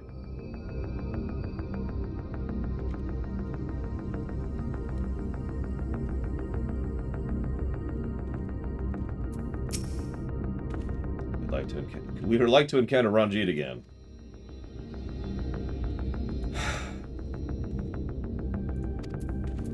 That's all I'm going to say about that. My heart is gripped by an unshakable sense of foreboding. Yeah. The uppermost level of the city houses Vothri's chambers. He must be keeping the warden close. You remember that giant lion thing that was up there? Vothri would so brazenly exert his influence over the people bespeaks of his desperation. No, I don't think he knows what desperation is. When we step through the gates, we shall not find the place of hedonistic pleasure, remember, but a battlefield. If you're ready for this, yeah, I'm totes ready for this. Let's go.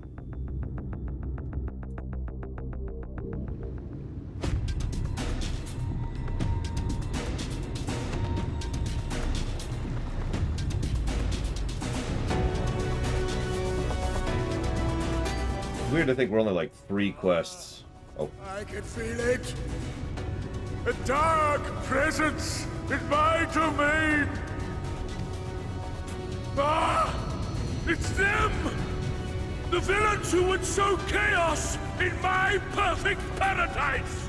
Crown is the goal for today, but the further we can get past it, the better.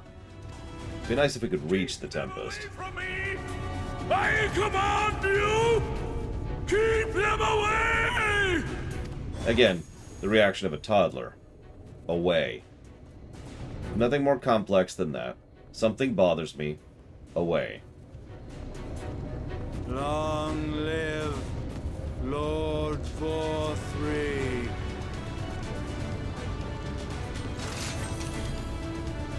He would use his own people as shields.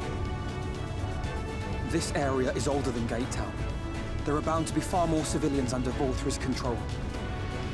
But they do not act of their own free will, and we must not harm them. That's easy enough. It's not like they can harm me. We ever would. Press on with Alphano. We'll hold off the civilians and join you as soon as we can.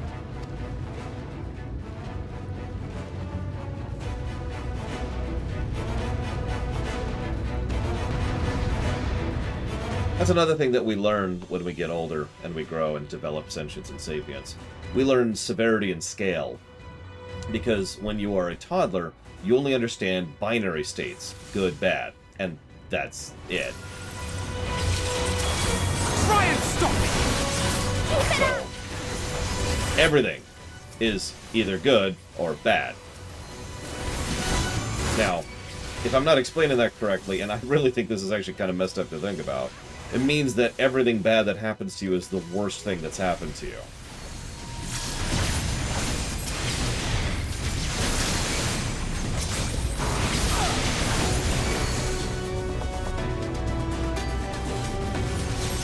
May the 12 guide you. Shut up, Alpha Victor. I was hungry! Well, it was hungry. Well, everything's cool here, okay?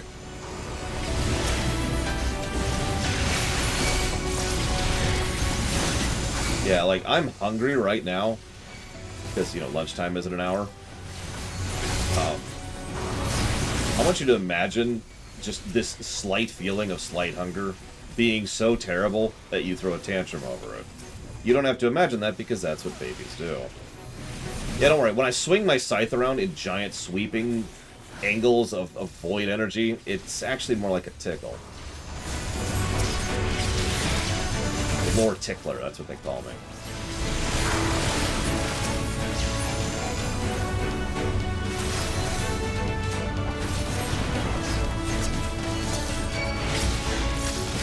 Yep, exactly. Scythe set to stun. Scythes are a beautiful weapon. You know why? And I mean this. Hear me out. You ready for this? This is so stupid, but I stand by it. Because anybody could use a good weapon, but it takes someone with either magical augmentation or true skill to wield a scythe properly. In other words, only the truly powerful could wield the scythe and have it actually be effective. Don't mind me. Yeah, pretty much the inverse of a spear. That's actually a good way to put that. Because just about anybody could use a spear properly. Show's over.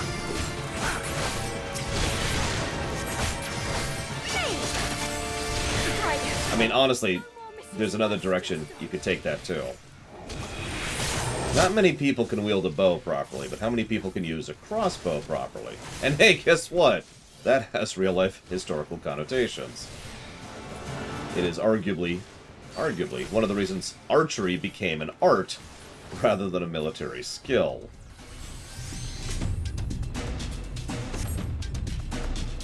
Oh yeah, that was Zorn and Thorn, by the way. They're dead.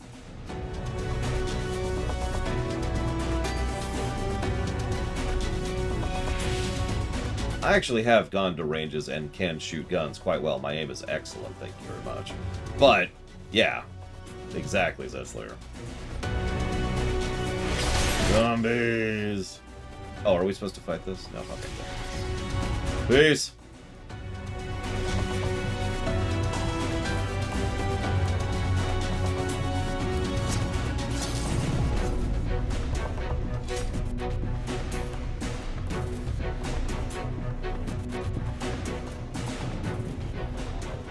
It's also why a pitchfork is useful as a makeshift weapon.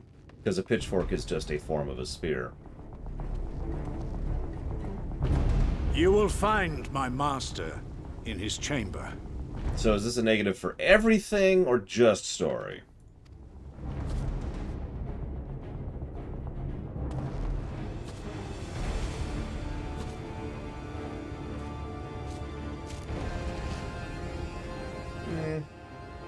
I guess we'll find out how the fight goes. But only should you kill me this day. Blah, blah, blah. And you will not. Blah, blah, blah, blah, blah. You know what? I don't want to say either of those things. ... You may think me under his spell, but I uphold Lord Vorthry's ideals of my own volition. In the middle of him saying that, I'm like, oh, okay. And then I'm actually behind him in some, like, ninjutsu kind of thing. And he's like, what? And my scythe, which is kind of coming behind me, ends up in his face. Man is an inherently flawed creature. In his vain pursuit of righteousness, he but sows the seeds of future conflict. Thus, have I chosen to place my hopes upon he who has transcended men, upon he who is unbound by the vagaries of conscience. But enough talk. I am a soldier, and you are my enemy. Come, let us settle this once and for all. I will admit it, this is at least part of why I wanted to do Reaper for this whole sequence. The other is the obvious, and Warrior of Darkness, Reaper, I mean, come on. Well, time to be bored. Would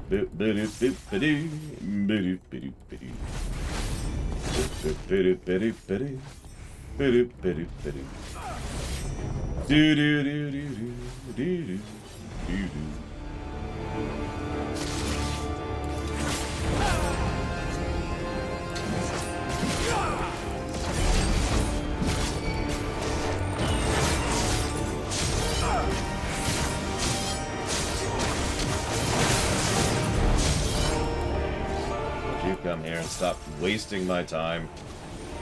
I Not even interesting to fight. Jesus Christ. And you have too much HP. I remind you that I'm doing roughly 3 times the damage I should be because I have it set to very easy. Always keep that in mind for when I complain about the HTP of these bosses.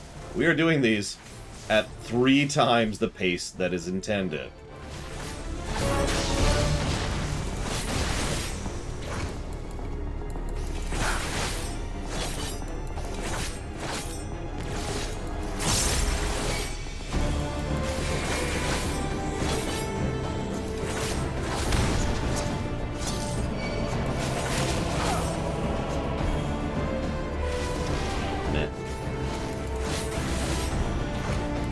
Yeah, no, we mulched the Jesters because of that 3 times thing.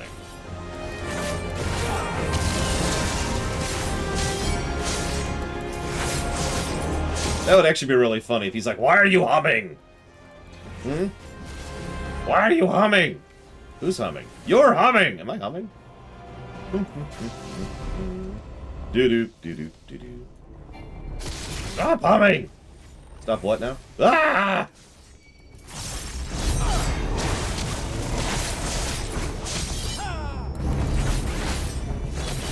If you only would pass me, you must endure all I've learned on the battlefield, for I'm a weapon forged in the fires of war. I am super amazing. I am Mary Sue Man.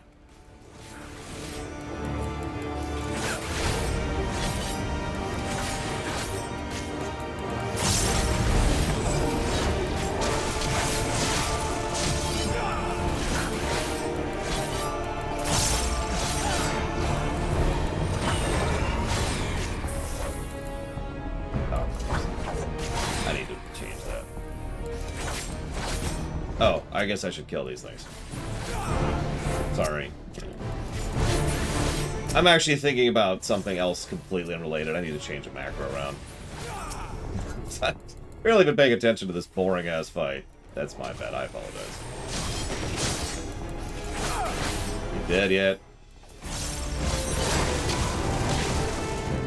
Ah, there you are, my precious girls.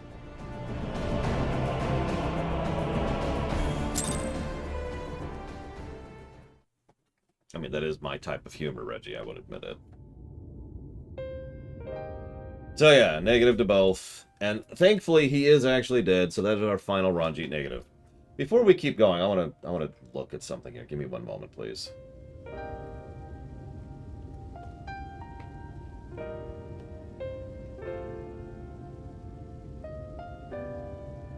So we've got one... Yeah, that was the big death of the big threat of the week. 1, 2, 3, 4, 5, 6. I have given 6 negatives to Ranjit so far. To story. Hang on. 1, 2.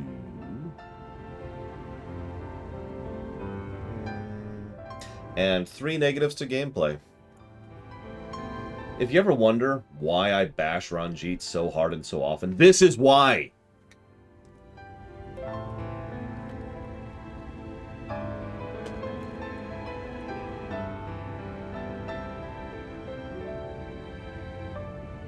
Yeah, I'm fine. I just had to kill a moron. That should have been Thancred's to kill, back in the one scene he was actually good at.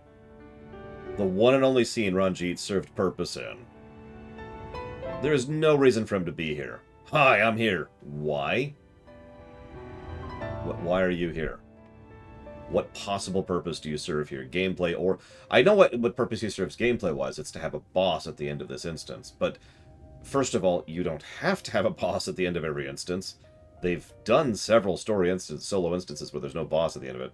And second of all, there's absolutely no narrative purpose behind having him here, other than here's another roadblock on the way. God, yeah, that's a lot of negatives for one character, and I stand by every single one of them. Moving on.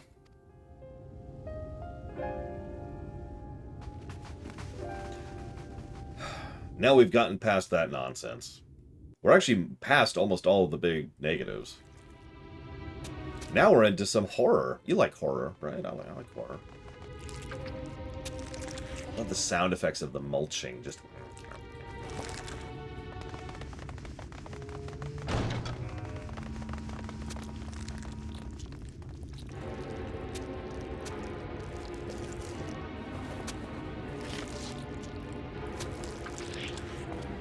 Lord Vorthri! Your reign of tyranny is at an end! For too long you have preyed upon the desperation of the poor. Now you will answer for the suffering you have caused! Yeah, I'm not gonna eat lunch anymore, I don't think. And if you harbor even a shred of remorse, I beseech you to use your powers to redress the balance. For the future of all in Norvrent. You know, it almost irritates me that none of these people have figured out what I've been telling you this whole time. That he's not actually a person. No, it can't be. This is wrong. It's wrong. Yeah, that's not a person. Warden, it's not just a Sin Eater. It's a man. And that's the final reason why.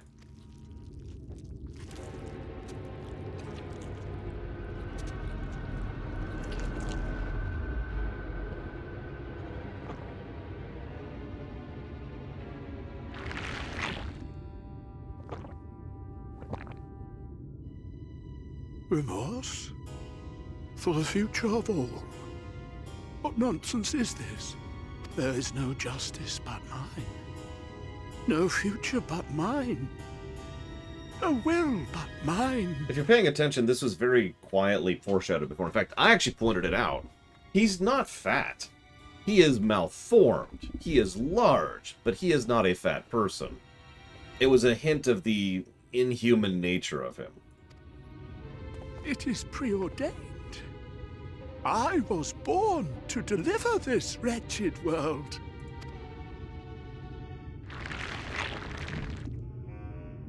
Me? Unseated? No, no, no, no, no, no, no, no.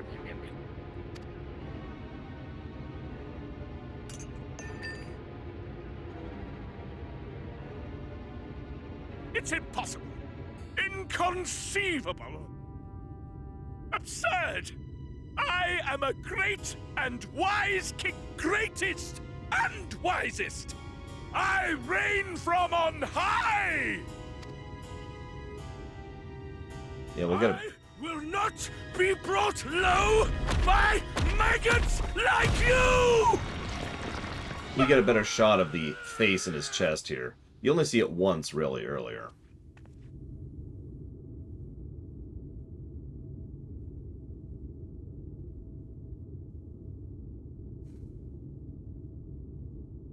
Oh, yes.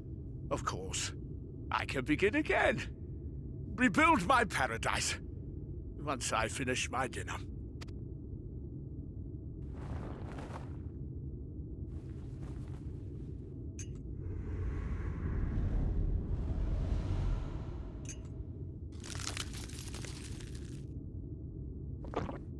Yep. Oh, God. No. Stop him! Thancred, stop him! Don't know what she's saying, but...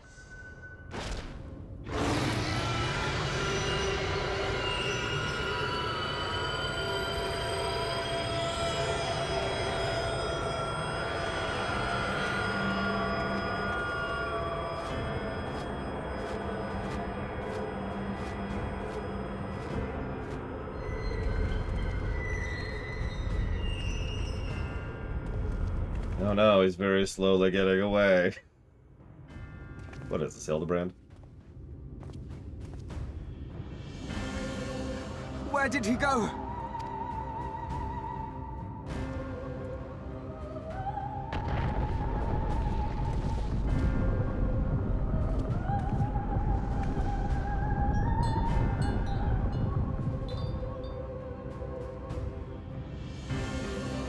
They've misused this song a lot, but it is so perfect for Vothri in this.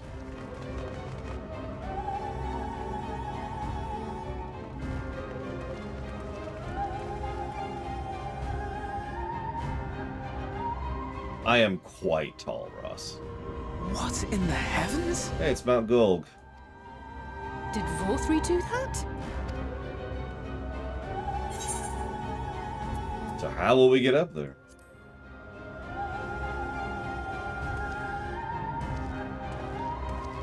Yeah, I'm almost 7 foot. Wait. What? That is Mount Gulg, the highest peak in Calusia. It lies on the other side of a sheer cliff, and much as I wish it were otherwise, it is beyond our reach for now. But even if it weren't, there are people here who need our help. Oh, Alphino.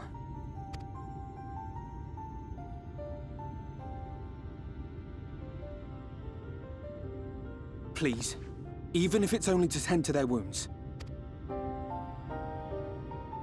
This is an interesting sequence.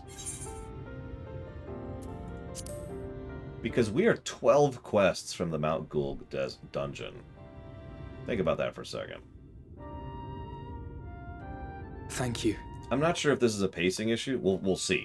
I intend to be paying attention because this is one of those little question marks I've had ready.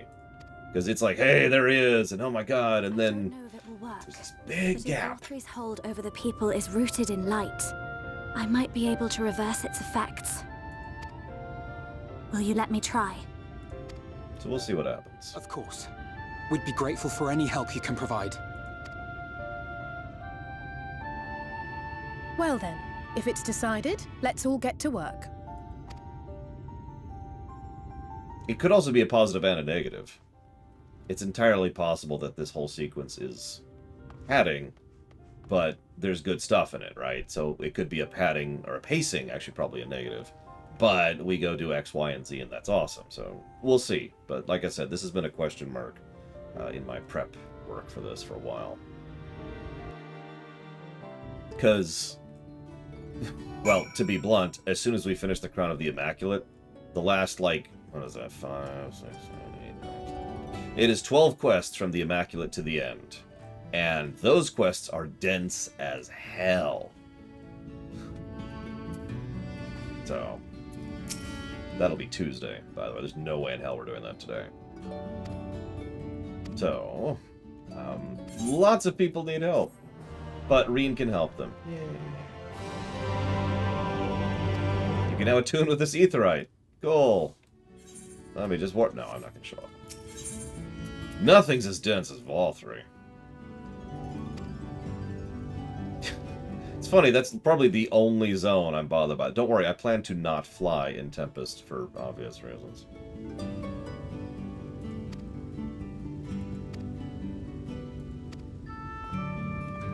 I assume you mean the side quests I can't redo because this game doesn't offer the ability to redo side quests? I've been deliberately leaving my notes of that out of the document for reasons that are probably self-apparent.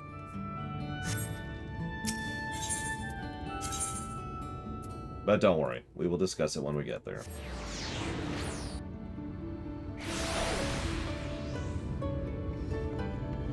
Hey look, it's one of those airships that we crashed earlier when we attacked this place while they were attacking the Lakeland, and that headcanon I talked about, which is totally valid and definitely not just headcanon.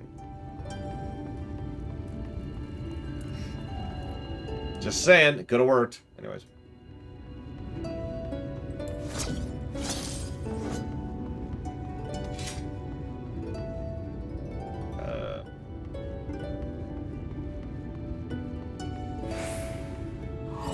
There you are. Jeez Louise. Lord Vothry. Lord Vothry. Reunion. What? Hey, go to sleep.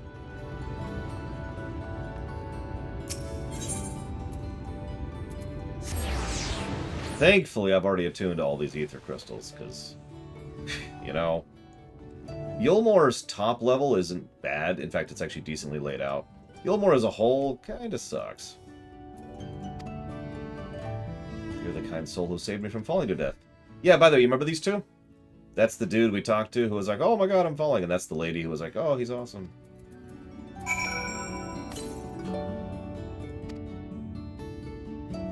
She's sleeping. A medicine to help her while she awaits treatment. Oh, thank you so much. When she began acting strange, I didn't know what to do.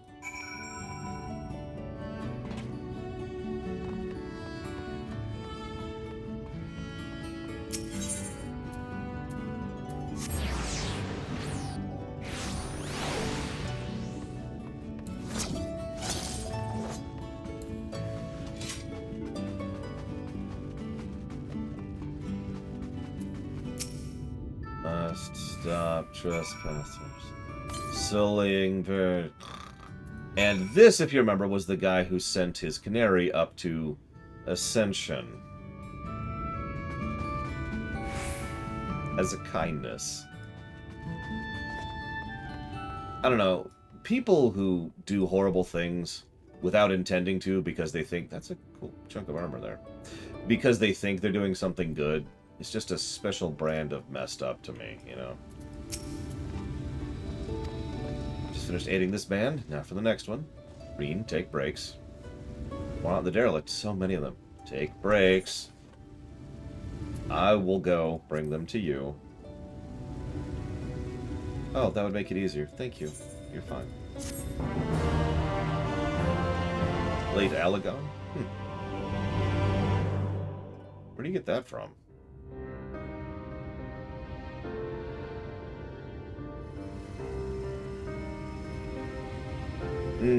PvP. Gotcha. So that's not a suit I've seen often. That would be why. You're going to be all right. I think that's the last of them. We've done all we can for the wounded. As for the rest...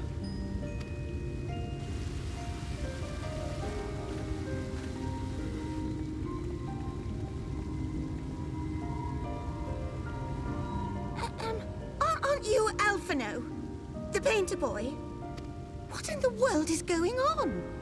Did something happen to us? That's something you could say.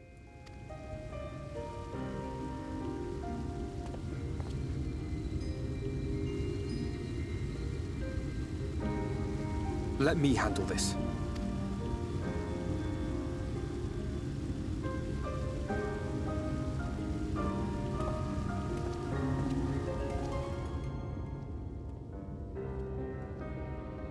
Citizens of Yulmore, what I'm about to tell you will come as a shock.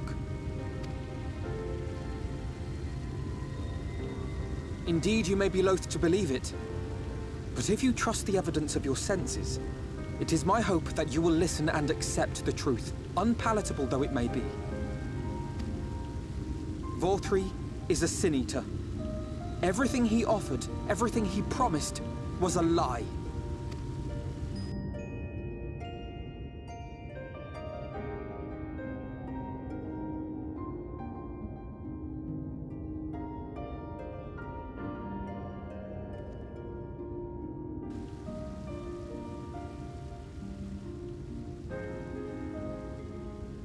They're not taking it well, and who could blame them? Are you saying we were Vorthri's puppets all this time? They live. When you attacked us, you were not yourselves. That much is true. But your conduct prior to that moment was your own. Vorthri's unnatural charisma does not absolve you of all responsibility. Of your own free will, you came to this city and gave yourselves over to its pleasures. And in the course of this, if you mistreated those less fortunate than you, then that too was of your own free will. It is not for me to judge you, but for your victims, for history, for your conscience. I like to think that the number of suicides went up slightly after this.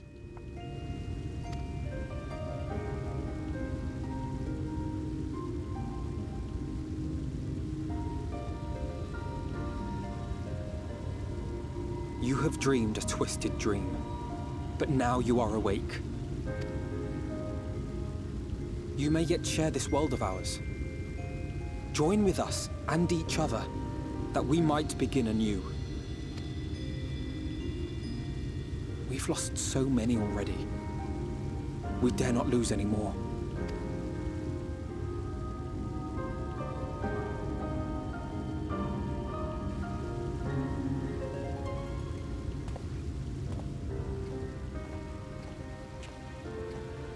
I have said my piece.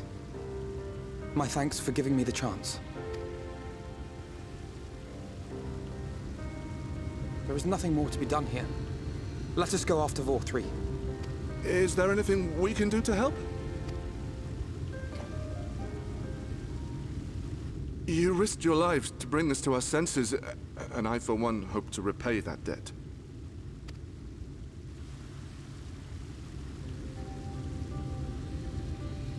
Vorthri has fled to Mount Gulg, and we mean to pursue him. Do any of you know the way? The only way to Mount Gulg is over the Bright Cliff. Have you an airship?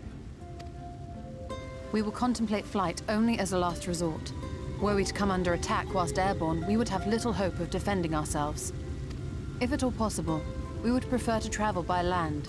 Is there a way?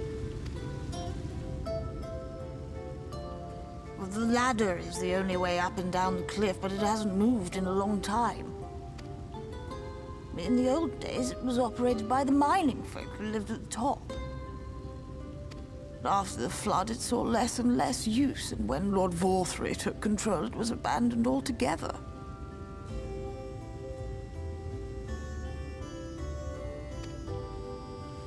So we somehow need to get the ladder working again. It moves by means of a Talos, if that's any help. But good luck repairing that. Talos? Did someone say Talos?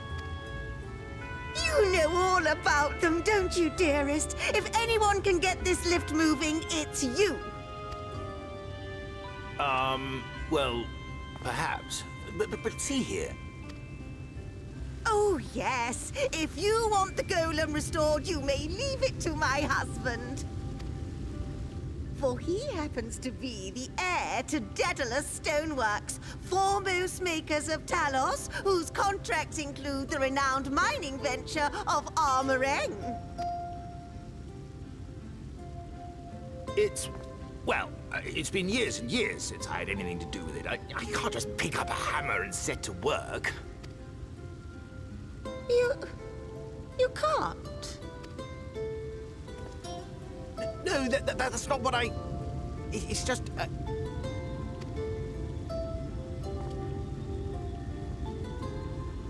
All right, I will take a look at the Talos.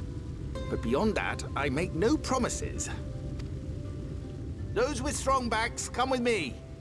I'll need help dragging the damn thing out of the storehouse.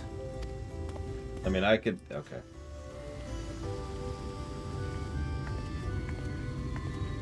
Well done, brother.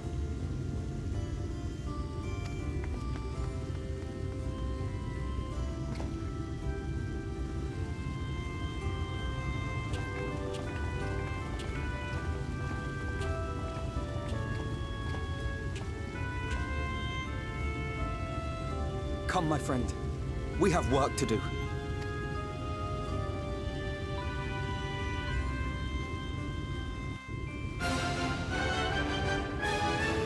And then just suddenly that music. Thank you, Finny Hori, for the sub. Continuation. If you happen to know where you would like that to go, do please let me know. We can go ahead and jot that down.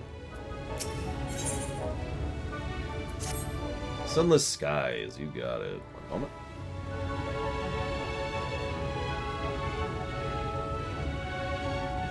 The ladder is situated north and west of Bright. Let's make our way there, Lore. Well, okay. Happens. I've been there a few times. No, I'm not gonna be silly. I was thinking about warping above the cliff and then going down the ladder just to be ridiculous, but that would waste time. Let's just get on with it.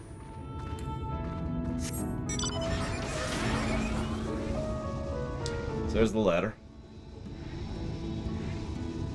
The run has been quite good so far, overall, I would say. See, I just play the game muted. Whenever that's not a joke. Whenever I'm not streaming, this game is muted. It makes it a lot easier to do stuff while playing. So I haven't heard most of these songs, except for when I'm streaming them. Bottom rung, they call this place, how apropos. Apparently used to be the control center for the ladder and the bustling hub of transit. Its glory days are far behind it. Yep, nope. Can't even see the top.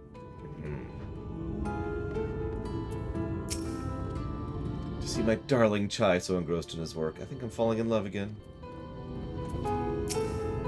First things first. A 50-point inspection. Wouldn't do to have them falling to pieces now.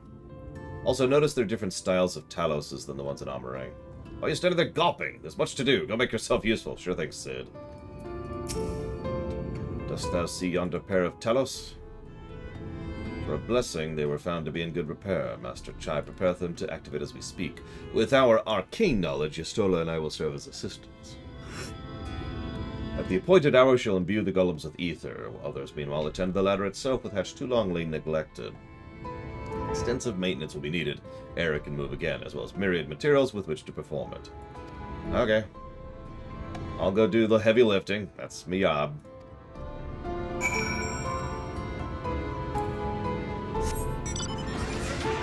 Alright, let me just go up. No, I said I wasn't gonna be silly. I'm not gonna be silly. I'm not gonna be silly.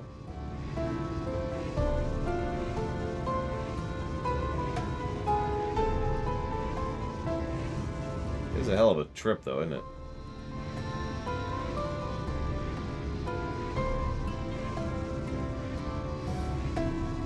Let's see, where are we at on questions? Oh, looks like I'm pretty caught up on questions, actually. That's a weird feeling, but I'm okay with that. I'm okay with that. Hi. Oh there, sinner. Raise eyebrow. You want lumber to restore the ladder? Why would anyone want to do that? If you don't have the coin, least you can do is come up with a believable excuse. But I'm not one to turn folk away. I'll give you lumber if you do a quest for me. I just finished taking stock of our supplies while to do another round. I want you to do the accounting for me. Okay. Sure.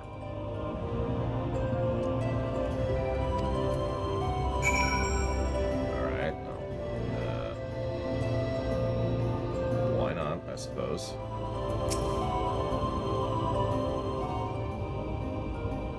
Taking stock, huh? We had 68 planks in the storehouse here. 9 were rotted, though, so we tossed them out. Another load's just arrived. 13 all told, but 1's damaged. It's only good for kindling now. Right then, bring the good ones and I'll let Irvith know as well. I'd say I'm surprised these people are still working here, but actually Yulmore probably has regular need of fresh lumber, so... How many planks does that make now? I don't know. You're writing these numbers down anyways, right? Yeah! Go.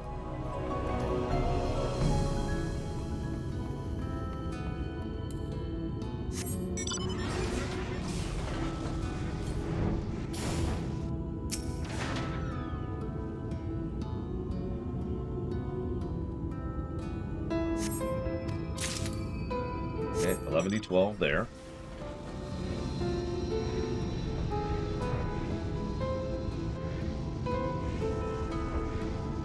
How do you play this game without flying? I guess I'll find out in a few weeks. Hey, look! It's a trolley! It's a trolley. Isn't it just the most beautiful piece of mechanical engineering you've ever seen in your life? 106. Thanks for your help. Taking stock puts me to sleep. It has to be done. What do you need the lumber for anyways? I did just tell you we're restoring the ladder. If that's the case, let me help with the work. We're shipwrights with no ships to build, only shacks. While it's a living, we'll all let you do something greater. The fellow's in charge. You mind he'd reckon us barging in on his project? I think he'd be cool with it. Some people just kind of take to organization. And some people have to learn it.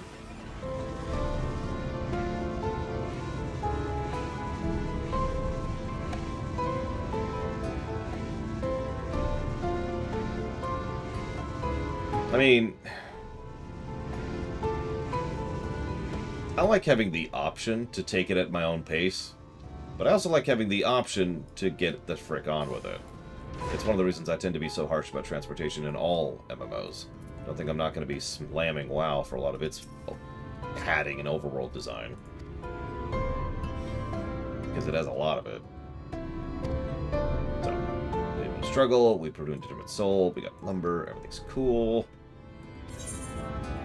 Everything's cool. But prematurely do I give myself to sentimental musings. Many more pressing concerns demand our attention. not the least of which is the matter of how we might reach the mountain detached from the land as it is. For the present, 'twould appear we have matters here in hand. Perhaps thou shouldst take thine ease for a time. Oh, yeah, sure, I guess. Alright. Okay, I'll go chill for a minute, I guess. That's a weird quest objective, but yeah, I can do that.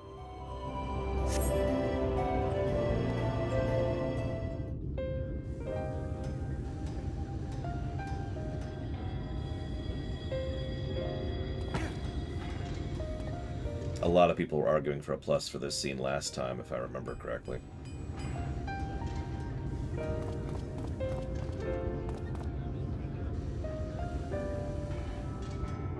Would you look at that?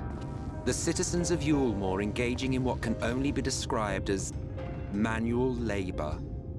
Who would have thought it possible?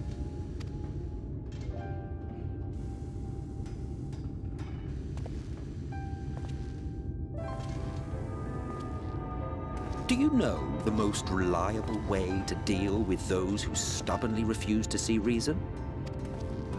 I mean, you'd have experience with that. You conquer them. Crush them under heel.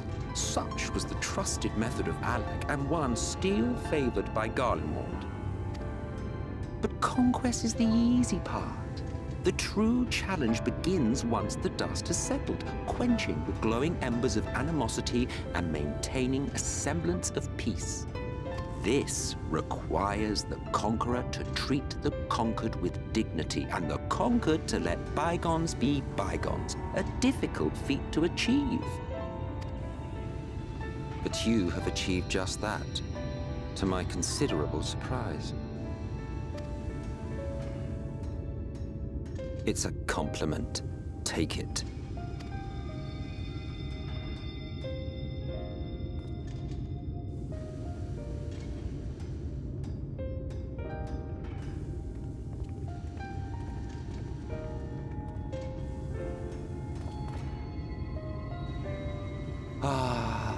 The vibrant energy that fills the air when like-minded souls gather. To think back on that time before time, fair brings a tear to the eye. What?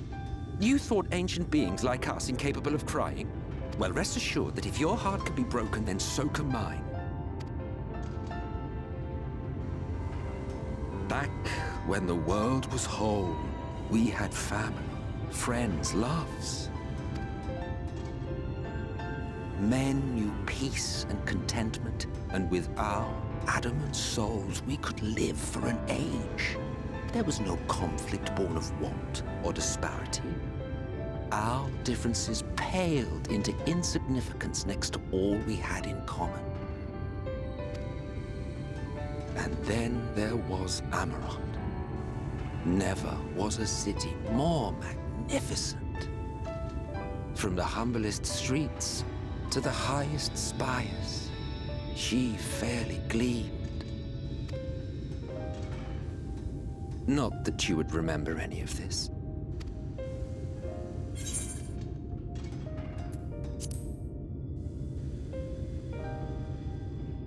Never mind.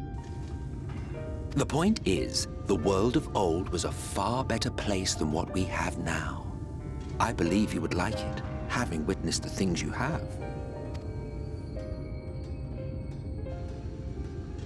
Remember, you are of the source. Unlike the half-men here, you stand only to gain. Should you survive the remaining calamities, you will become our equal, a complete existence in a complete world.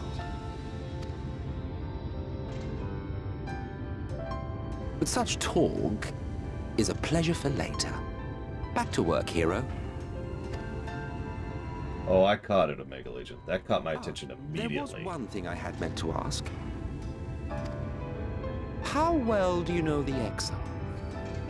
Has he ever deigned to show you what hides beneath the cowl? What? Never? Even to you?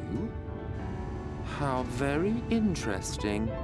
I shall enjoy working out what it means. Until next time.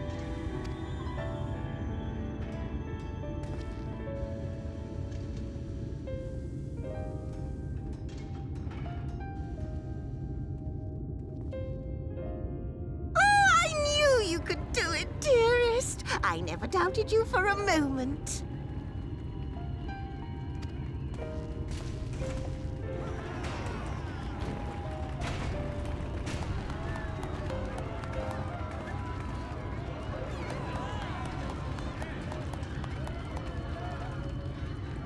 It's alive. I don't know if you remember, but when we first met in this world, I was all but spent.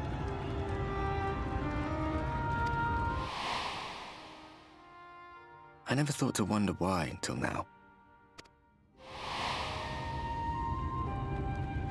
I think it all just got to be too much.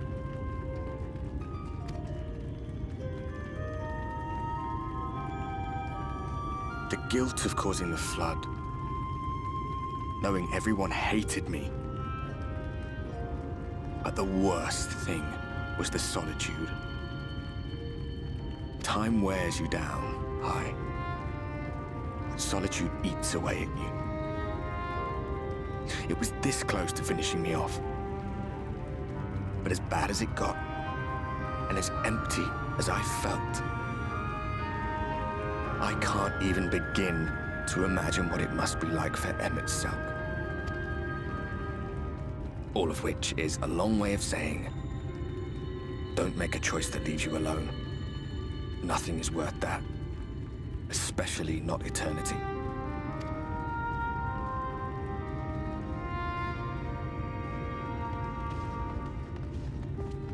Glad tidings, my friend. The ladder lives again.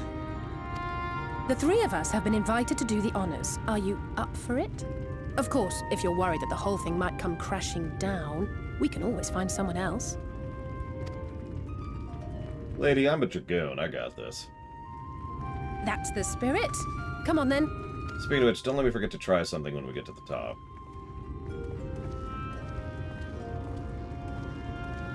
I've actually been wanting to do this for a while, and I wanted to save it on camera. Too, my comrades and I. Once upon a time. Watched the horizon grow, and the town shrink below us. Awed and terrified in equal measure. We ascended without a word, the silence broken only by the rhythm of the gears.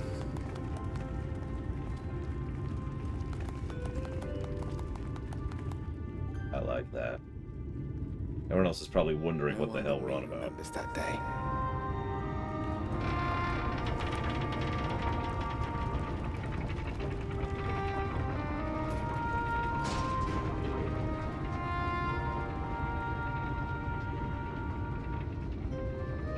Remembers our journey and our end. Retread the path. Seek, and you may yet find. Oh, I saw Valvatrix. I meant like everyone else, like Alphino and Elijah. Like, who's he? Whatever.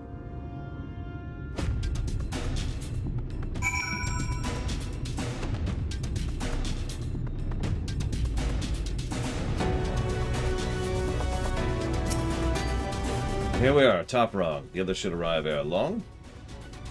Oh no, quick, there's something you need to see. It's more padding. Sorry. As a reminder, we're still like 9 quests from the next dungeon. And of course, we have to figure out how to get up there. There.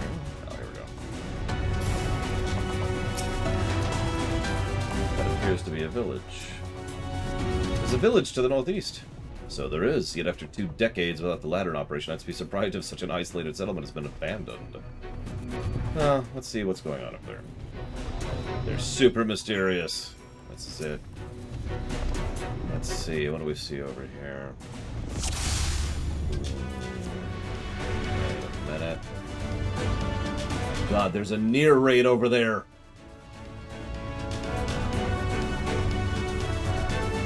Actually, I don't know what I'm looking for.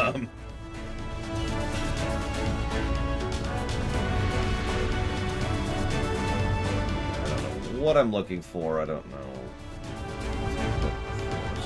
This a little bit. It'll be around here somewhere.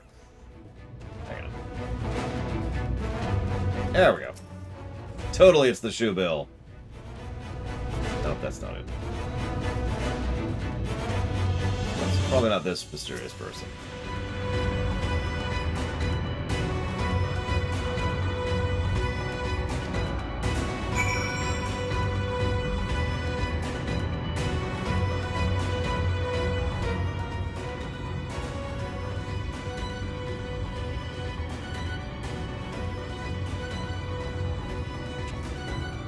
Someone, right? Who are spying on us. Personally, I don't feel comfortable. Why do we say we investigate? And kill them.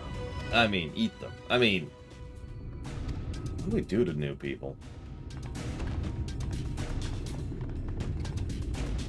That shoe bill is just watching us this whole time. That's just... It's kind of creepy when you think about it. Alright, so that leads us there.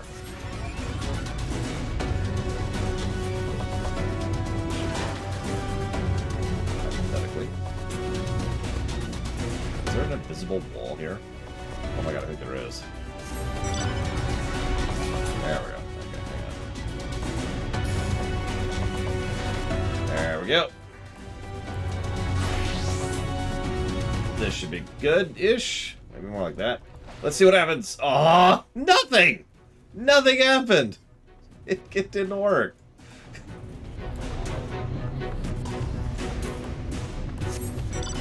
One more try in like 18 seconds.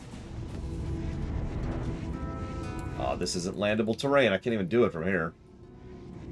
Hang on. One more attempt. Just the one.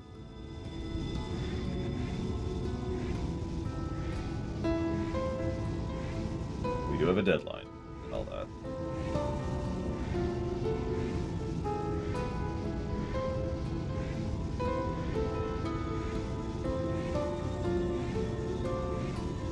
This should be a good enough point.